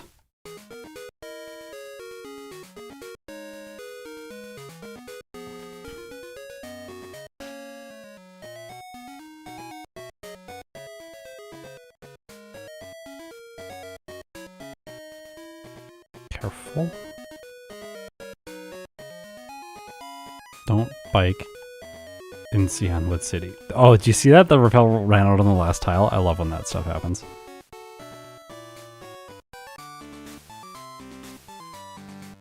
I should have taught Headbutt before over there. Headbutt in the place of Rain Dance. Thanks for your service, Rain Dance.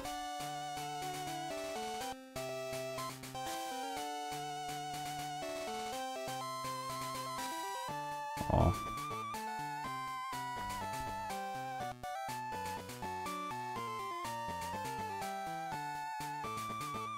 %33% chance. Oh. Oh.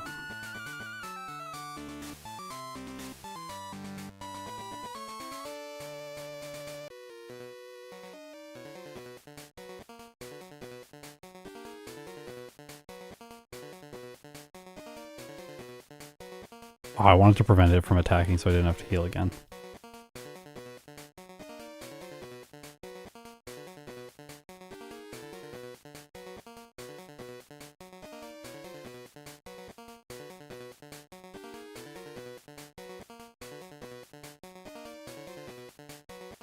Oh.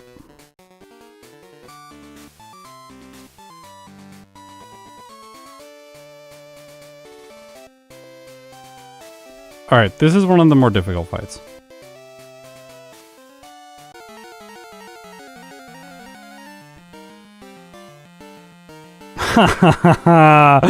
Let's go! I love the flinch right after the mind reader. Okay, well, wish I went for the bitterberry. Well, we're fine. Oh my gosh, this is going really well.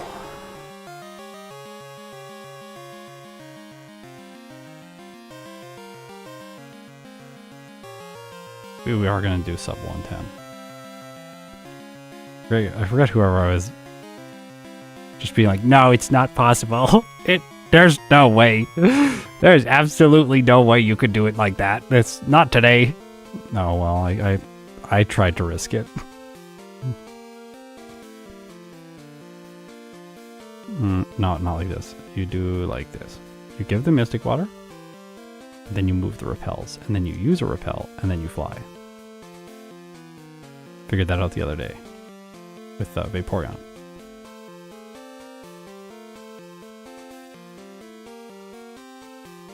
Did I not get the secret potion? Are you sure I did not get the secret potion?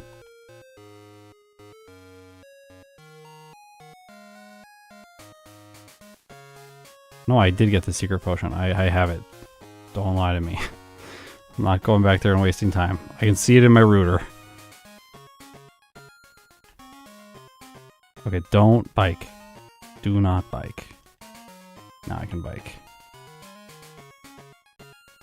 She is on the left in Heart Gold.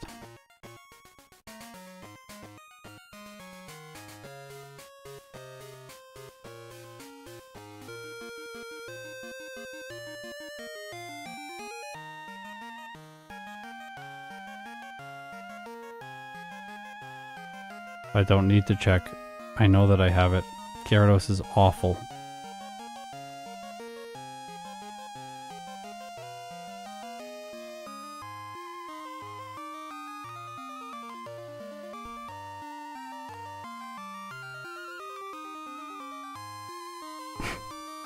This thing is such a boss! Ah!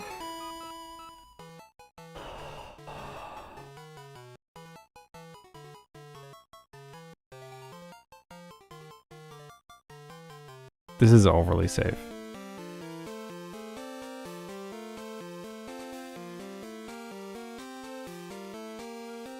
God, it crit me 3 times today. 2 in one fight and then this time. So Gyarados is successful at both attempts. It was able to defeat Suicune.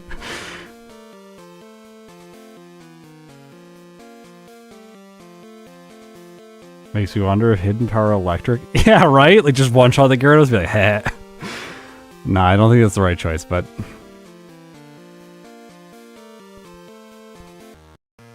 We could just flinch it. I'm so glad I went for Leer at the last turn there. So in this case, we could start using Bubble Beam to knock stuff out to save PP. Now the next thing we're working towards is Icy Wind and Return. That's a Hyper Potion, which I will get today. Normally you will see me skip that, but I'm going to start picking it up more often.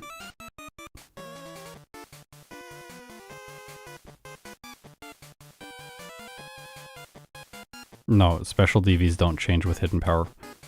Only attack and defense and HP.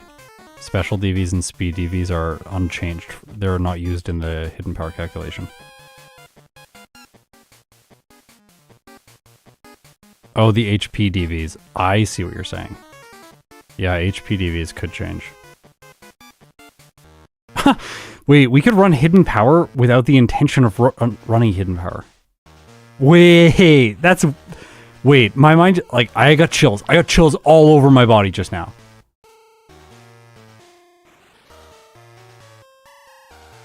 Oh, what? You could run a bad Hidden Power for your HP DV with the intention of the Venusaur doing more damage.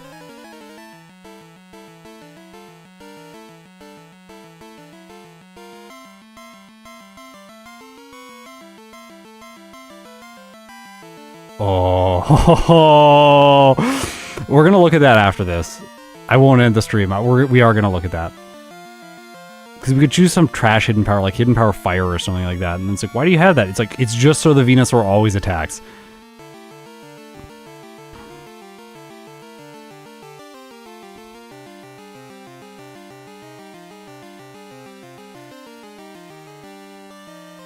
Sorry, Gust. Can I flinch? No. Well, at least it wasn't a 2-hit. Scott's third eye is opening. It does feel like that. It does feel like that.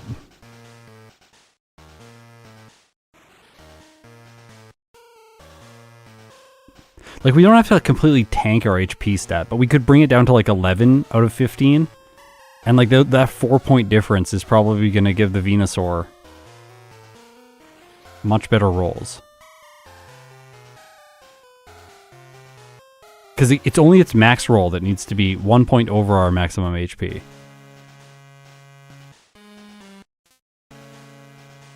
Yeah, so if we lower our HP by 2 points, like or 1 point, we are gonna get what we need. Smash Mouth, if you tell me that that was an unnecessary heal, I'm gonna lose my mind.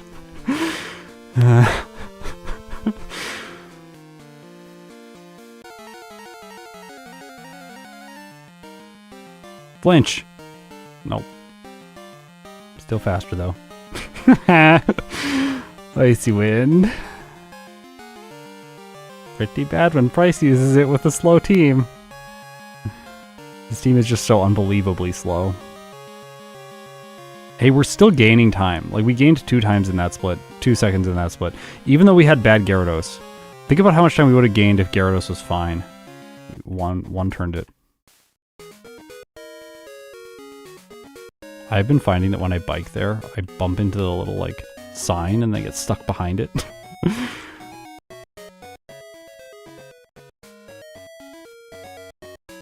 Watch. See, I have the secret potion. Told you I had the secret potion. Electric is 7 HP. Austin, thank you for mentioning that. This is actually... Oh, I did it again. I did it again. Necessary and valid heal. Yes, that's right. I feel good about myself.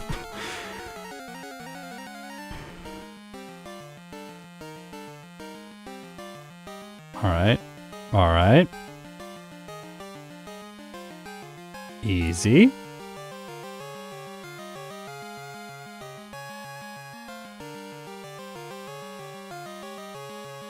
Okay, I need to get return.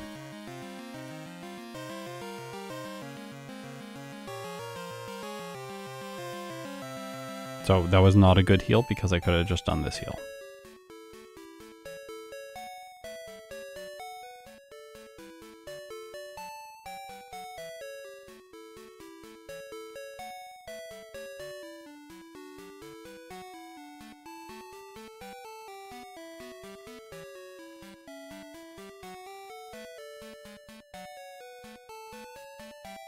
Maybe I should have done Jasmine. Yeah, actually, Jasmine's badge gives a defense boost.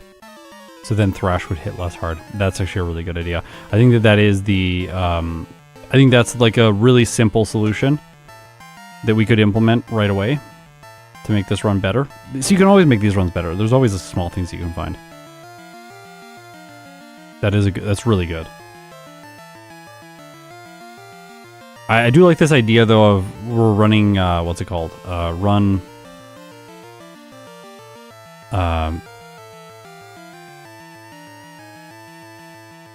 like, we want to run Hidden Power Electric to manage the Gyarados, like, elsewhere in the battle, elsewhere in the playthrough. Because there are 3 Gyarados, so if we one-hit all of them with Hidden Power Electric, like, maybe it is worth it. And maybe it messes up our HP DV just enough that the Venusaur becomes easier.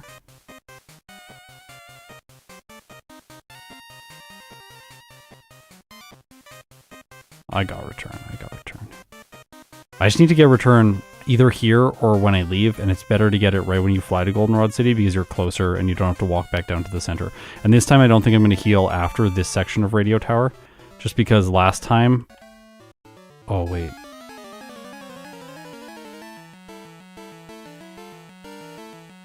Okay, I think I'm fine. I just had like a brief panic moment of like, I know I fought someone who was a random spinner that I should have got by, and now I forget who they are. Who did I fight that I knew that I should get by? Do I need...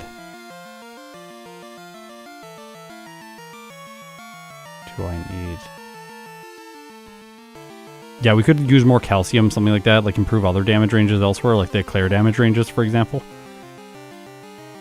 That would be an advantage of Hidden Power Electric.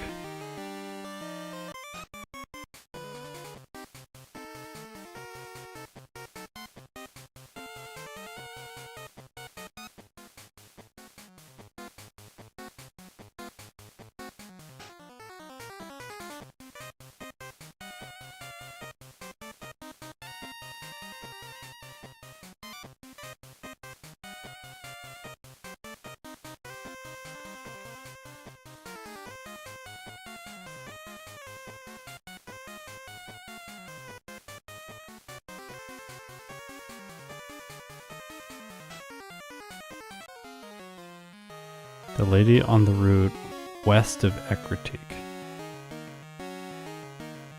No, not in this run, in the last run. There was like a spinner or something when I was trying to get by them, and I got by them really sloppily. Oh, I guess Icy Wind is actually good here if it... Oh! Glad I healed. Oh! I hate you, Sneasel! I hate you! I hate you so much! Disgusting! Absolutely disgusting! Absolutely disgusting! Duh!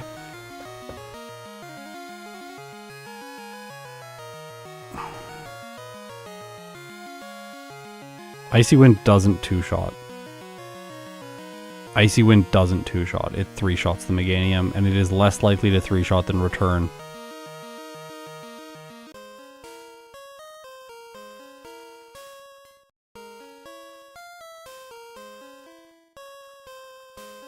Yeah, Icy Wind is a slightly higher chance to two-shot than return, but it is a lower chance to three-shot.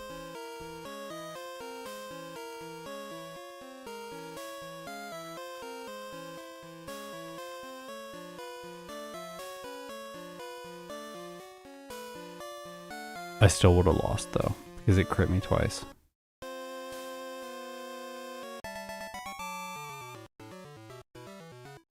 Yeah, the Rooter is using Return's power when calculating those damage ranges.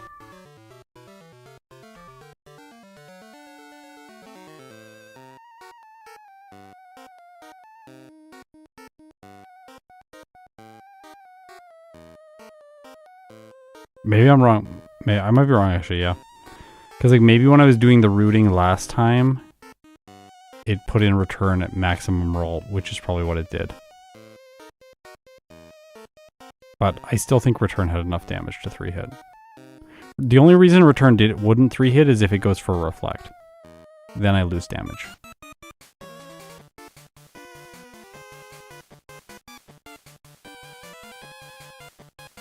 This is really the reason to teach Icy Wind, is this guy. So he's not, or her, she's not 4 turns. And then also in case the Meganium goes for Reflect. I was like, I was so relieved when I survived the Feint attack.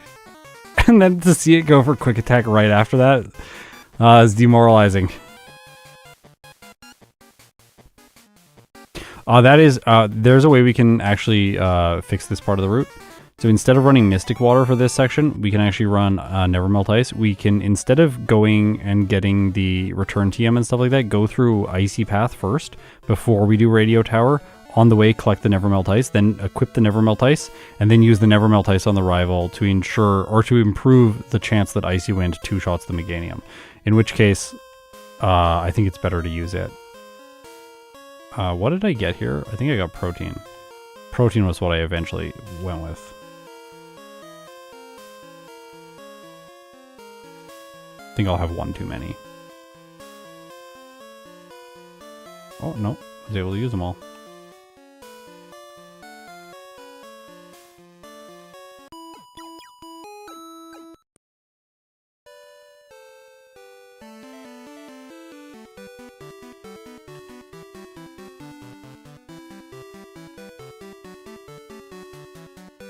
So we learned, in this run alone, we've already learned 2 things that we can do to improve.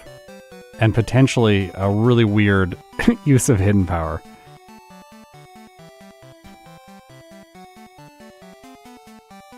Oh. What is Icy Wind's damage range here? It's not going to be very good. Well, it's the best thing to do, but...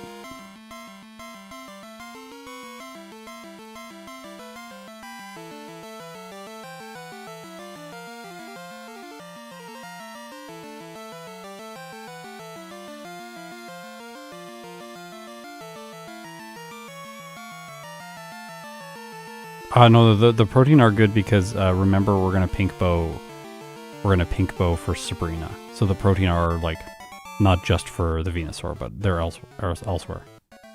Yeah, did they help versus Clair? I don't remember if they helped versus Clair.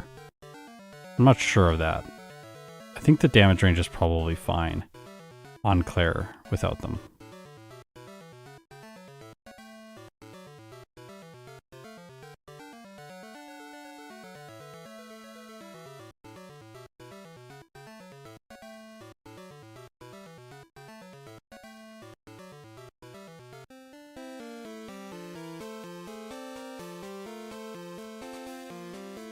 No, he gets me? What?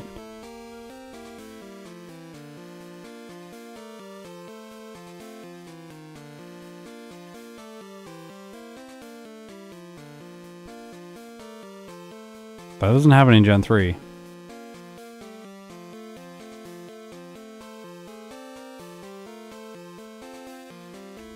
In Gen 3, if they're on the land, they cannot see you if you're in the water. And I believe the same is true in Gen 1.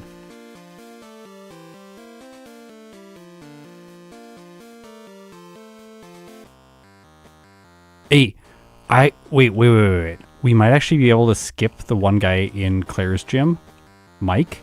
We might be able to skip him because I fought 2 extra people now. So there might be a little adaptation that we can take here for this run.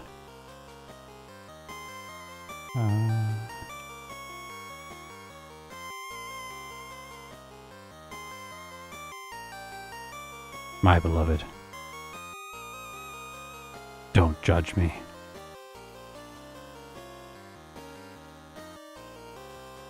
Also, that PVO was completely unnecessary.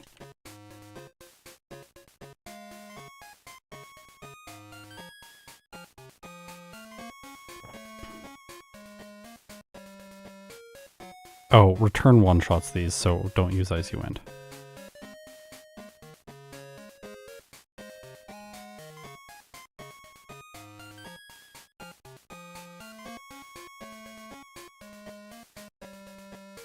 I really love the crystal music. Yeah, it's so good, right? I should bite that, by the way, so that it doesn't attack with smokescreen and potentially waste time. Okay, we got a watch here for when I hit 41, or 42, sorry. It's like, there's 2 more mandatory trainers, and if I'm able to hit 42 from them, then we skip Mikey. Bite. Cedra has, like, no special defense. Oh, I think I'm gonna have to fight Mikey still. The random trainers that I fought didn't give enough experience. Darn. Yeah, we gotta fight Mikey still.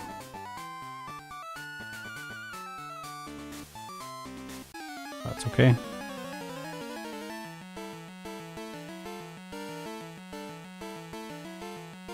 That's... what?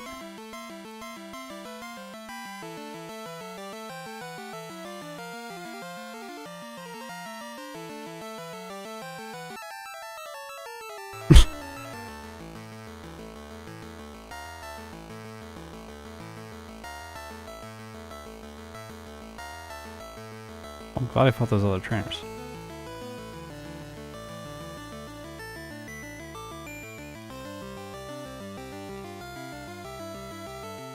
Glad we got that music.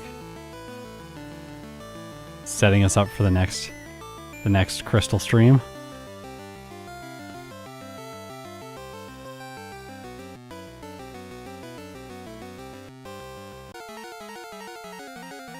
Yeah, I should have thrown a ball at the end, hey. But I actually thought, what if I knock it out with 1 turn of surf? And then I realized I'm paralyzed, so that won't work. But by that time, it was too late. Ah! Come on.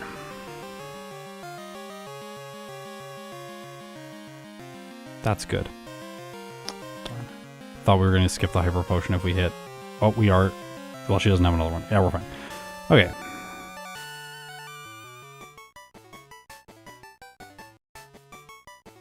I goaded that music hoping we'd get it on stream. Let's go! We did it!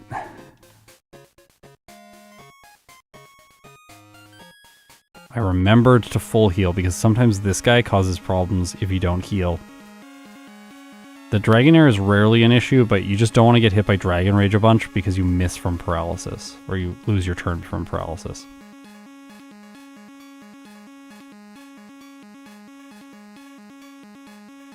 I want to go back and figure out why we were not level 42 there.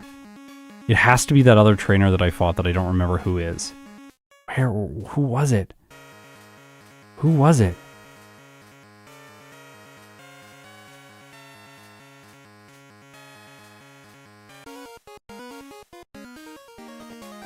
Who was the trainer that I fought before that I was like, should have got by them? The Pokemaniac on... Was it? Oh, I ran into Shane. I forgot to take Shane out of the route. That's one person.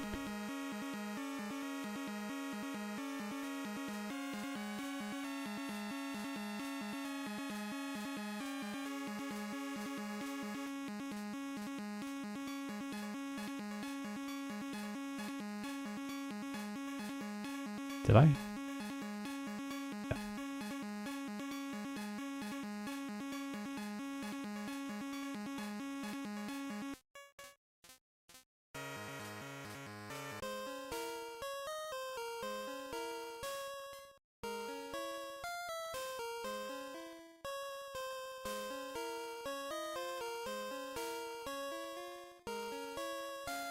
She's just very fast heal.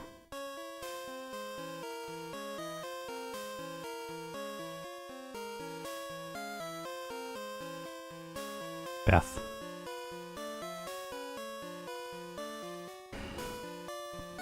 We're back on track now because we're 44 here.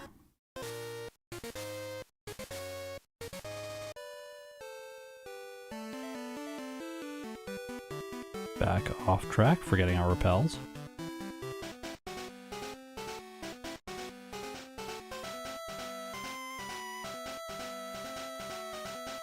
Alright, rival.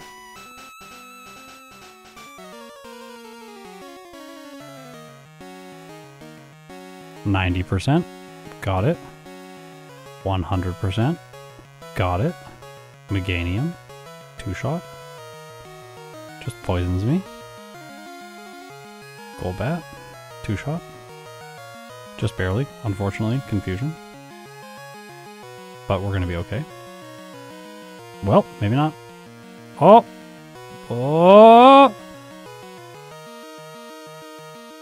Yeah, we're good.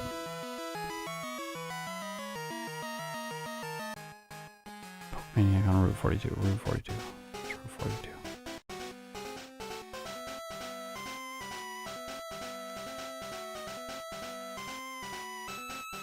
Alright, Will. Now we need to be 48 for Will. 1, 2, 3.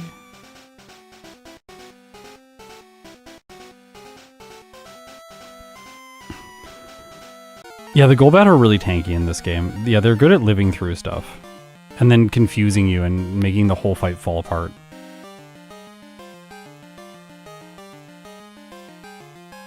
Leech Seed is not the nicest.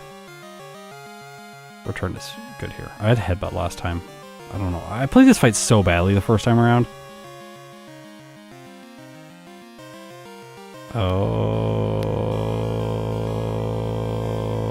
no. Come on. Yes.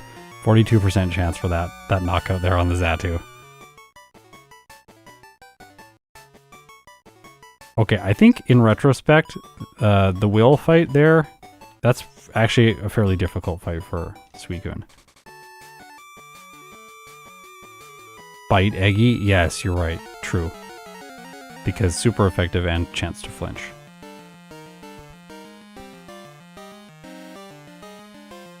Oh no. But this is going to protect a bunch now, which will be annoying. Stop.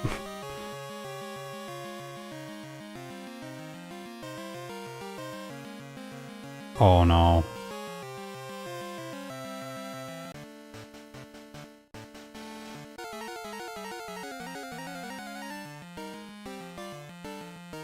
Okay, bite the Venomoth as well. Cool. So annoying.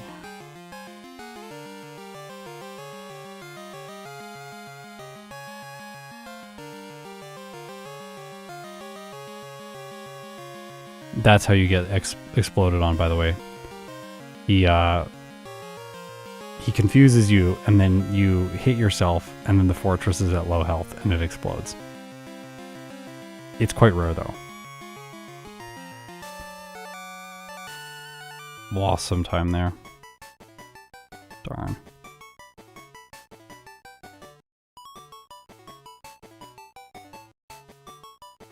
I don't think Pink Bow is right for this fight.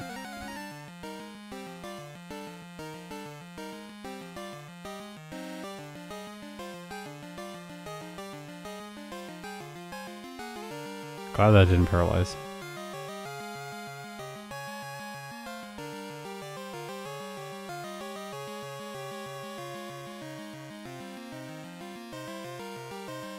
Wow.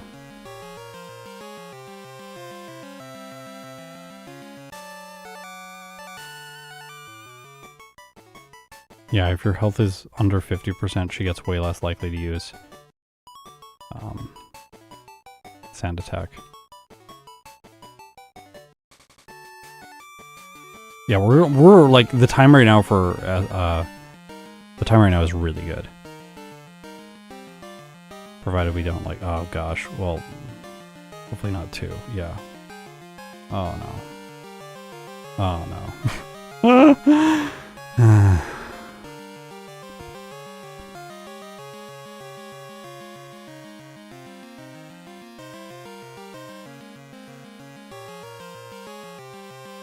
I think we're okay as long as we don't miss.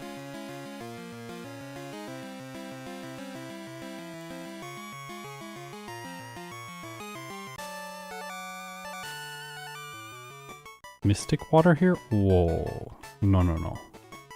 Lance.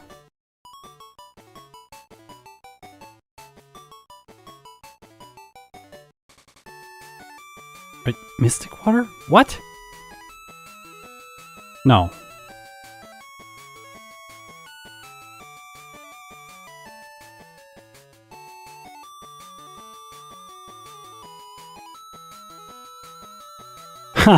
You may not have missed, but after the fight you could have had missed, yeah. Oh, for the Umbreon 2-shot. I see what you're saying. That makes sense. Okay, okay, okay. I'm like, I absolutely do not need something else for Lance. Lance is so bad. If you have ice moves, he just falls apart. Hopefully I get the 2-hit here. No.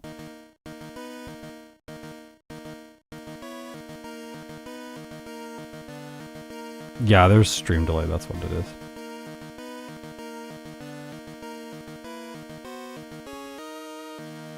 Do we get the 1-hit? Nope.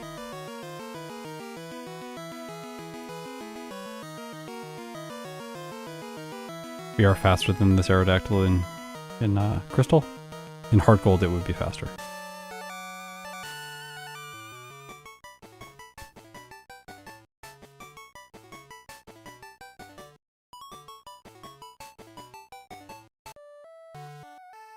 That's why I was confused. I was like, wait, why do we want so like Mystic Water? I'm thinking like, is it like Charizard damage range that I like didn't like think of before or something? Like, how does that work? It doesn't. It's obviously never melt ice. Yeah, Mystic Water for Karen. That makes sense. See that fly? That was a beautiful fly.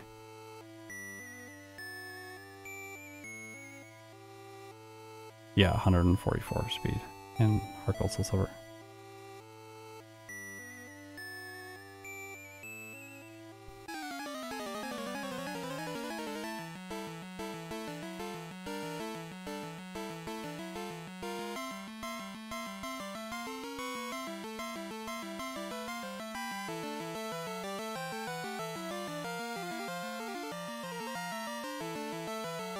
Thanks, Dolphin Racer. Thanks to everyone who liked the stream. Help me out with those YouTube things. Oh no. Stairs are hard.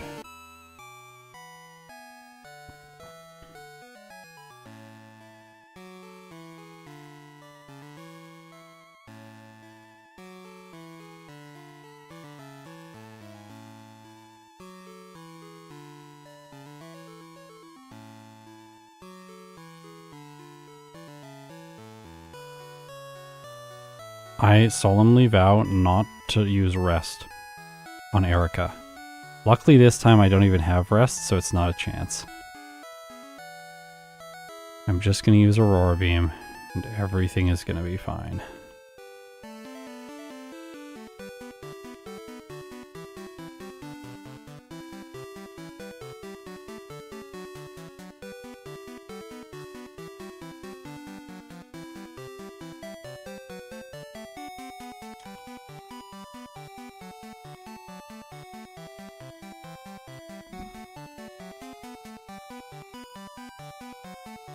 Yeah, we were talking about Psych Up yesterday when I was playing Espeon.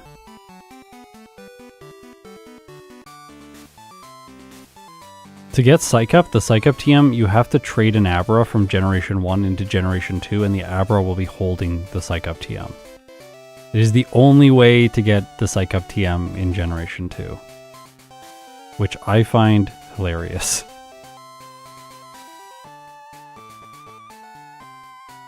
I feel like Curse should have been similar to that. Like, that would be a nice way to implement the Curse TM.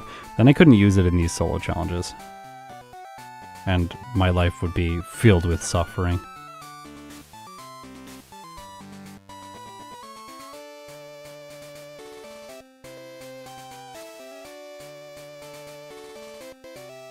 Oh yeah, let's go!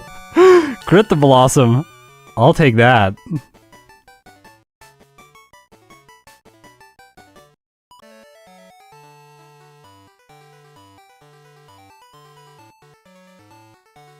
Later, Sabrina.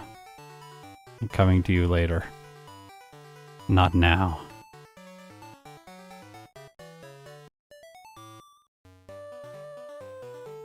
That's nice that that's a one-shot.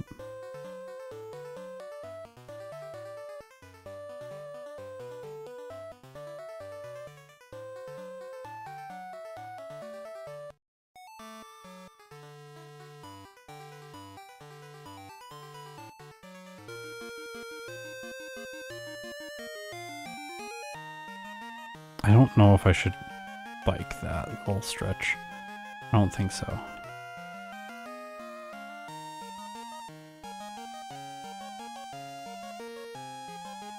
Time that you save has to be greater. I'm gonna get the machine part right now. I don't have to bypass the trainers later. Normally it's better to get the machine part after.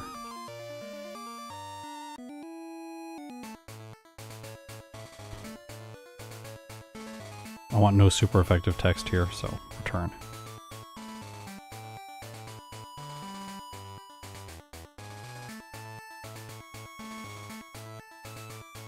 I need to surf the Grand Bowl, otherwise it could survive.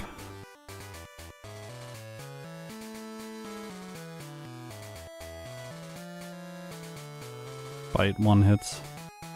Return is only 88% chance on this Vaporeon. Ha! We missed it!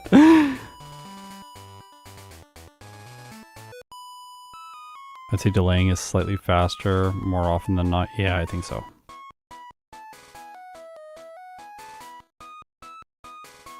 Because we're doing Misty after Blue in this case. And then we're doing Sabrina right before Blue.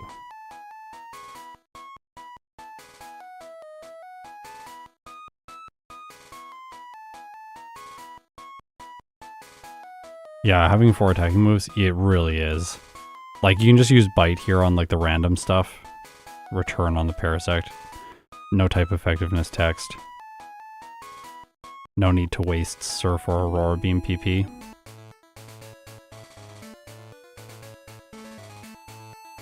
Like, neutral damage here. Less text.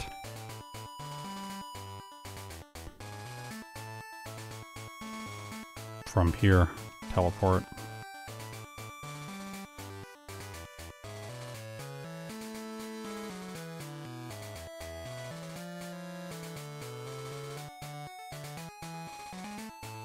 Oh my gosh, we're not even over an hour yet.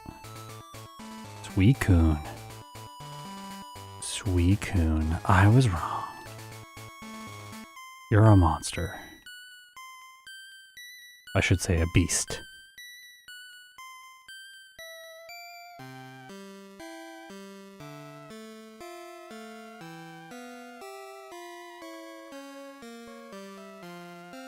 Gotta remember Mystic Water here.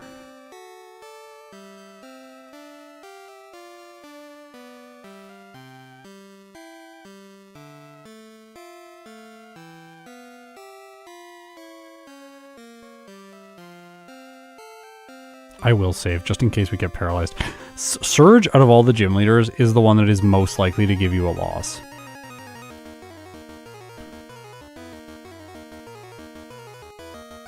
Nice gaming. Relaxing. Yeah. Relaxing our way through this speedrun. Let's go! We got it! Got the range on that. Okay. Look at that. Look at the time lead now. Well, we did skip Sabrina, so it's not actually that good, but in reality, it's not that good. Oh, wait. I apologize. There we go. Getting better. Learned a thing or two about these games.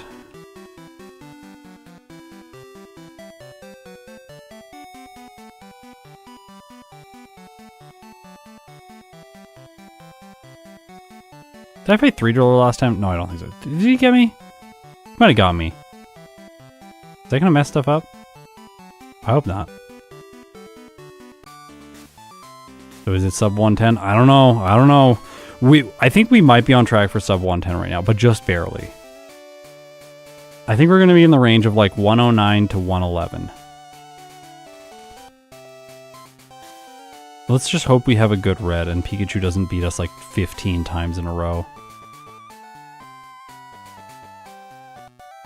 Really don't want the Pikachu to get us. Oh my gosh, even more time there on Brock. Maybe we did fight him.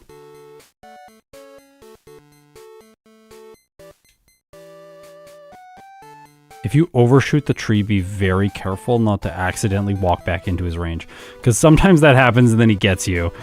You successfully dodged him both ways and then he finally catches you. Because you made some mistake. Oh, I did this again. This is a biking habit now. I'm getting on the bike and then I don't use the rappel when I should. Because I used to walk down to a very specific spot and then stop. But I overshoot that spot if my brain waits the same amount of time because I'm on the bike and I'm moving faster. We do get to save the time getting the candy at Mount Silver though, so that's still going to add into the final time save here.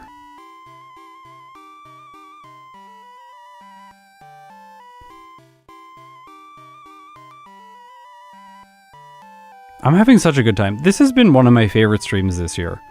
I've been a little bit grumpy in the last couple streams. I'm sorry about that.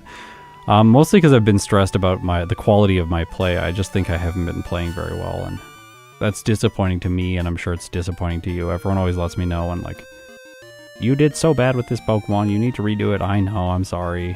I'll try to be better.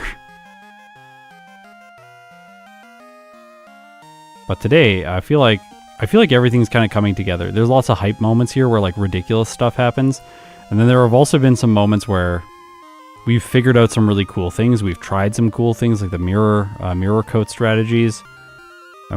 Realizing the damage range with the Venusaur requires us to take less rare candies and be a lower level is a really beautiful thing. This is the second time actually that a water type has given me this feeling. The other time was with Starmie in Pokemon Yellow, where I realized that I messed up where I'm leveling up in the champion fight if I take the rare candy in Victory Road. So the solution ended up being no Victory Road candy, one level lower. It's a beautiful thing when that happens. No, not here, definitely not here.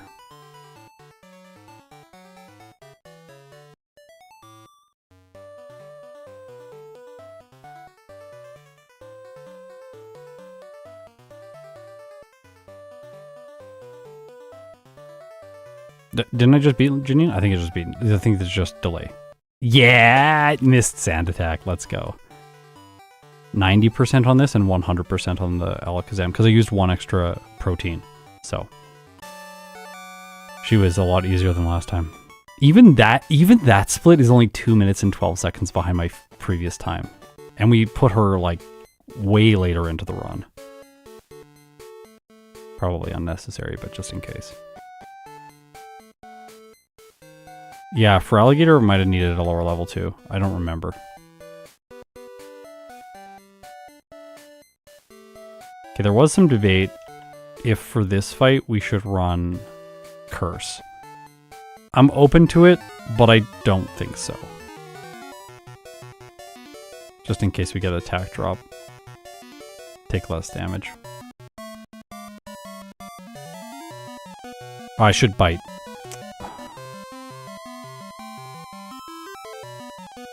Maybe not, actually.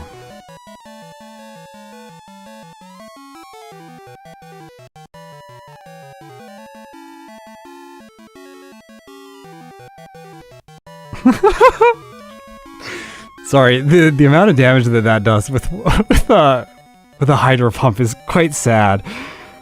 It does the same amount with Twister. I don't think Zealous Fawn was here when I was using Rain Dance, unfortunately.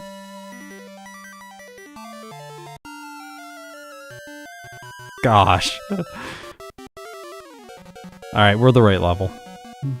We want level 60. This is a chance. At this level, it's a chance. 73.7% chance to one-hit the Arcanine. But we got the downside there, so we had the 2-hit. Curse could just make that fight faster because he's not going to be healing as much. That's the idea, at least. I will save just in case Perish Song and Confuse Ray.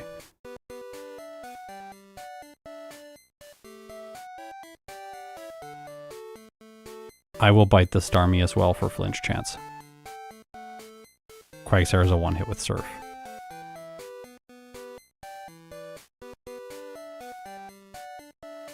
Huh. It missed Blizzard both times against us today.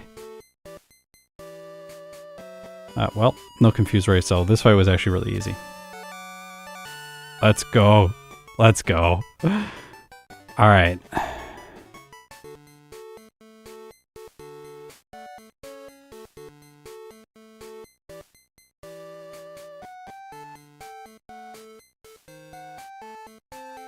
It does feel weird doing Misty after Blue. I remember when I was surprised, I found out that I could do that because I fought Blue and I had forgotten Misty just by accident. And then I went back and like talked to Professor Oak and he was like, you don't have the stuff you need yet. I'm like, what? What are you talking about? Yes, I do. It's like, no, you don't. You don't have a badge. I'm like, which badge is it? Oh, it's that badge. No, we were going to run leftovers this time. Wait. I have to do one other thing.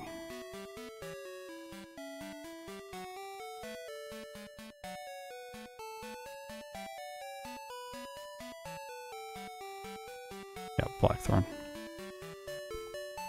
This is one frustration of water types. You have to get rid of Surf at the end for most Pokemon. Like that took like what, 20 seconds? Like just annoying that you have to do that. This is why you always go into that center. No, do not bike this. I do not know how to do this on a bike.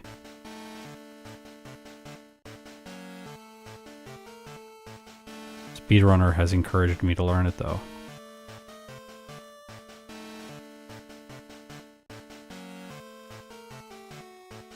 Let's go.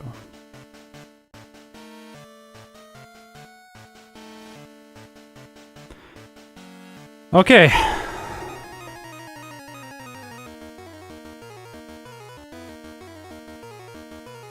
That is what we need. No! The Thunder Miss into Charm is just painful.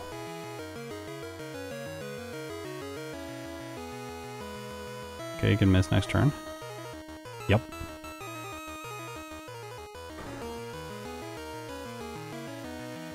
My hands are shaking. But I'm still shooting. You guys remember that video? And I'm still getting headshots.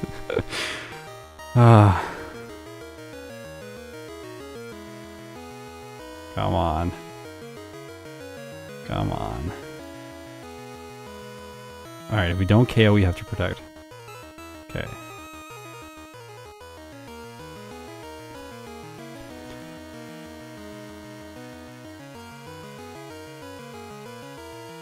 This is why you were on rest.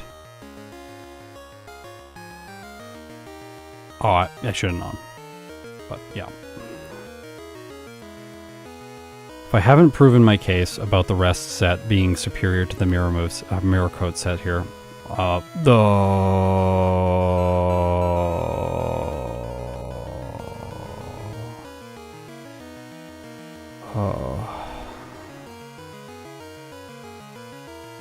it is slow. I will admit this is slow. Like, this is not ideal. This is the risk, but the downside, I should say. Like, we're bleeding time, but we are gonna make it at this point. Yeah. Stop critting me. Could you please? I don't. Ah.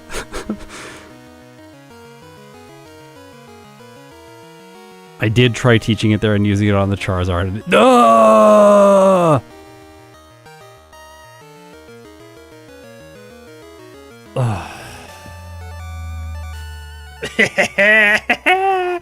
Let's go!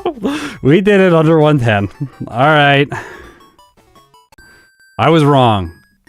Whoever in chat was saying that this can definitely go under 110, well done. You were so right. I was so wrong. I'm quite happy with this route. This run it's good, but I'm not thrilled about it. There were some things that went wrong, of course, but I still think this is representative of what Suicune can do in the game. Okay, 109.16. I just have to rename some files, 1 second.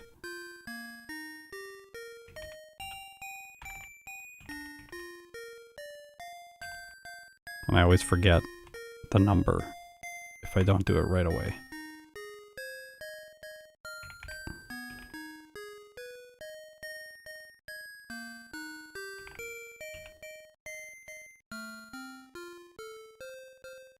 Okay. We wanted to look at some hidden power stuff, so I am going to do that now. But first, let's just quickly look at the tier list.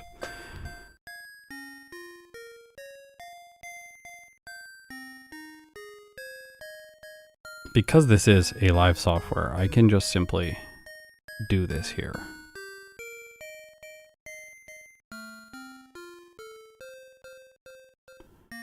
Do do do do do.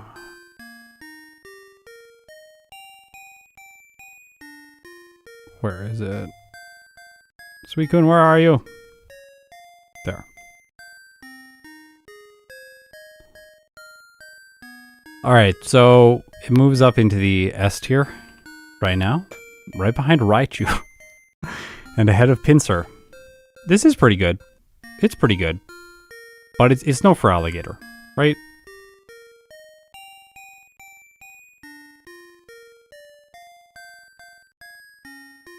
Also, Surf lets you 2-hit KO Pikachu instead of protecting turn 1. Yeah, that's a good point, actually.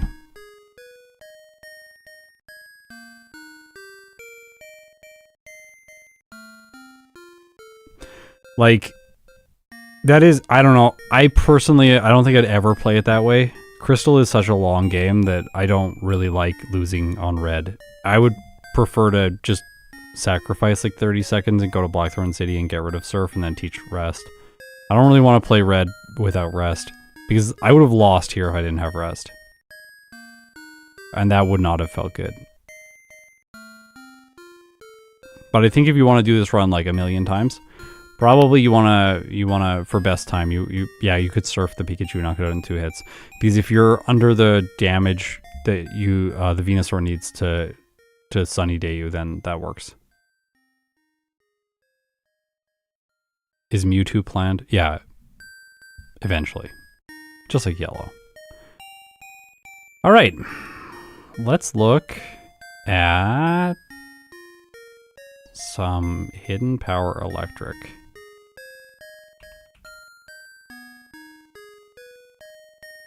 Okay, hidden power electric is 14 attack and 7 HP.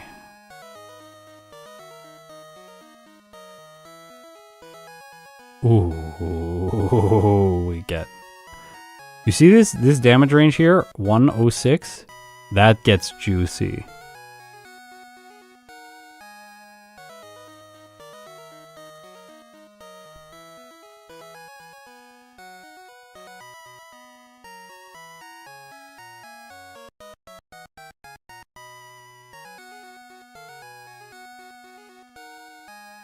I wish the router automatically set the HPDV. Yeah, I can make that. I can do it. I can make it do that. Do you think Mewtwo is going to be as dominant as it is in Yellow? Not as dominant, but it will still be the best. That's what I think. Don't tell me otherwise if you already know. Let me stay unspoiled on at least one thing. But yeah, Solar Beam here has 106. So we...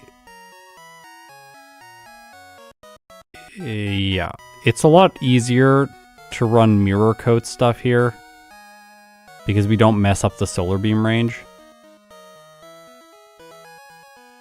if we go Hidden Power Electric. We wouldn't even have to pick it up. Like, we can be like, oh, is it good for the Gyarados? Like, I think that's kind of interesting, but I don't really think it's all that interesting. Like, yes, we could use Hidden Power Electric here. We'll one-shot the Gyarados.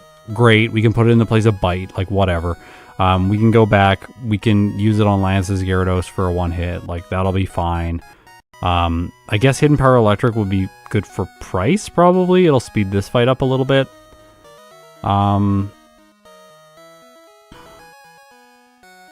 Doesn't really help on the rival. Like, the Golbat is going to survive. Well, bad. But we would get the one hit on the Gyarados. And then we have much more flexibility here against red. Like if you want the safer, okay, you can't go to 63 because the Venusaur will no longer see the KO, and then it will start Sunny Daying. But it's much more secure here at level 60. You've got a lot of wiggle room. I'm not going to say who is planned this year or not, but if you go and join my Discord and you see me playing runs in one of the voice chats, please feel free to stop by and just hang out and chat with me, and I will tell you what's planned for this year over there.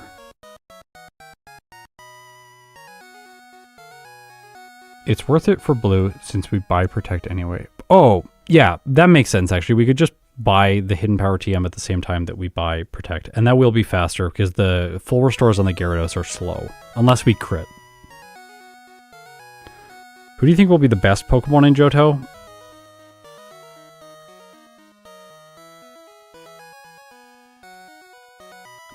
Alakazam, maybe? Like, I could see Alakazam putting up a fight with Mewtwo because it has the medium slow growth rate and it gets punches. And Mewtwo is slow growth rate, which is going to make red uglier because Alakazam will be a higher level by the end of the game. And both have outrageous special stats, and they're just going to crush everything.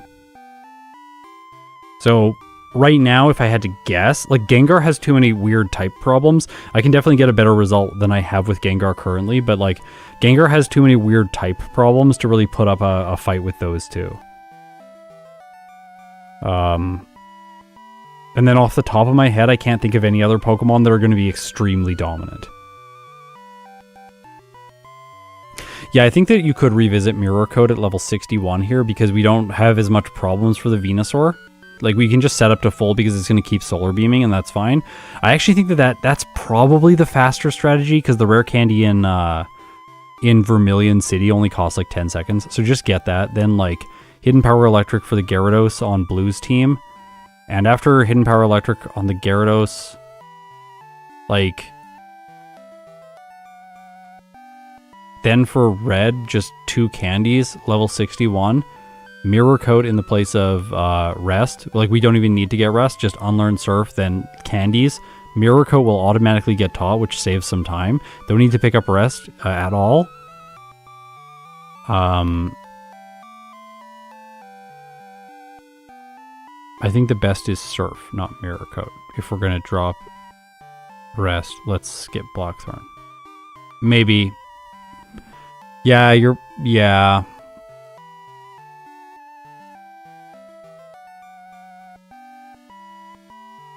Okay, yes, I think maybe you're right, but also I think that you can play this final fight with Mirror Coat, and I think I want people to understand that. Like, I think there are 3 very viable strategies here at the end of the game for Suicune. I'll just go to the tier list. This is not interesting to look at. Oh, sorry. The tier list is actually somewhere else now. It's on my computer. It's a EXE now. It's not a web software. Also, this tier list software is available for everyone at my Discord. So if you go over there, you can also download this tier list, as well as this new Pokedex software that I made that's way faster than Bulbapedia. Lets you do cool things like check out their type effectiveness against Pokemon with certain movesets. You could even add Mirror Coat in, but it doesn't do anything. Or it shouldn't do anything. Oh, I guess it technically does because it deals damage, but maybe I should program an exception for that. Anyways, it's fun software. You can do lots of really, really cool things with it. Compare Pokemon, compare move pools. It's a lot faster. So you can check that out over there. It's free. All this stuff is free. All of this stuff is free. There's no subscription. You just get the stuff and you get to use it and do whatever you want with it. Make videos. Be a content creator just like me if you want. I'm not going to go after you for stealing my stuff. It's out there for you to use because I want to be helpful. Anyways, tier list. But, like, I think it's cool that we can run both Mirror or all 3. Like, Mirror Coat is possible, Surf is possible, and Rest is possible. I think of them, Rest is probably the most conservative and the most safe. You are probably right that the best peak time is going to be from Surf, and it's not going to be that risky. And then I think Mirror Coat is probably the style play.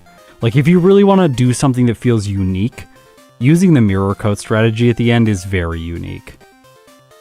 And I think that's why I was putting a little bit of emphasis on it as something that you could do. Just because a lot of people complain about the end of Crystal being really bland, like I was talking about earlier in the stream. And I don't think it needs to be bland. There are moments like this where we can mix in a really interesting move. Like, how many Pokemon learn Mirror Coat? Oh, I should put that in the solo decks. I should be in the move decks over here. You should be able to click on a move. Right now it just brings it up on Bulbapedia, or maybe, yeah, if you right click on a move, left click on the move should bring up the Bulbapedia article for it so that you can quickly read it, but right click on the move should move the table over to the side, and then on this side it should show all the Pokemon in the current generation that have access to that move and how they have access to it. I'll add that sometime, probably today, and then I'll push a new version later tonight. Let's see though. Mirror Coat. See, now I gotta go on Bulbapedia and it's gonna take me like 3 seconds to find this information, which is too long.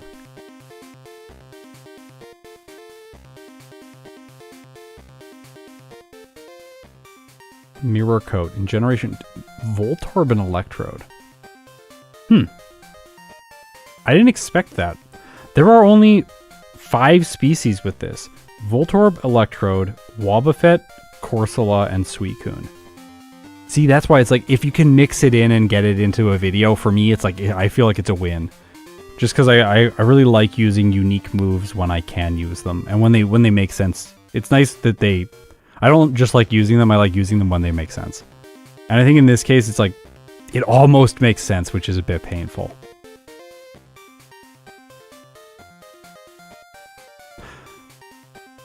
Anyways, thank you so much for watching. This was really fun. I'm going to let you know about the stream schedule coming up. So next week, we're going to do Charizard in Fire Red, followed by Beheeyem in Pokemon Black. Do remember that Miracle-Eye is banned. And then, oh no! It's going to be 2 fun weeks here with Suicune and Charizard, and then we do Beheeyem, followed by Aggron in Emerald. And then Entei and Crystal. So that's the next month of streams. This weekend, Noctowl in Pokemon Fire Red. It's going to be fun. Well, depends on what you're... Yeah. Noctowl in Fire Red. No. Noctowl in Heart Gold. That's what I mean. I always mix those two up. Okay, thanks for watching. If you made it this far, you're incredible. I will see you in my next